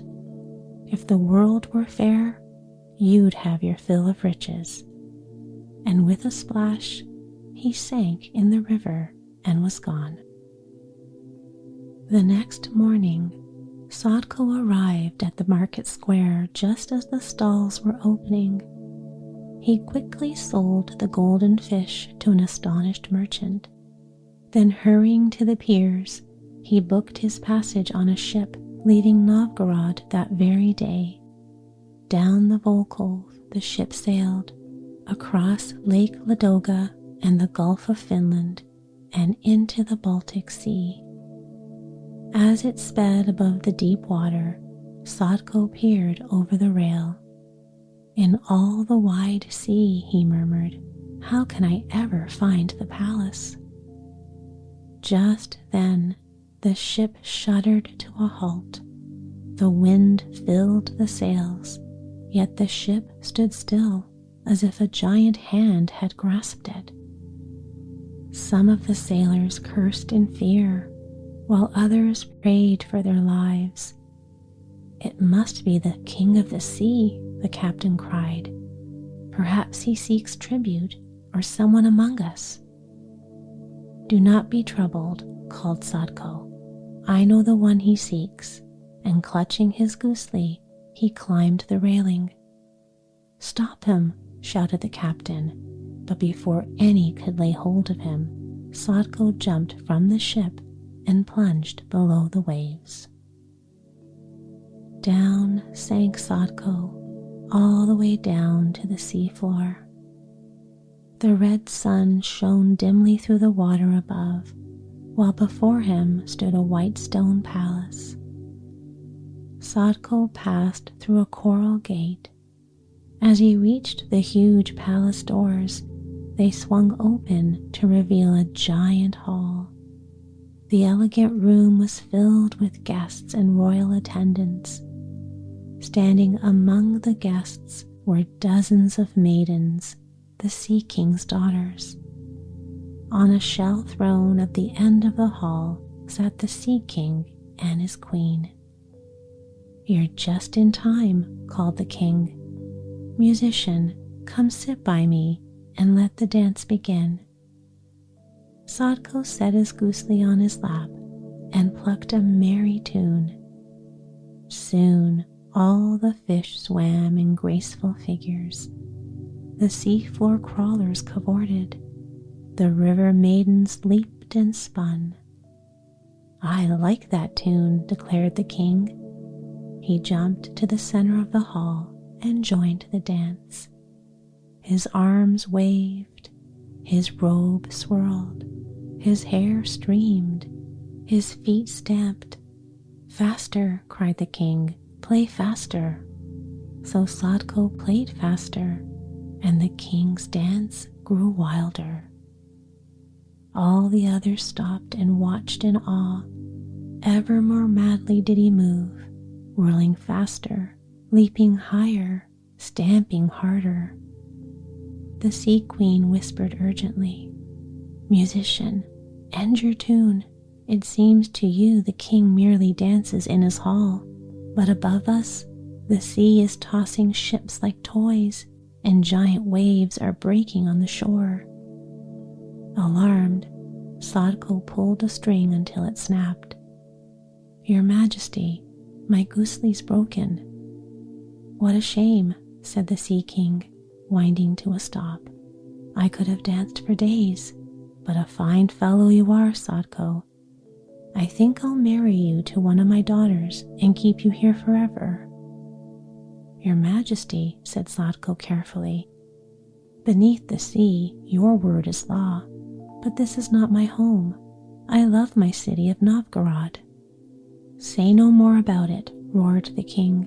"Prepare to choose your bride. Daughters, come forth." The river maidens passed in parade before Sadko. Each was more lovely than the one before, but Sadko's heart was heavy, and he barely looked at them. "What's wrong, musician?" the king said merrily. "Too hard to choose? Then I'll wed you to the one who fancies you. Behold, the Princess Volkova." The princess stepped forward. Her green eyes were sparkling, and a soft smile graced her lips. "Dearest Sadko, at last we can be together. For years I have thrilled to the music you've played on the shore." "Volkova," said Sadko in wonder, "you're as lovely as your river." But the Sea Queen leaned over and said softly, "You're a good man, Sadko, so I will tell you the truth. If you but once kiss or embrace her, you can never return to your city again." That night, Sadko lay beside his bride on a bed of seaweed. "She's so lovely," thought Sadko, "so charming, all I've ever hoped for. How can I not hold her?" But time after time, the Queen's words came back to him, "Never return to your city again," and his arms lay frozen at his sides. "Dearest," said the princess, "why do you not embrace me?" "It is the custom of my city," Sadko stammered. "We never kiss or embrace on the first night." "Then I fear you never will," she said sadly, and turned away. When Sadko awoke the next morning, he felt sunlight on his face. He opened his eyes and saw beside him not the Princess Volkova, but the river Volkhov, and behind him rose the walls of Novgorod. "My home," said Sadko, and he wept, perhaps for joy at his return, perhaps for sadness at his loss, perhaps for both. The years were good to Sadko. With the money that remained to him, he bought a ship and goods enough to fill it, and so Sadko became a merchant, and in time the richest man in Novgorod. He married a fine young woman and raised a family.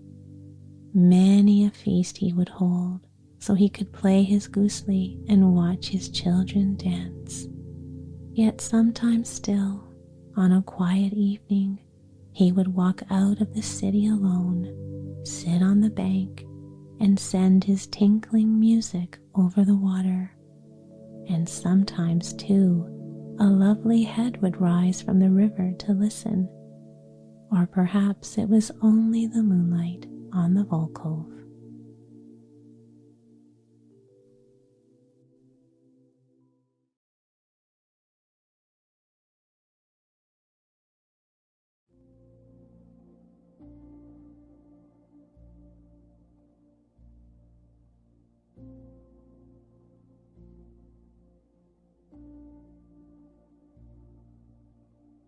Once upon a time there was a king who reigned over a great kingdom. He had a queen and only a single daughter. In consequence, the little girl was the apple of her parents' eyes. They loved her above everything else in the world, and their dearest thought was the pleasure they would take in her when she was older. But the unexpected often happens. For before the king's daughter began to grow up, the queen, her mother, fell ill and died. It is not hard to imagine the grief that reigned, not alone in the royal castle, but throughout the land, for the queen had been beloved of all. The king grieved so that he would not marry again, and his one joy was the little princess. A long time passed, and with each succeeding day, the king's daughter grew taller and more beautiful, and her father granted her every wish. Now there were a number of women who had nothing to do but wait on the princess and carry out her commands. Among them was a woman who had formerly married and had 2 daughters. She had an engaging appearance, a smooth tongue, and a winning way of talking, and she was as soft and pliable as silk. But at heart, she was full of machinations and falseness. Now when the queen died, she at once began to plan how she might marry the king so that her daughters might be kept like royal princesses. With this end in view, she drew the young princess to her, paid her the most fulsome compliments on everything she said and did, and was forever bringing the conversation around to how happy she would be were the king to take another wife. There was much said on this head, early and late, and before very long, the princess came to believe that the woman knew all there was to know about everything. So she asked her what sort of woman the king ought to choose for a wife. The woman answered as sweet as honey, "It is not my affair to give advice in this matter, yet he should choose for queen someone who is kind to the little princess. For one thing I know, and that is, were I fortunate enough to be chosen, my one thought would be to do all I could for the little princess, and if she wished to wash her hands, one of my daughters would have to hold the washbowl and the other hand her the towel." This and much more she told the king's daughter, and the princess believed it, as children will. From that day forward, the princess gave her father no peace, and begged him again and again to marry the good court lady. Yet he did not want to marry her, but the king's daughter gave him no rest, but urged him again and again, as the false court lady had persuaded her to do. Finally, one day, when she again brought up the matter, the king cried, "I can see you will end by having your own way about this, even though it be entirely against my will. But I will do so only on one condition." "What is the condition?" asked the princess. "If I marry again," said the king, "it is only because of your ceaseless pleading. Therefore you must promise that, if in the future you are not satisfied with your stepmother or your stepsisters, not a single lament or complaint on your part reaches my ears." This she promised the king, and it was agreed that he should marry the court lady and make her queen of the whole country. As time passed on, the king's daughter had grown to be the most beautiful maiden to be found far and wide. The queen's daughters, on the other hand, were homely, evil of disposition, and no one knew any good of them. Hence it was not surprising that many youths came from the east and west to sue for the princess's hand, but that none of them took any interest in the queen's daughters. This made the stepmother very angry, but she concealed her rage, and was as sweet and friendly as ever. Among the wooers was a king's son from another country. He was young and brave, and since he loved the princess dearly, she accepted his proposal, and they plighted their troth. The queen observed this with an angry eye, for it would have pleased her had the prince chosen one of her own daughters. She therefore made up her mind that the young pair should never be happy together, and from that time on thought only of how she might part them from each other. An opportunity soon offered itself. News came that the enemy had entered the land, and the king was compelled to go to war. Now the princess began to find out the kind of stepmother she had. For no sooner had the king departed than the queen showed her true nature, and was just as harsh and unkind as she formerly had pretended to be friendly and obliging. Not a day went by without her scolding and threatening the princess, and the queen's daughters were every bit as malicious as their mother. But the king's son, the lover of the princess, found himself in even worse position. He had gone hunting one day, had lost his way, and could not find his people. Then the queen used her black arts and turned him into a werewolf, to wander through the forest for the remainder of his life in that shape. When evening came and there was no sign of the prince, his people returned home, and one can imagine what sorrow they caused when the princess learned how the hunt had ended.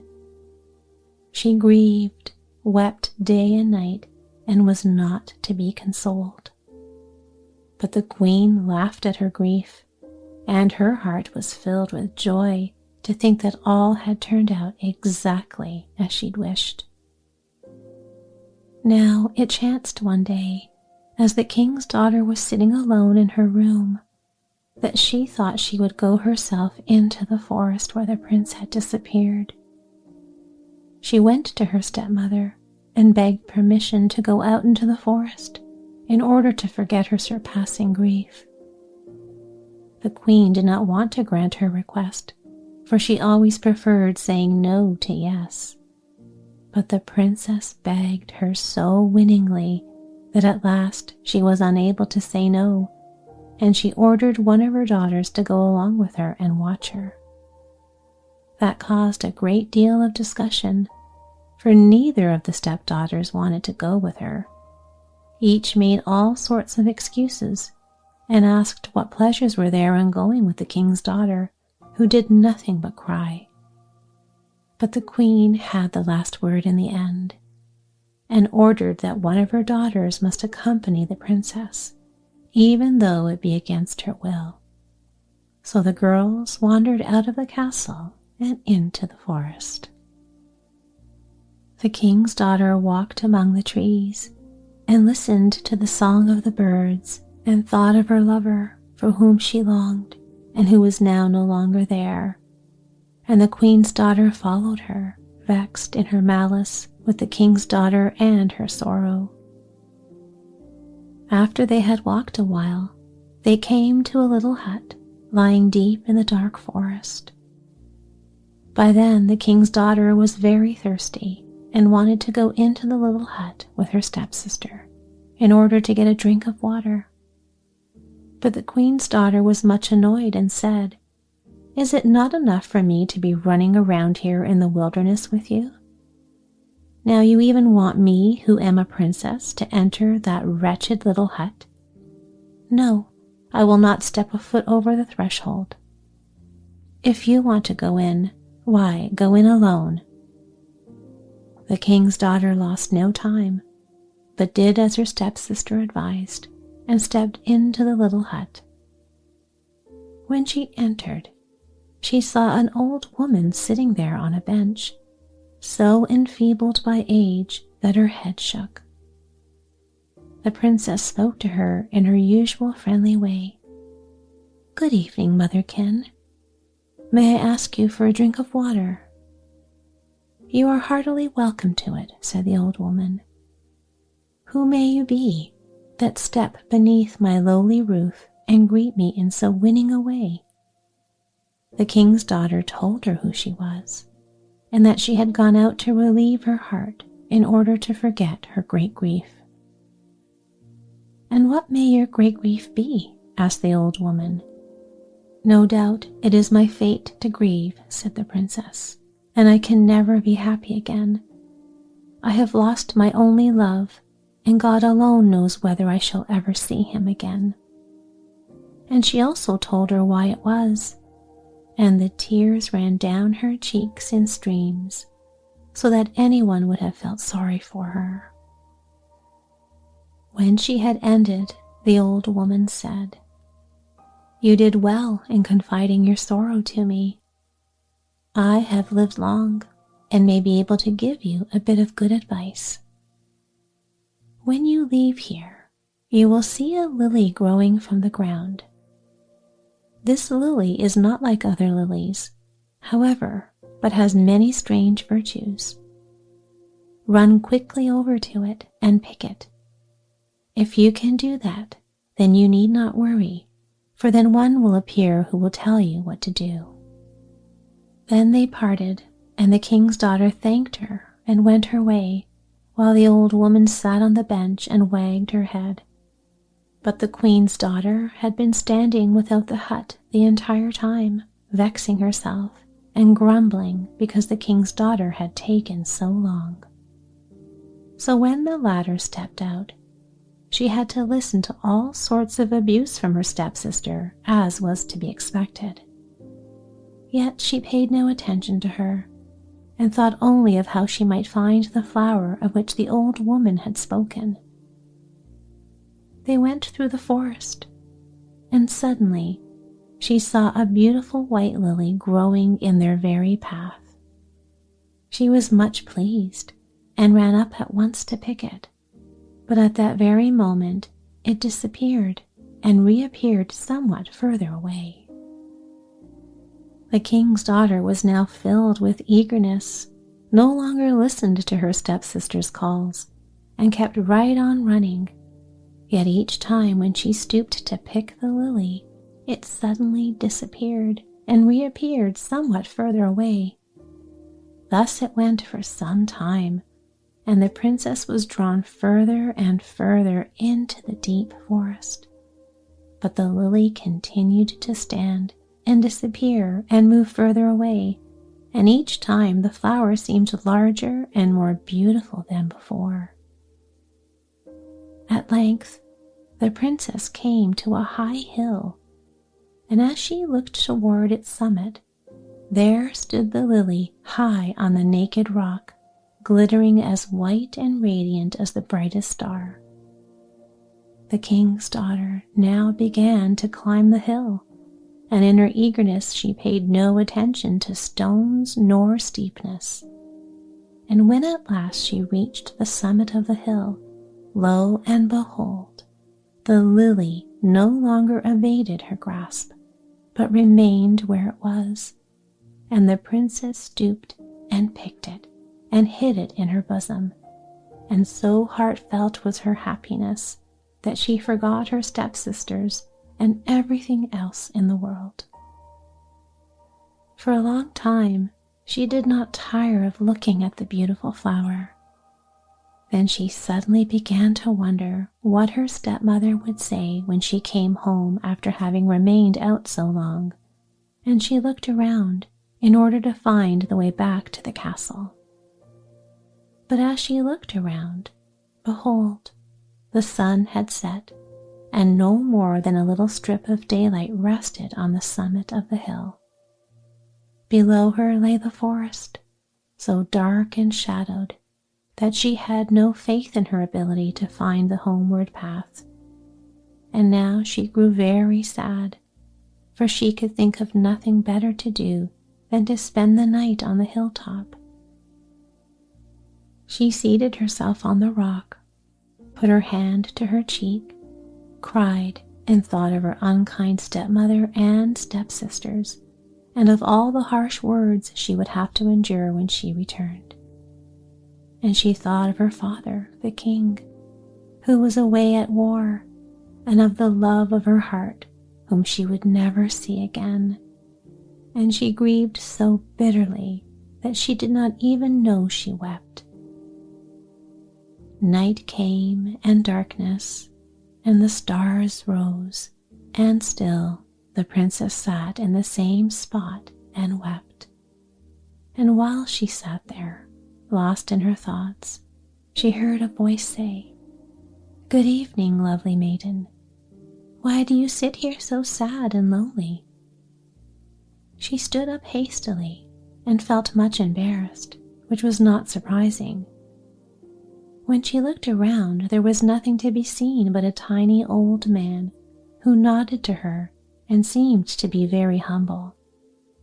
She answered, "Yes, it is no doubt my fate to grieve and never be happy again.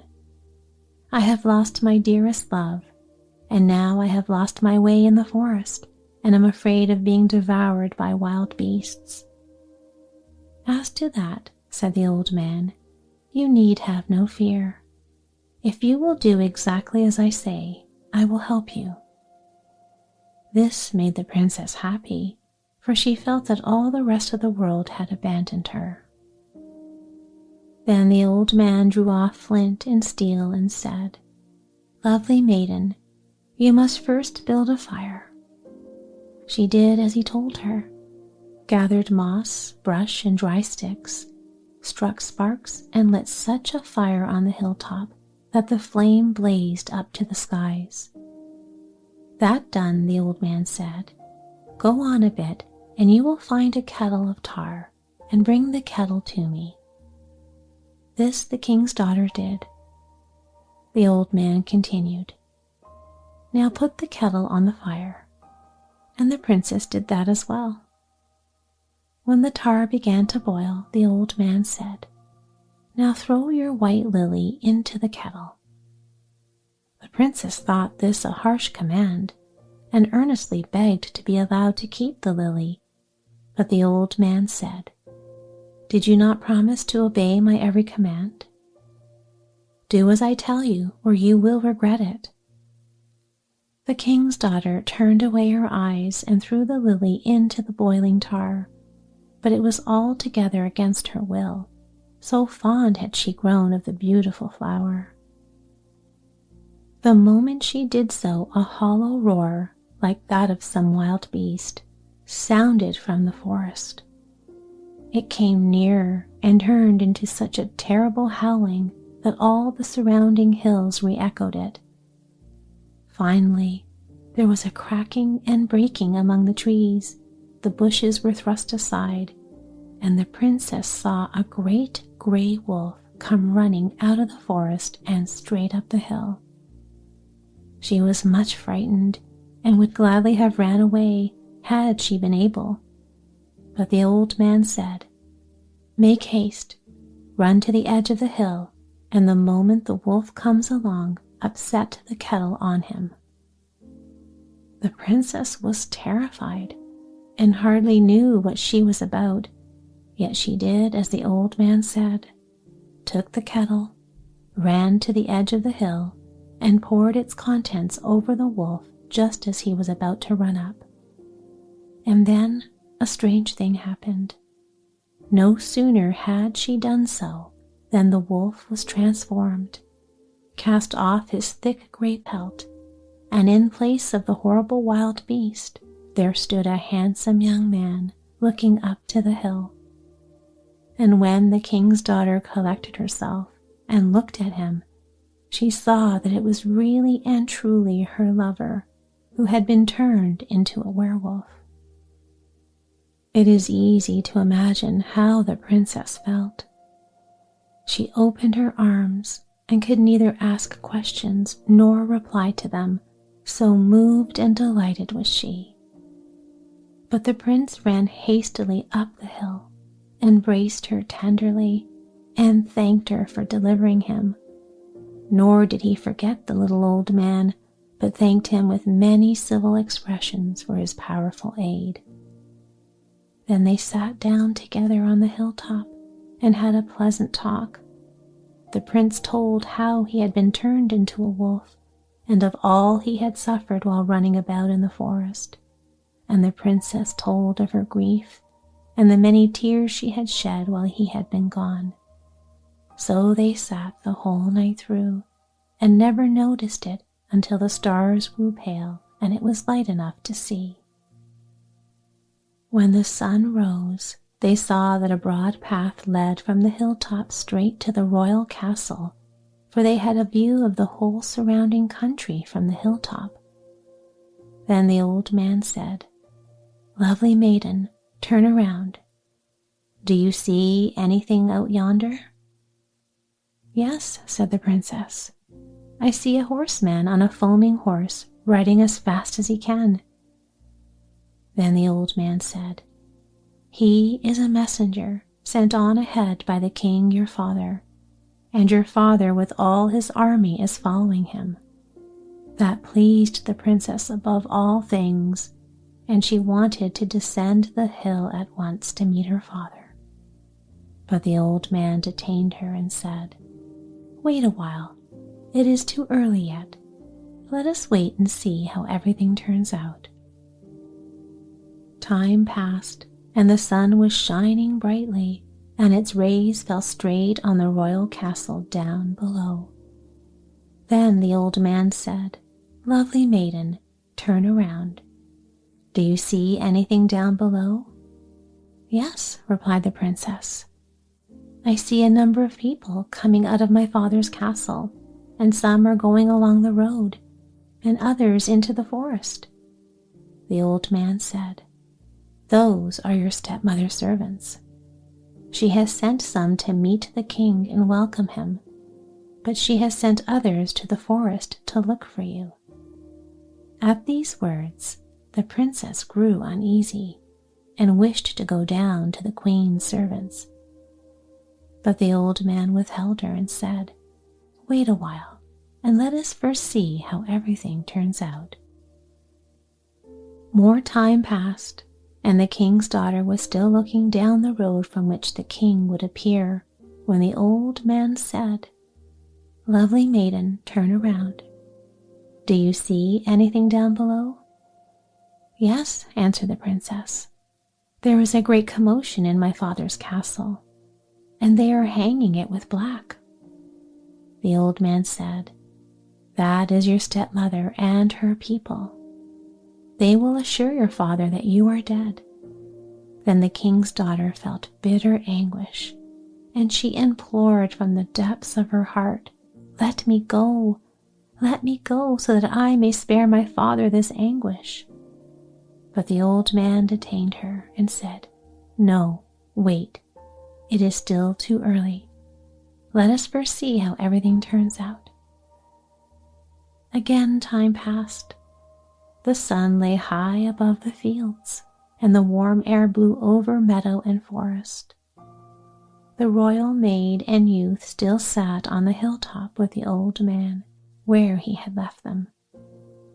Then they saw a little cloud rise against the horizon, far away in the distance, and the little cloud grew larger and came nearer and nearer along the road. And as it moved, one could see it was agleam with weapons, and nodding helmets and waving flags. One could hear the rattle of swords and the neighing of horses, and finally recognize the banner of the king. It is not hard to imagine how pleased the king's daughter was, and how she insisted on going down and greeting her father. But the old man held her back and said, Lovely maiden, turn around. Do you see anything happening at the castle? Yes, answered the princess. I can see my stepmother and stepsisters coming out, dressed in mourning, holding white kerchiefs to their faces and weeping bitterly. The old man answered, Now they are pretending to weep because of your death. Wait just a little while longer. We have not yet seen how everything will turn out. After a time, the old man said again, Lovely maiden, turn around. Do you see anything down below? Yes, said the princess. I see people bringing a black coffin. Now my father is having it opened. Look, the queen and her daughters are down on their knees, and my father is threatening them with his sword.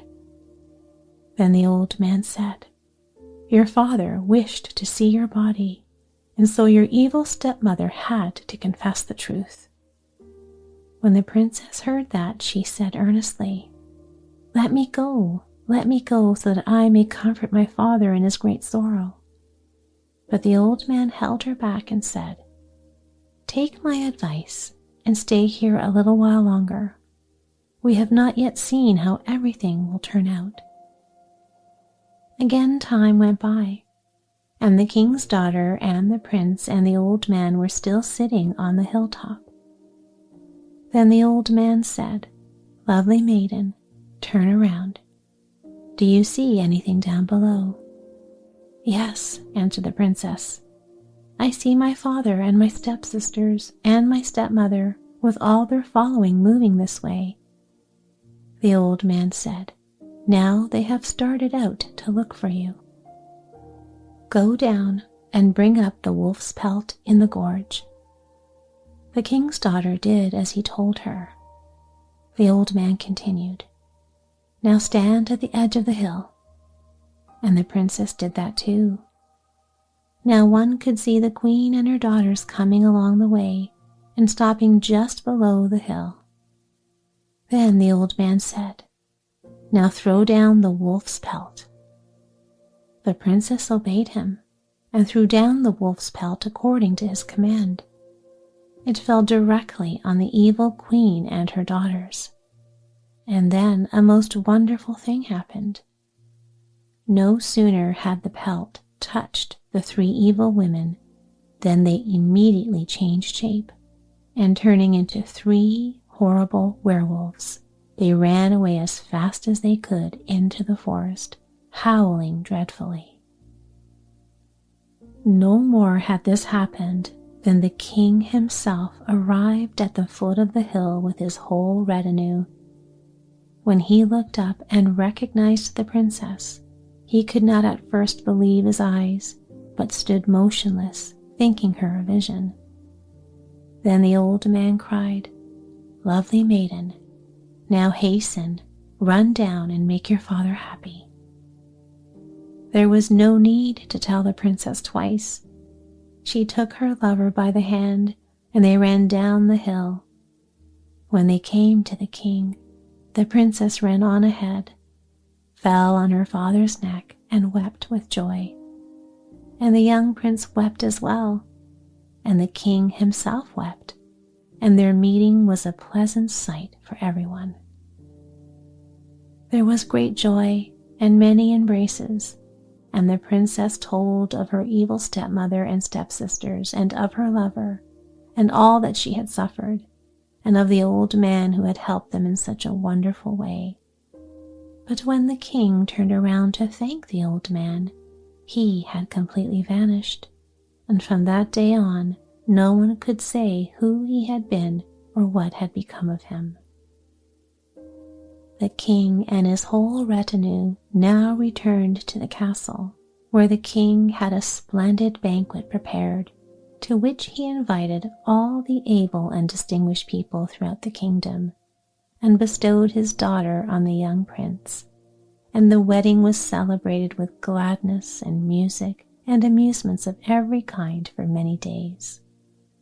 I was there too, and when I rode through the forest, I met a wolf with two young wolves, and they showed me their teeth and seemed very angry, and I was told they were none other than the evil stepmother and her two daughters.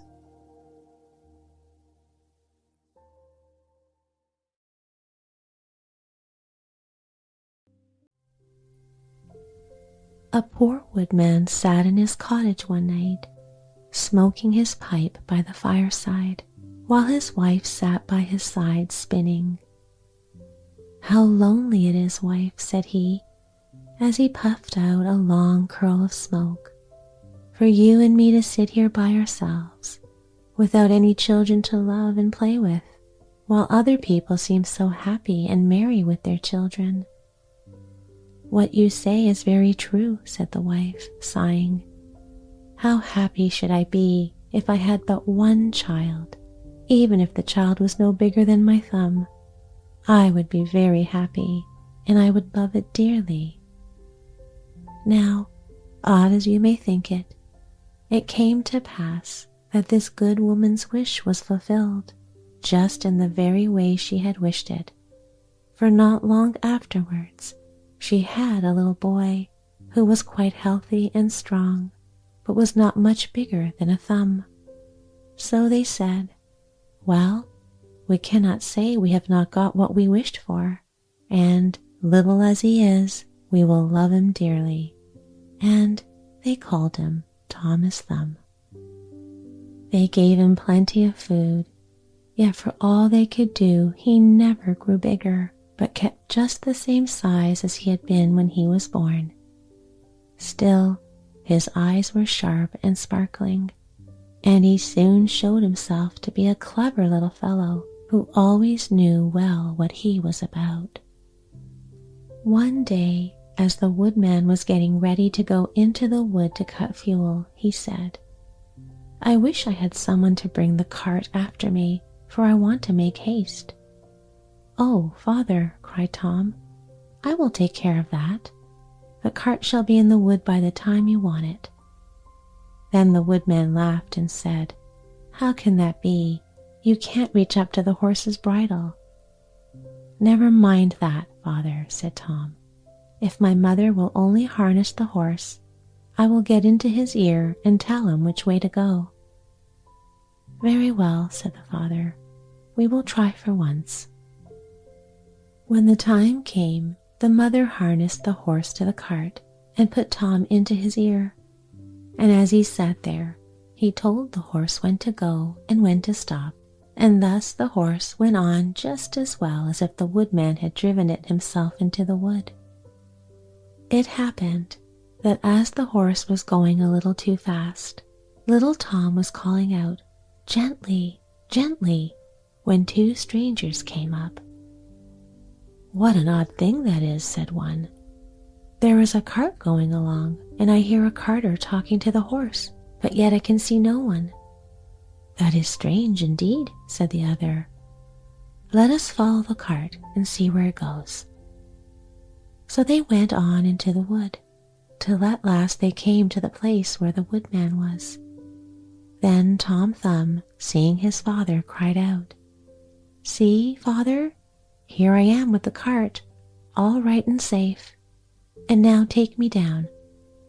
So his father took hold of the horse with one hand, and with the other took his son out of the horse's ear and put him down upon a straw, where he sat as merry as you please. The two strangers were all this time looking on, and did not know what to say for wonder. At last one took the other aside and said, "That little urchin will make our fortune if we can get him and carry him about from town to town as a show. We must buy him." So they went up to the woodman and asked him what he would take for the little man. "He will be better off," said they, "with us than with you." "I won't sell him at all," said the father.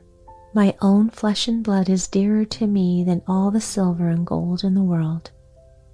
But Tom, hearing of the bargain they wanted to make, crept up his father's coat to his shoulder and whispered in his ear, "Take the money, father, and let them have me. I'll soon come back to you." So the woodman at last said he would sell Tom to the strangers for a large piece of gold, and they paid the price. "Where would you like to sit?" said one of them. "Oh, put me on the rim of your hat. That will be a nice gallery for me. I can walk about there and see the country as we go along." So they did as he wished. They journeyed on until it began to be dusky, and then Tom Thumb said, "Let me get down, I'm tired." So the man took off his hat and put him down on a clod of earth in a ploughed field by the side of the road. But Tom ran about amongst the furrows, and at last slipped into an old mouse hole. "Good night, my masters," said he. "I'm off." Then they ran at once to the place and poked the ends of their sticks into the mouse hole, but all in vain. Tom only crawled farther and farther in, and at last it became quite dark, so they were forced to go their way without their prize, as sulky as could be. When Tom found they were gone, he came out of his hiding place. "What dangerous walking it is," said he, "in this ploughed field. If I were to fall from one of these great clods, I should undoubtedly break my neck." At last, by good luck, he found a large empty snail shell. "This is lucky," said he. "I can sleep here very well." And in he crept. Just as he was falling asleep, he heard two men passing by, chatting together, and one said to the other, "How can we rob that rich parson's house of his silver and gold?" "I'll tell you," cried Tom. "What noise was that?" said the thief, frightened. "I'm sure I heard someone speak." They stood still listening, and Tom said, "Take me with you, and I'll soon show you how to get the parson's money." "But where are you?" said they. "Look about on the ground," answered he, "and listen where the sound comes from."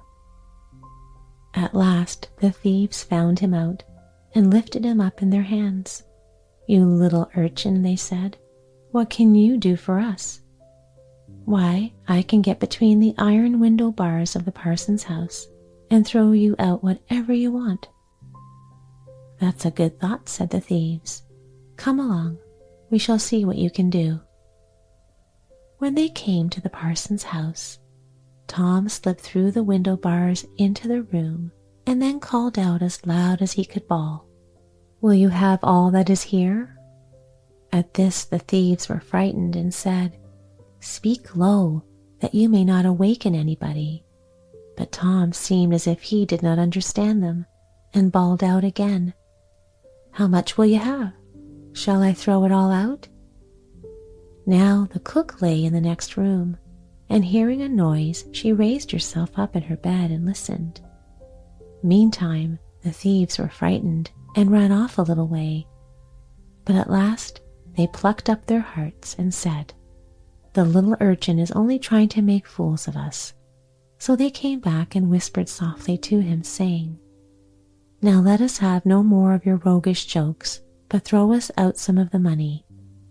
Then Tom called out as loud as he could, "Very well, hold your hands, here it comes." The cook heard this quite plain, so she sprang out of bed and ran to open the door. The thieves ran off as if a wolf was at their tails, and the maid, having groped about and found nothing, went away for a light. By the time she came back, Tom had slipped off into the barn, and when she had looked about and searched every hole and corner and found nobody, she went to bed, thinking she must have been dreaming with her eyes open. Little Tom crawled about in the hayloft, and at last found a snug place to finish his night's rest in, so he laid himself down, meaning to sleep till daylight, and then find his way home to his father and mother. But alas, the cook got up early, before daybreak, to feed the cows, and going straight to the hayloft, carried away a large bundle of hay with Tom Thumb in the middle of it, fast asleep.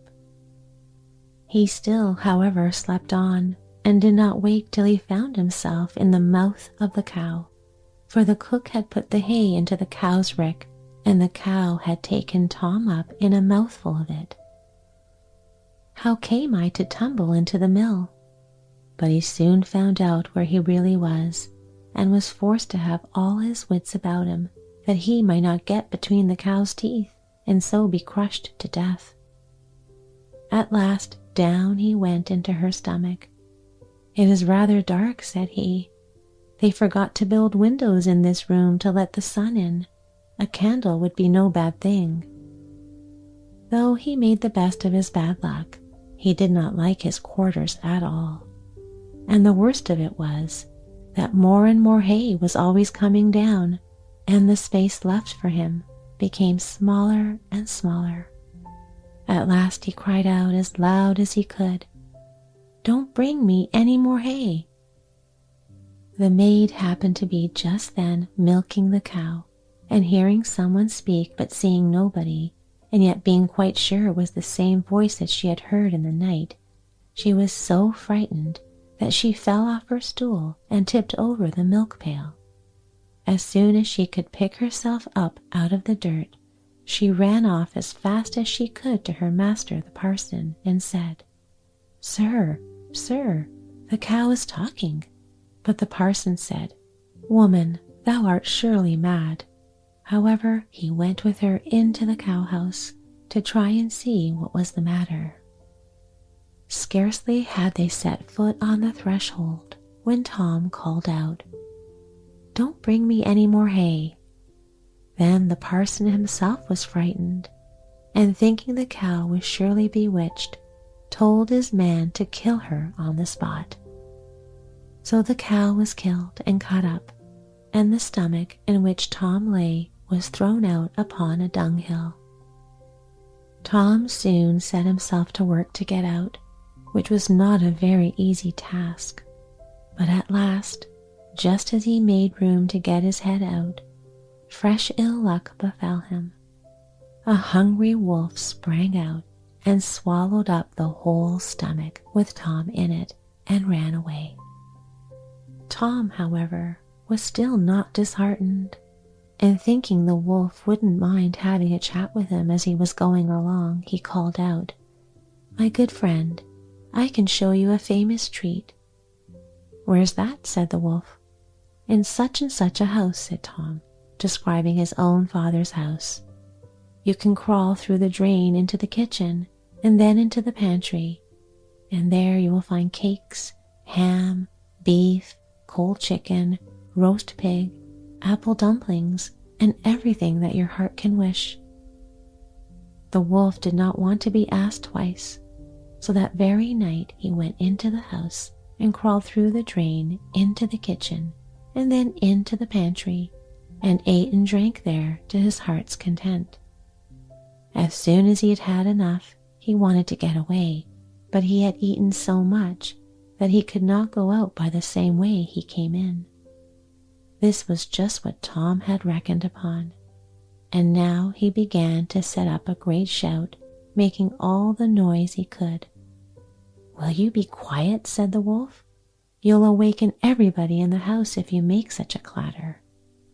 "What's that to me?" said little Tom. "You've had your frolic. Now it's my turn to have fun." And he began singing and shouting as loud as he could. The woodman and his wife, being awakened by the noise, peeped through a crack in the door, but when they saw a wolf was there, you may well suppose that they were sadly frightened, and the woodman ran for his axe and gave his wife a scythe. "You stay behind," said the woodman, "and when I have knocked him on the head, you must rip him up with the scythe." Tom heard all of this and cried out, "Father, father, I am here. The wolf has swallowed me." And his father said, "Heaven be praised. We have found our dear child again." And he told his wife not to use the scythe for fear she should hurt him. Then he aimed a great blow and struck the wolf on the head and killed him on the spot. And when he was dead, they cut up his body and set Tommy free. "Ah," said the father, "we were so worried about you." "Yes, father," answered he, "I have traveled all over the world, I think, in one way or other since we parted, and now I am very glad to come home and get fresh air again." "Why, where have you been?" said his father. "I have been in a mouse hole, and in a snail shell, and down a cow's throat, and in the wolf's belly, and yet here I am again, safe and sound." "Well," said they, "you're home now, and we will not sell you again for all the riches in the world." Then they hugged and kissed their dear little son, and gave him plenty to eat and drink, for he was very hungry. And then they fetched new clothes for him, for his old ones had been quite spoiled on his journey. So Master Thumb stayed at home with his father and mother in peace, for though he had been so great a traveler and had done and seen so many fine things, and was fond enough of telling the whole story, he always agreed that after all, there's no place like home.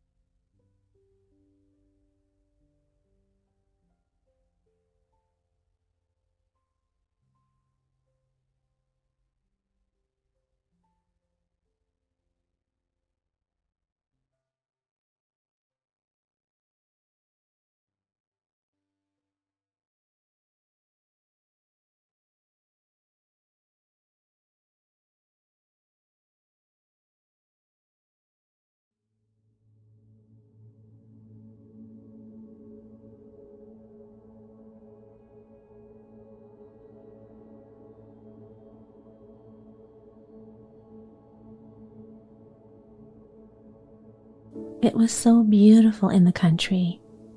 It was the summertime. The wheat fields were golden, the oats were green, and the hay stood in great stacks in the green meadows. The stork paraded about among them on his long red legs, chattering away in Egyptian, the language he had learned from his lady mother. All around the meadows and cornfields grew thick woods, and in the midst of the forest was a deep lake. Yes, it was beautiful. It was delightful in the country. In a sunny spot stood a pleasant old farmhouse, circled all about with deep canals, and from the walls down to the water's edge grew great burdocks, so high that under the tallest of them a little child might stand upright. The spot was as wild as if it had been in the very center of the thick wood. In this snug retreat sat a duck upon her nest, watching for her young brood to hatch. But the pleasure she had felt at first was almost gone. She had begun to think it a wearisome task, for the little ones were so long coming out of their shells, and she seldom had visitors. The other ducks liked much better to swim about in the canals than to climb the slippery banks and sit under the burdock leaves to have a gossip with her. It was a long time to stay so much by herself. At length, however, one shell cracked, and soon another, and from each came a living creature that lifted its head and cried, "Peep, peep." "Quack, quack," said the mother, and then they all tried to say it too, as well as they could, while they looked all about them on every side at the tall green leaves. Their mother allowed them to look about as much as they liked, because green is good for the eyes. "What a great world it is, to be sure," said the little ones, when they found how much more room they had than when they were in the eggshell. "Is this all the world, do you imagine?" said the mother. "Wait till you have seen the garden. Far beyond that it stretches down to the pastor's field, though I have never ventured to such a distance. Are you all out?" she continued, rising to look. "No, not at all. The largest egg lies there yet, I declare. I wonder how long this business is to last. I'm really beginning to be tired of it." But for all that, she sat down again. "Well, and how are you today?" quacked an old duck who came to pay her a visit. "There's one egg that takes a deal of hatching. The shell is hard and will not break," said the fond mother, who sat still upon her nest. "But just look at the others. Have I not a pretty family? Are they not the prettiest ducklings you ever saw? They are the image of their father, the good-for-naught. He never comes to see me." "Let me see the egg that will not break," said the old duck. "I've no doubt it's a guinea fowl's egg. The same thing happened to me once, and a deal of trouble it gave me, for the young ones are afraid of the water. I quacked and clucked, but all to no purpose. Let me take a look at it. Yes, I am right. It's a guinea fowl, upon my word. So take my advice and leave it where it is. Come to the water and teach the other children to swim." "I think I will wait a little while longer," said the mother. "I have sat so long, a day or two more won't matter." "Very well, please yourself," said the old duck, rising, and she went away. At last, the great egg broke, and the latest bird cried, "Peep, peep," as he crept forth from the shell. How big and ugly he was! The mother duck stared at him and did not know what to think. "Really," she said, "this is an enormous duckling, and it is not at all like any of the others. I wonder if he will turn out to be a guinea fowl. Well, we shall see when we get to the water, for into the water he must go, even if I have to push him in myself." On the next day, the weather was delightful. The sun shone brightly on the green burdock leaves, and the mother duck took her whole family down to the water and jumped in with a splash. "Quack, quack," cried she, and one after another the little ducklings jumped in. The water closed over their heads, but they came up again in an instant and swam about quite prettily, with their legs paddling under them as easily as possible. Their legs went of their own accord. And the ugly gray coat was also in the water, swimming with them. "Oh," said the mother, "that is not a guinea fowl. See how well he uses his legs, and how erect he holds himself. He is my own child, and he's not so very ugly after all, if you look at him properly. Quack, quack, come with me now.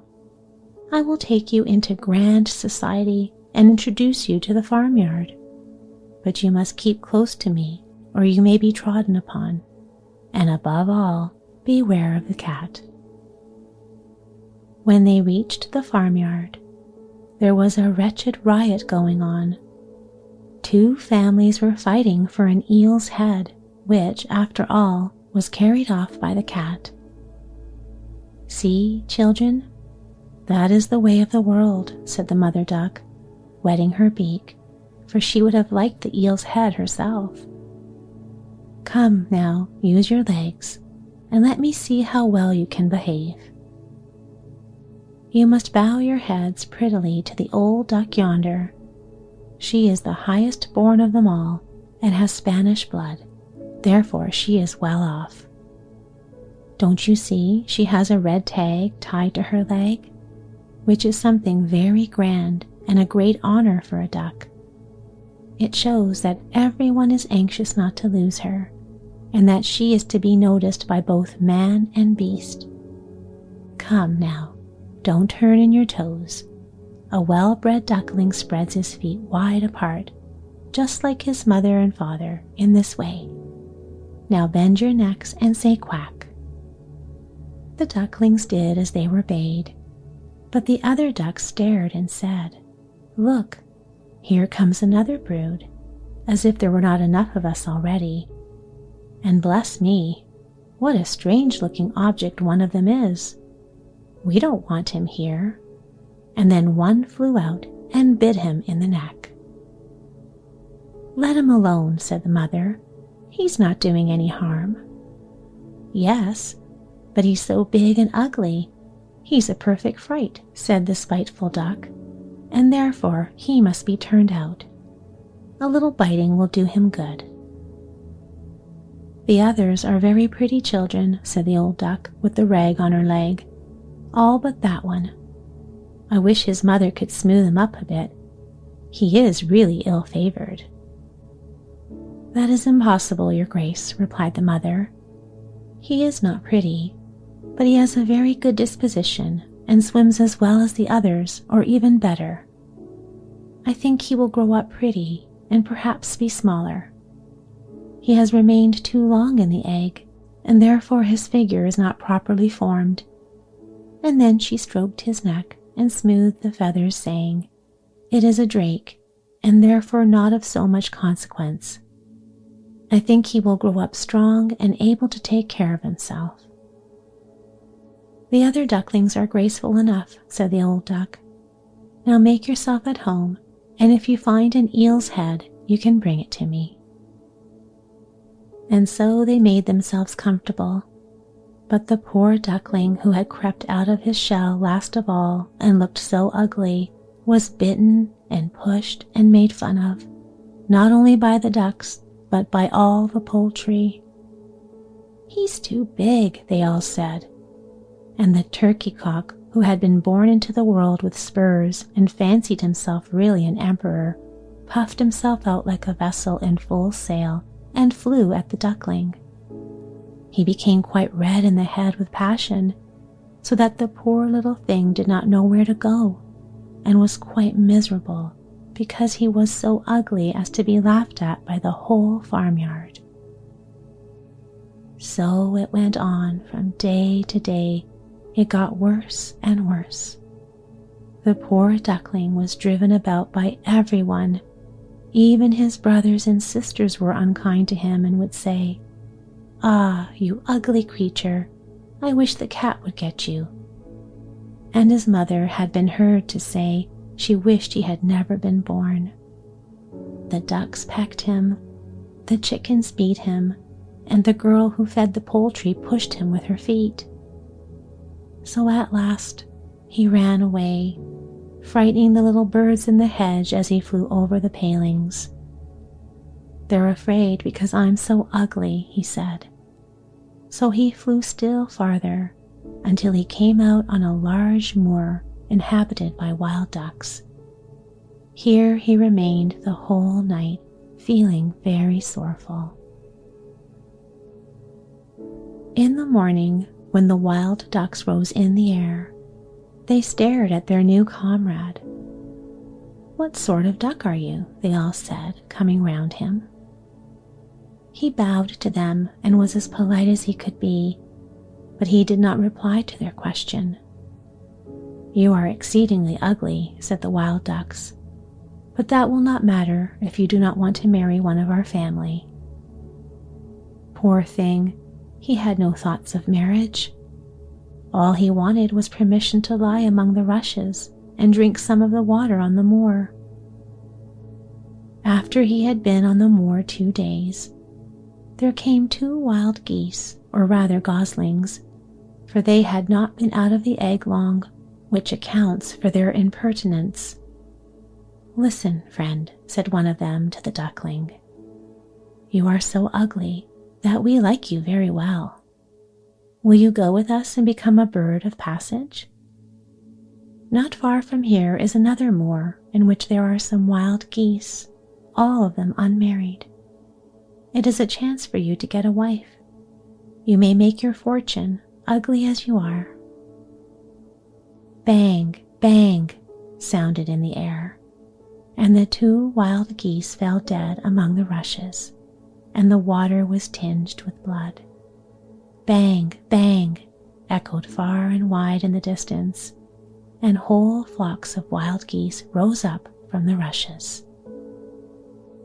The sound continued from every direction, for the sportsmen surrounded the moor, and some were even seated on branches of trees overlooking the rushes. The blue smoke from the guns rose like clouds over the dark trees, and as it floated away across the water, a number of sporting dogs bounded in among the rushes, which bent beneath them wherever they went. How they terrified the poor duckling! He turned away his head to hide it under his wing, and at the same moment a large, terrible dog passed quite near him. His jaws were open, his tongue hung from his mouth, and his eyes glared fearfully. He thrust his nose close to the duckling, showing his sharp teeth, and then, splash, splash, he went into the water without touching him. "Oh," sighed the duckling, "how thankful I am for being so ugly. Even a dog will not bite me." And so he lay quite still, while the shot rattled through the rushes, and gun after gun was fired over him. It was late in the day before all became quiet, but even then the poor young thing did not dare to move. He waited quietly for several hours, and then, after looking carefully around him, hastened away from the moor as fast as he could. He ran over field and meadow till a storm arose, and he could hardly struggle against it. Towards evening, he reached a poor little cottage that seemed ready to fall, and only seemed to remain standing because it could not decide on which side to fall first. the storm continued so violent that the duckling could go no farther. He sat down by the cottage, and then he noticed that the door was not quite closed, in consequence of one of the hinges having given way. There was, therefore, a narrow opening near the bottom large enough for him to slip through, which he did very quietly, and got a shelter for the night. Here, in this cottage, lived a woman, a cat, and a hen. The cat, whom his mistress called my little son, was a great favorite. He could raise his back and purr, and could even throw out sparks from his fur if it were stroked the wrong way. The hen had very short legs, so she was called Chickie Shortlegs. She laid good eggs, and her mistress loved her as if she had been her own child. In the morning, the strange visitor was discovered. The cat began to purr, and the hen to cluck.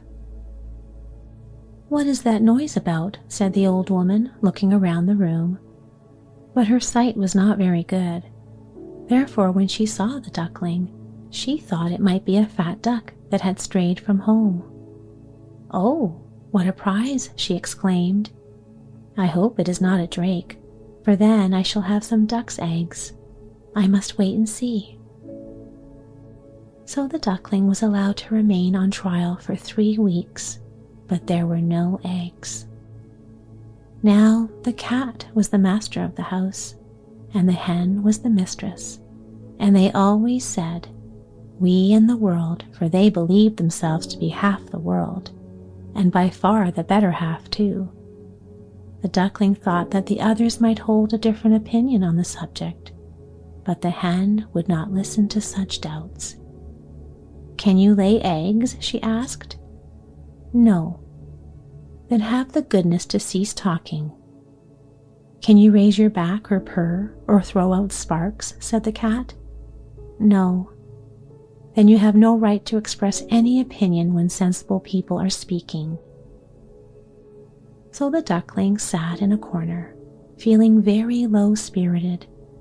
But when the sunshine and the fresh air came into the room through the open door, he began to feel such a great longing for a swim that he could not help speaking of it. "What an absurd idea," said the hen. "You have nothing else to do, therefore you have foolish fancies. If you could purr or lay eggs, they would pass away." "But it is so delightful to swim about on the water," said the duckling, "and so refreshing to feel it close over your head while you dive down to the bottom." "Delightful indeed. It must be a strange sort of pleasure," said the hen. "Why, you must be crazy. Ask the cat. He is the cleverest animal I know.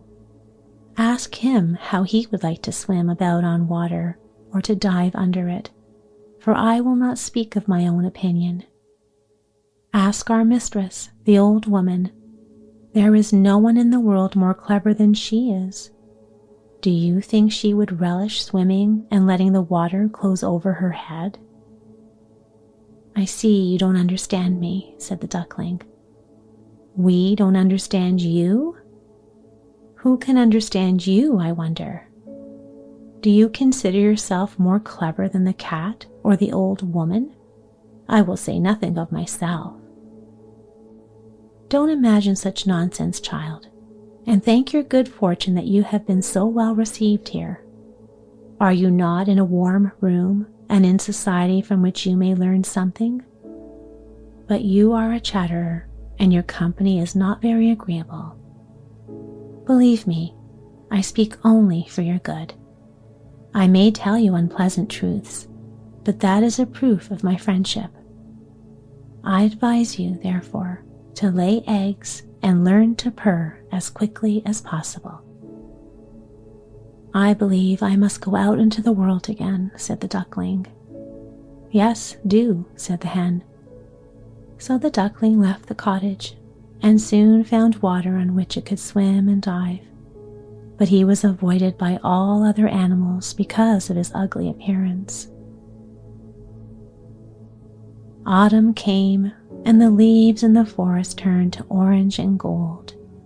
Then, as winter approached, the wind caught them as they fell and whirled them into the cold air.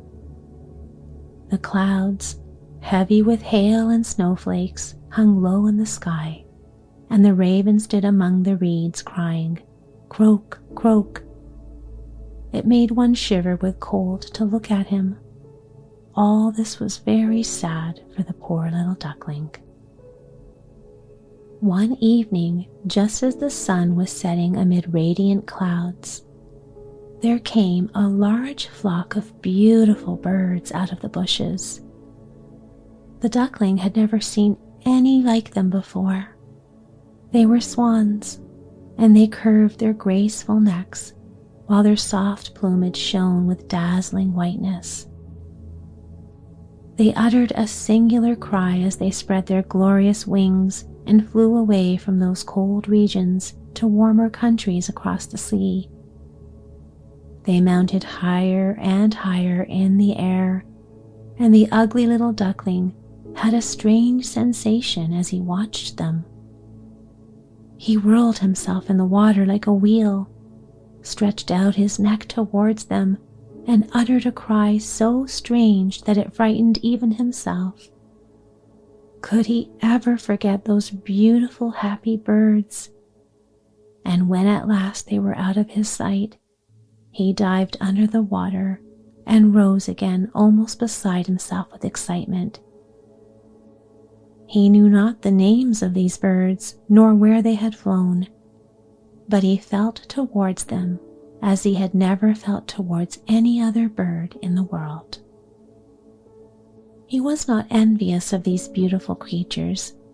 It never occurred to him to wish to be as lovely as they. Poor ugly creature, how gladly he would have lived even with the ducks had they only treated him kindly and given him encouragement. The winter grew colder and colder. He was obliged to swim about on the water to keep it from freezing, but every night the space on which he swam became smaller and smaller. At length it froze so hard that the ice in the water crackled as he moved, and the duckling had to paddle with his legs as well as he could to keep the space from closing up. He became exhausted at last and lay still and helpless, frozen fast in the ice. Early in the morning, a peasant who was passing by saw what had happened. He broke the ice in pieces with his wooden shoe and carried the duckling home to his wife. The warmth revived the poor little creature, but when the children wanted to play with him, the duckling thought they would do him some harm, so he started up in terror, fluttered into the milk pan, and splashed the milk about the room. Then the woman clapped her hands, which frightened him still more. He flew first into the butter cask, then into the meal tub and out again. What a condition he was in! The woman screamed and struck at him with the tongs.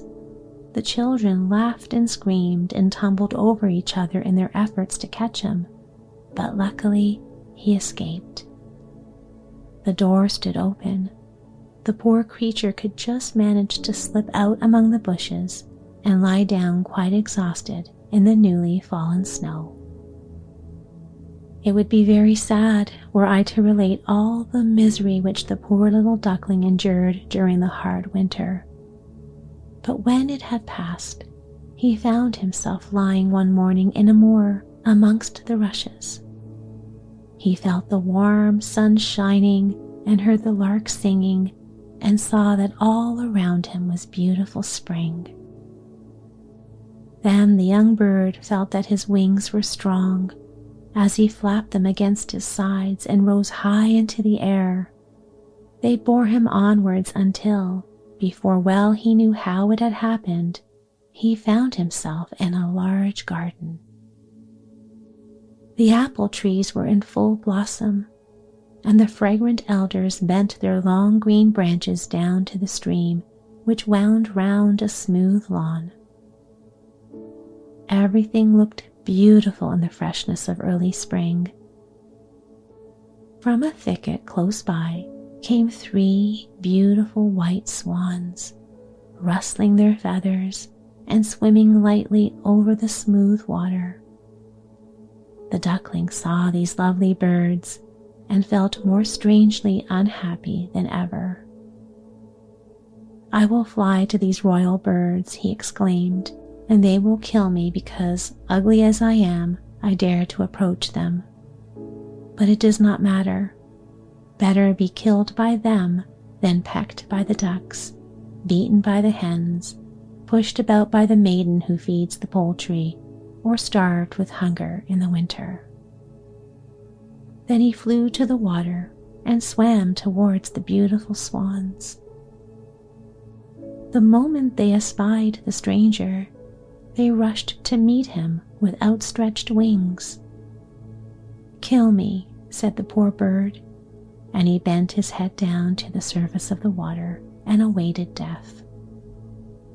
But what did he see in the clear stream below? His own image. No longer a dark gray bird, ugly and disagreeable to look at, but a graceful and beautiful swan. To be born in a duck's nest in a farmyard is of no consequence to a bird if it is hatched from a swan's egg. He now felt glad at having suffered sorrow and trouble, because it enabled him to enjoy so much better all the pleasure and happiness around him. For the great swans swam round the newcomer and stroked his neck with their beaks as a welcome. Into the garden presently came some little children and threw bread and cake into the water. "See," cried the youngest, "there is a new one," and the rest were delighted and ran to their father and mother, dancing and clapping their hands and shouting joyously, "There is another swan come, a new one has arrived." Then they threw more bread and cake into the water and said, "The new one is the most beautiful of all. He is so young and pretty." And the old swans bowed their heads before him. Then he felt quite ashamed and hid his head under his wing, for he did not know what to do, he was so happy. Yet he was not at all proud. He had been persecuted and despised for his ugliness, and now he heard them say he was the most beautiful of all the birds. Even the elder tree bent down its boughs into the water before him, and the sun shone warm and bright. Then he rustled his feathers, curved his slender neck, and cried joyfully from the depths of his heart, "I've never dreamed of such happiness as this while I was the despised, ugly duckling."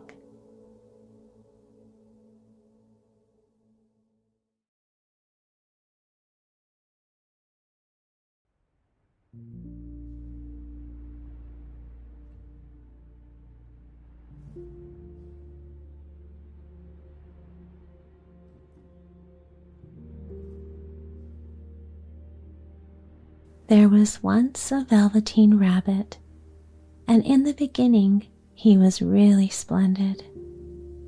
He was fat and bunchy, as a rabbit should be. His coat was spotted brown and white. He had real thread whiskers, and his ears were lined with pink sateen. On Christmas morning, when he sat wedged in the top of the boy's stocking, with a sprig of holly between his paws, the effect was charming.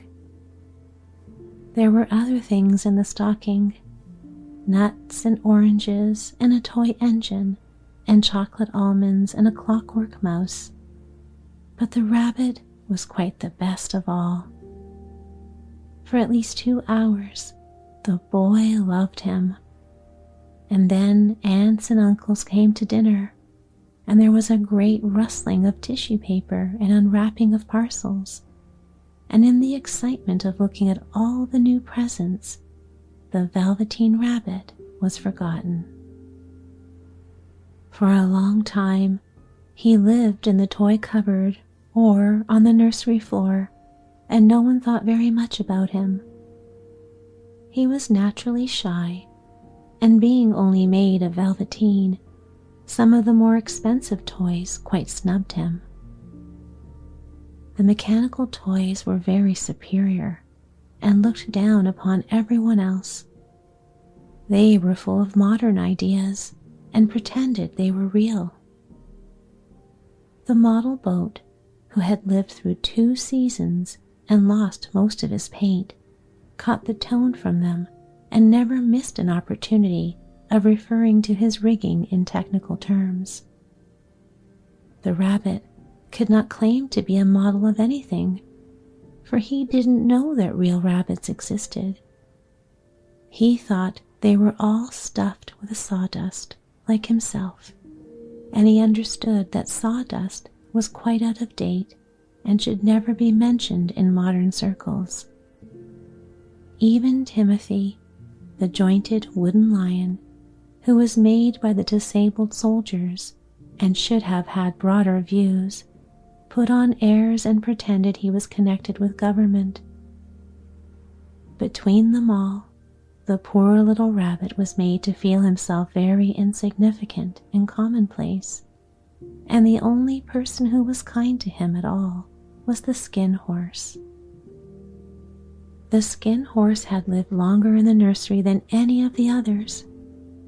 He was so old that his brown coat was bald in patches and showed the seams underneath, and most of the hairs in his tail had been pulled out to string bead necklaces. He was wise, for he had seen a long succession of mechanical toys arrive to boast and swagger, and by break their mainsprings and pass away, and he knew that they were only toys and would never turn into anything else. For nursery magic is very strange and wonderful, and only those playthings that are old and wise and experienced, like the skin horse, understand all about it. "What is real?" asked the rabbit one day, when they were lying side by side near the nursery fender, before Nana came to tidy the room. "Does it mean having things that buzz inside you and a stick-out handle?" "Real isn't how you are made," said the skin horse. "It's a thing that happens to you. When a child loves you for a long, long time, not just to play with, but really loves you, then you become real." "Does it hurt?" asked the rabbit. "Sometimes," said the skin horse, for he was always truthful. "When you're real, you don't mind being hurt." "Does it happen all at once, like being wound up?" he asked, "or bit by bit?" "It doesn't happen all at once," said the skin horse. "You become. It takes a long time. That's why it doesn't happen often to people who break easily, or have sharp edges, or who have to be carefully kept. Generally, by the time you are real, most of your hair has been loved off, and your eyes drop out, and you get loose in the joints and very shabby. But these things don't matter at all, because once you are real, you can't be ugly, except to people who don't understand." "I suppose you are real?" said the rabbit. And then he wished he had not said it, for he thought the skin horse might be sensitive. But the skin horse only smiled. "The boy's uncle made me real," he said. "That was a great many years ago. But once you are real, you can't become unreal again. It lasts for always." The rabbit sighed. He thought it would be a long time before this magic called real happened to him.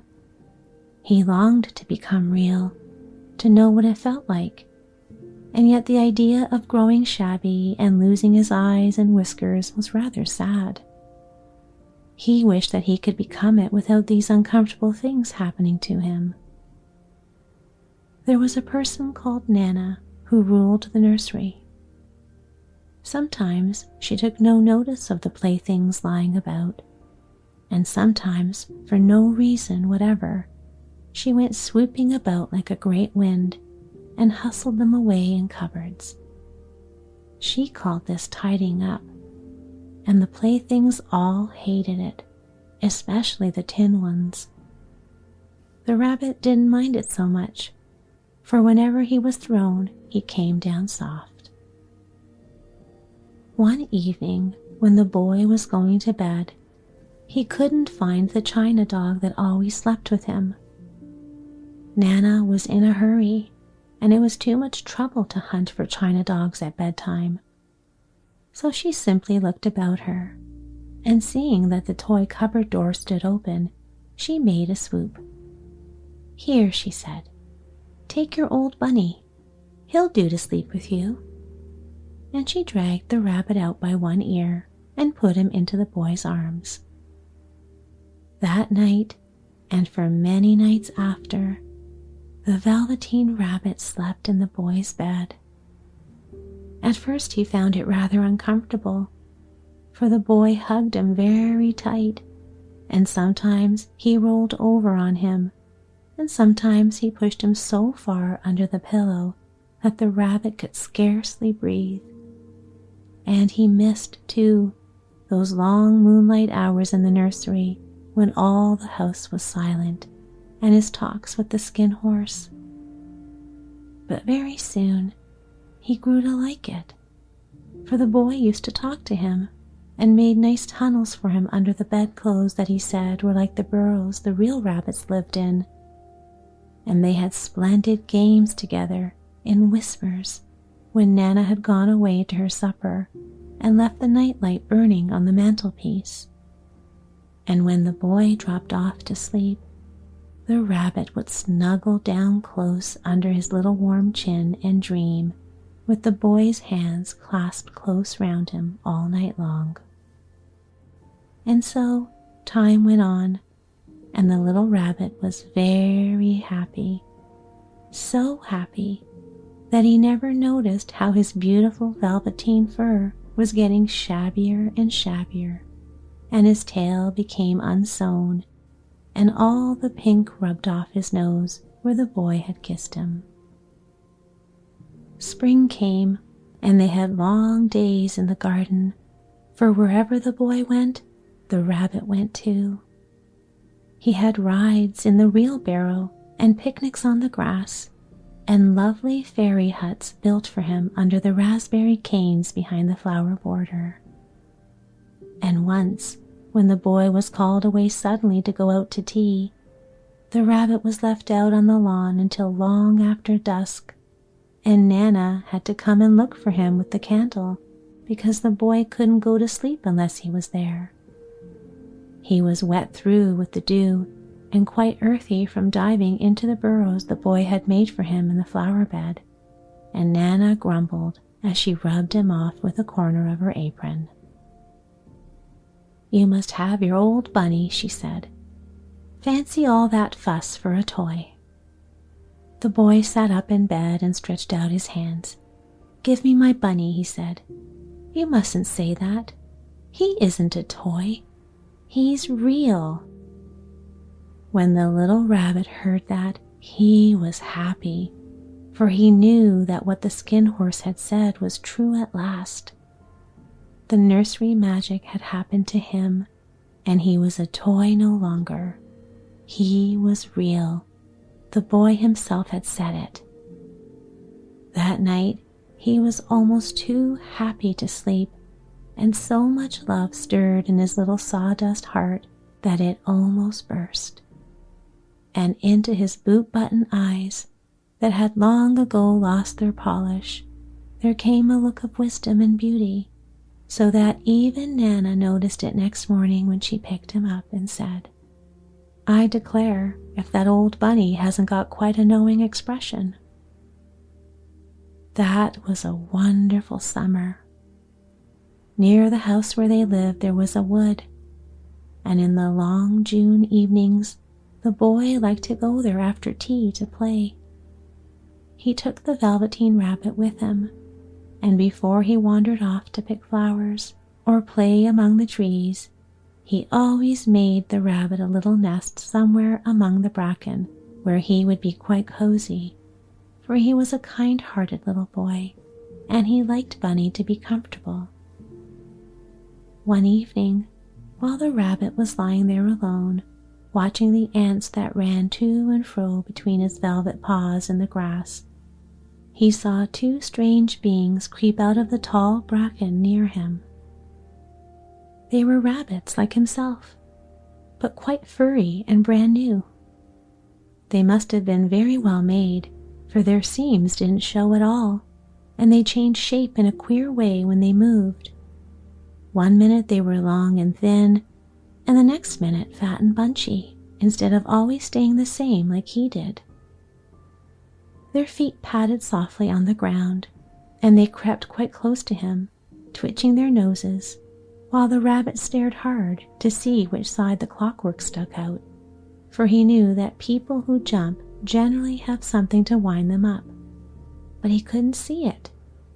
They were evidently a new kind of rabbit altogether.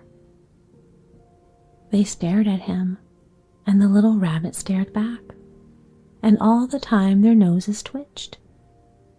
"Why don't you get up and play with us?" one of them asked. "I don't feel like it," said the rabbit, for he didn't want to explain that he had no clockwork. "Ho," said the furry rabbit, "it's as easy as anything," and he gave a big hop sideways and stood on his hind legs. "I don't believe you can," he said. "I can," said the little rabbit. "I can jump higher than anything." He meant when the boy threw him up, but of course he didn't want to say so. "Can you hop on your hind legs?" asked the furry rabbit. That was a dreadful question, for the Velveteen Rabbit had no hind legs at all. The back of him was made all in one piece like a pin-cushion. He sat still in the bracken and hoped that the other rabbits wouldn't notice. "I don't want to," he said again. But the wild rabbits have very sharp eyes, and this one stretched out his neck and looked. "He hasn't got any hind legs," he called out. "Fancy a rabbit without any hind legs," and he began to laugh. "I have," cried the little rabbit. "I have got hind legs. I am sitting on them." "Then stretch them out and show me like this," said the wild rabbit, and he began to whirl round and dance till the little rabbit got quite dizzy. "I don't like dancing," he said. "I'd rather sit still." But all the while he was longing to dance, for a funny new tickly feeling ran through him, and he felt he would give anything in the world to be able to jump about like these rabbits did. The strange rabbit stopped dancing and came quite close. He came so close this time that his long whiskers brushed the Velveteen Rabbit's ear, and then he wrinkled his nose suddenly and flattened his ears and jumped backwards. "He doesn't smell right," he exclaimed. "He isn't a rabbit at all. He isn't real." "I am real," said the little rabbit. "I am real. The boy said so," and he nearly began to cry. Just then there was a sound of footsteps, and the boy ran past near them, and with a stamp of feet and a flash of white tails, the two strange rabbits disappeared. "Come back and play with me," called the little rabbit. "Oh, do come back. I know I am real." But there was no answer. Only the little ants ran to and fro, and the bracken swayed gently where the two strangers had passed. The Velveteen Rabbit was all alone. "Oh dear," he thought. "Why did they run away like that? Why couldn't they stop and talk to me?" For a long time he lay very still, watching the bracken and hoping that they would come back. But they never returned. But presently the sun sank lower and the little white moths fluttered out, and the boy came and carried him home. Weeks passed, and the little rabbit grew very old and shabby, but the boy loved him just as much. He loved him so hard that he loved all his whiskers off, and the pink lining to his ears turned gray, and his brown spots faded. He even began to lose his shape, and he scarcely looked like a rabbit anymore, except to the boy. To him, he was always beautiful, and that was all that the little rabbit cared about. He didn't mind how he looked to other people, because the nursery magic had made him real, and when you are real, shabbiness doesn't matter. And then, one day, the boy was ill. His face grew very flushed, and he talked in his sleep, and his little body was so hot that it burned the rabbit when he held him close. Strange people came and went in the nursery, and a light burned all night, and through it all, the little Velveteen rabbit lay there, hidden from sight under the bedclothes, and he never stirred, for he was afraid that if they found him, someone might take him away, and he knew that the boy needed him. It was a long, weary time, for the boy was too ill to play, and the little rabbit found it rather dull with nothing to do all day long. But he snuggled down patiently and looked forward to the time when the boy should be well again, and they would go out in the garden amongst the flowers and the butterflies and play splendid games in the raspberry thicket like they used to. All sorts of delightful things he planned, and while the boy lay half asleep, he crept up close to the pillow and whispered them in his ear, and presently the fever turned and the boy got better. He was able to sit up in bed and look at picture books, while the little rabbit cuddled close at his side, and one day they let him get up and dress. It was a bright, sunny morning, and the windows stood wide open. They had carried the boy out onto the balcony, wrapped in a shawl, and the little rabbit lay tangled up among the bedclothes, thinking. The boy was going to the seaside tomorrow. Everything was arranged, and now it only remained to carry out the doctor's orders. They talked about it all while the little rabbit lay under the bedclothes, with just his head peeping out, and listened. The room was to be disinfected, and all the books and toys that the boy had played with in bed must be burnt. Hooray, thought the little rabbit. Tomorrow we shall go to the seaside, for the boy had often talked of the seaside, and he wanted very much to see the big waves coming in, and the tiny crabs, and the sandcastles. Just then, Nana caught sight of him. "How about his old bunny?" she asked. "That?" said the doctor. "Why, it's a mass of scarlet fever germs. Burn it at once. Get him a new one. He mustn't have that any more." And so the little rabbit was put into a sack with the old picture books and a lot of rubbish, and carried out to the end of the garden behind the fowl house. That was a fine place to make a bonfire, only the gardener was too busy just then to attend to it. He had the potatoes to dig and the green peas to gather, but next morning he promised to come quite early and burn the whole lot. That night, the boy slept in a different room, and he had a new bunny to sleep with him. It was a splendid bunny, all white plush with real glass eyes, but the boy was too excited to care very much, for tomorrow he was going to the seaside, and that in itself was such a wonderful thing that he could think of nothing else.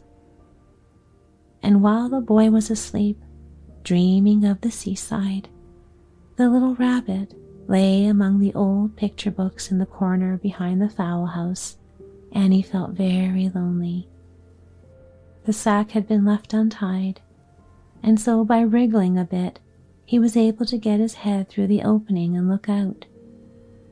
He was shivering a little, for he had always been used to sleeping in a proper bed, and by this time his coat had worn so thin and threadbare from hugging that it was no longer any protection to him. Nearby, he could see a thicket of raspberry canes growing tall and close like a tropical jungle, in whose shadow he had played with the boy on bygone mornings. He thought of those long sunlit hours in the garden, how happy they were, and a great sadness came over him. He seemed to see them all pass before him, each more beautiful than the other. The fairy huts in the flower bed, the quiet evenings in the wood when he lay in the bracken and the little ants ran over his paws, the wonderful day when he first knew that he was real. He thought of the skin horse, so wise and gentle, and all that he had told him. Of what use was it to be loved and lose one's beauty and become real if it all ended like this?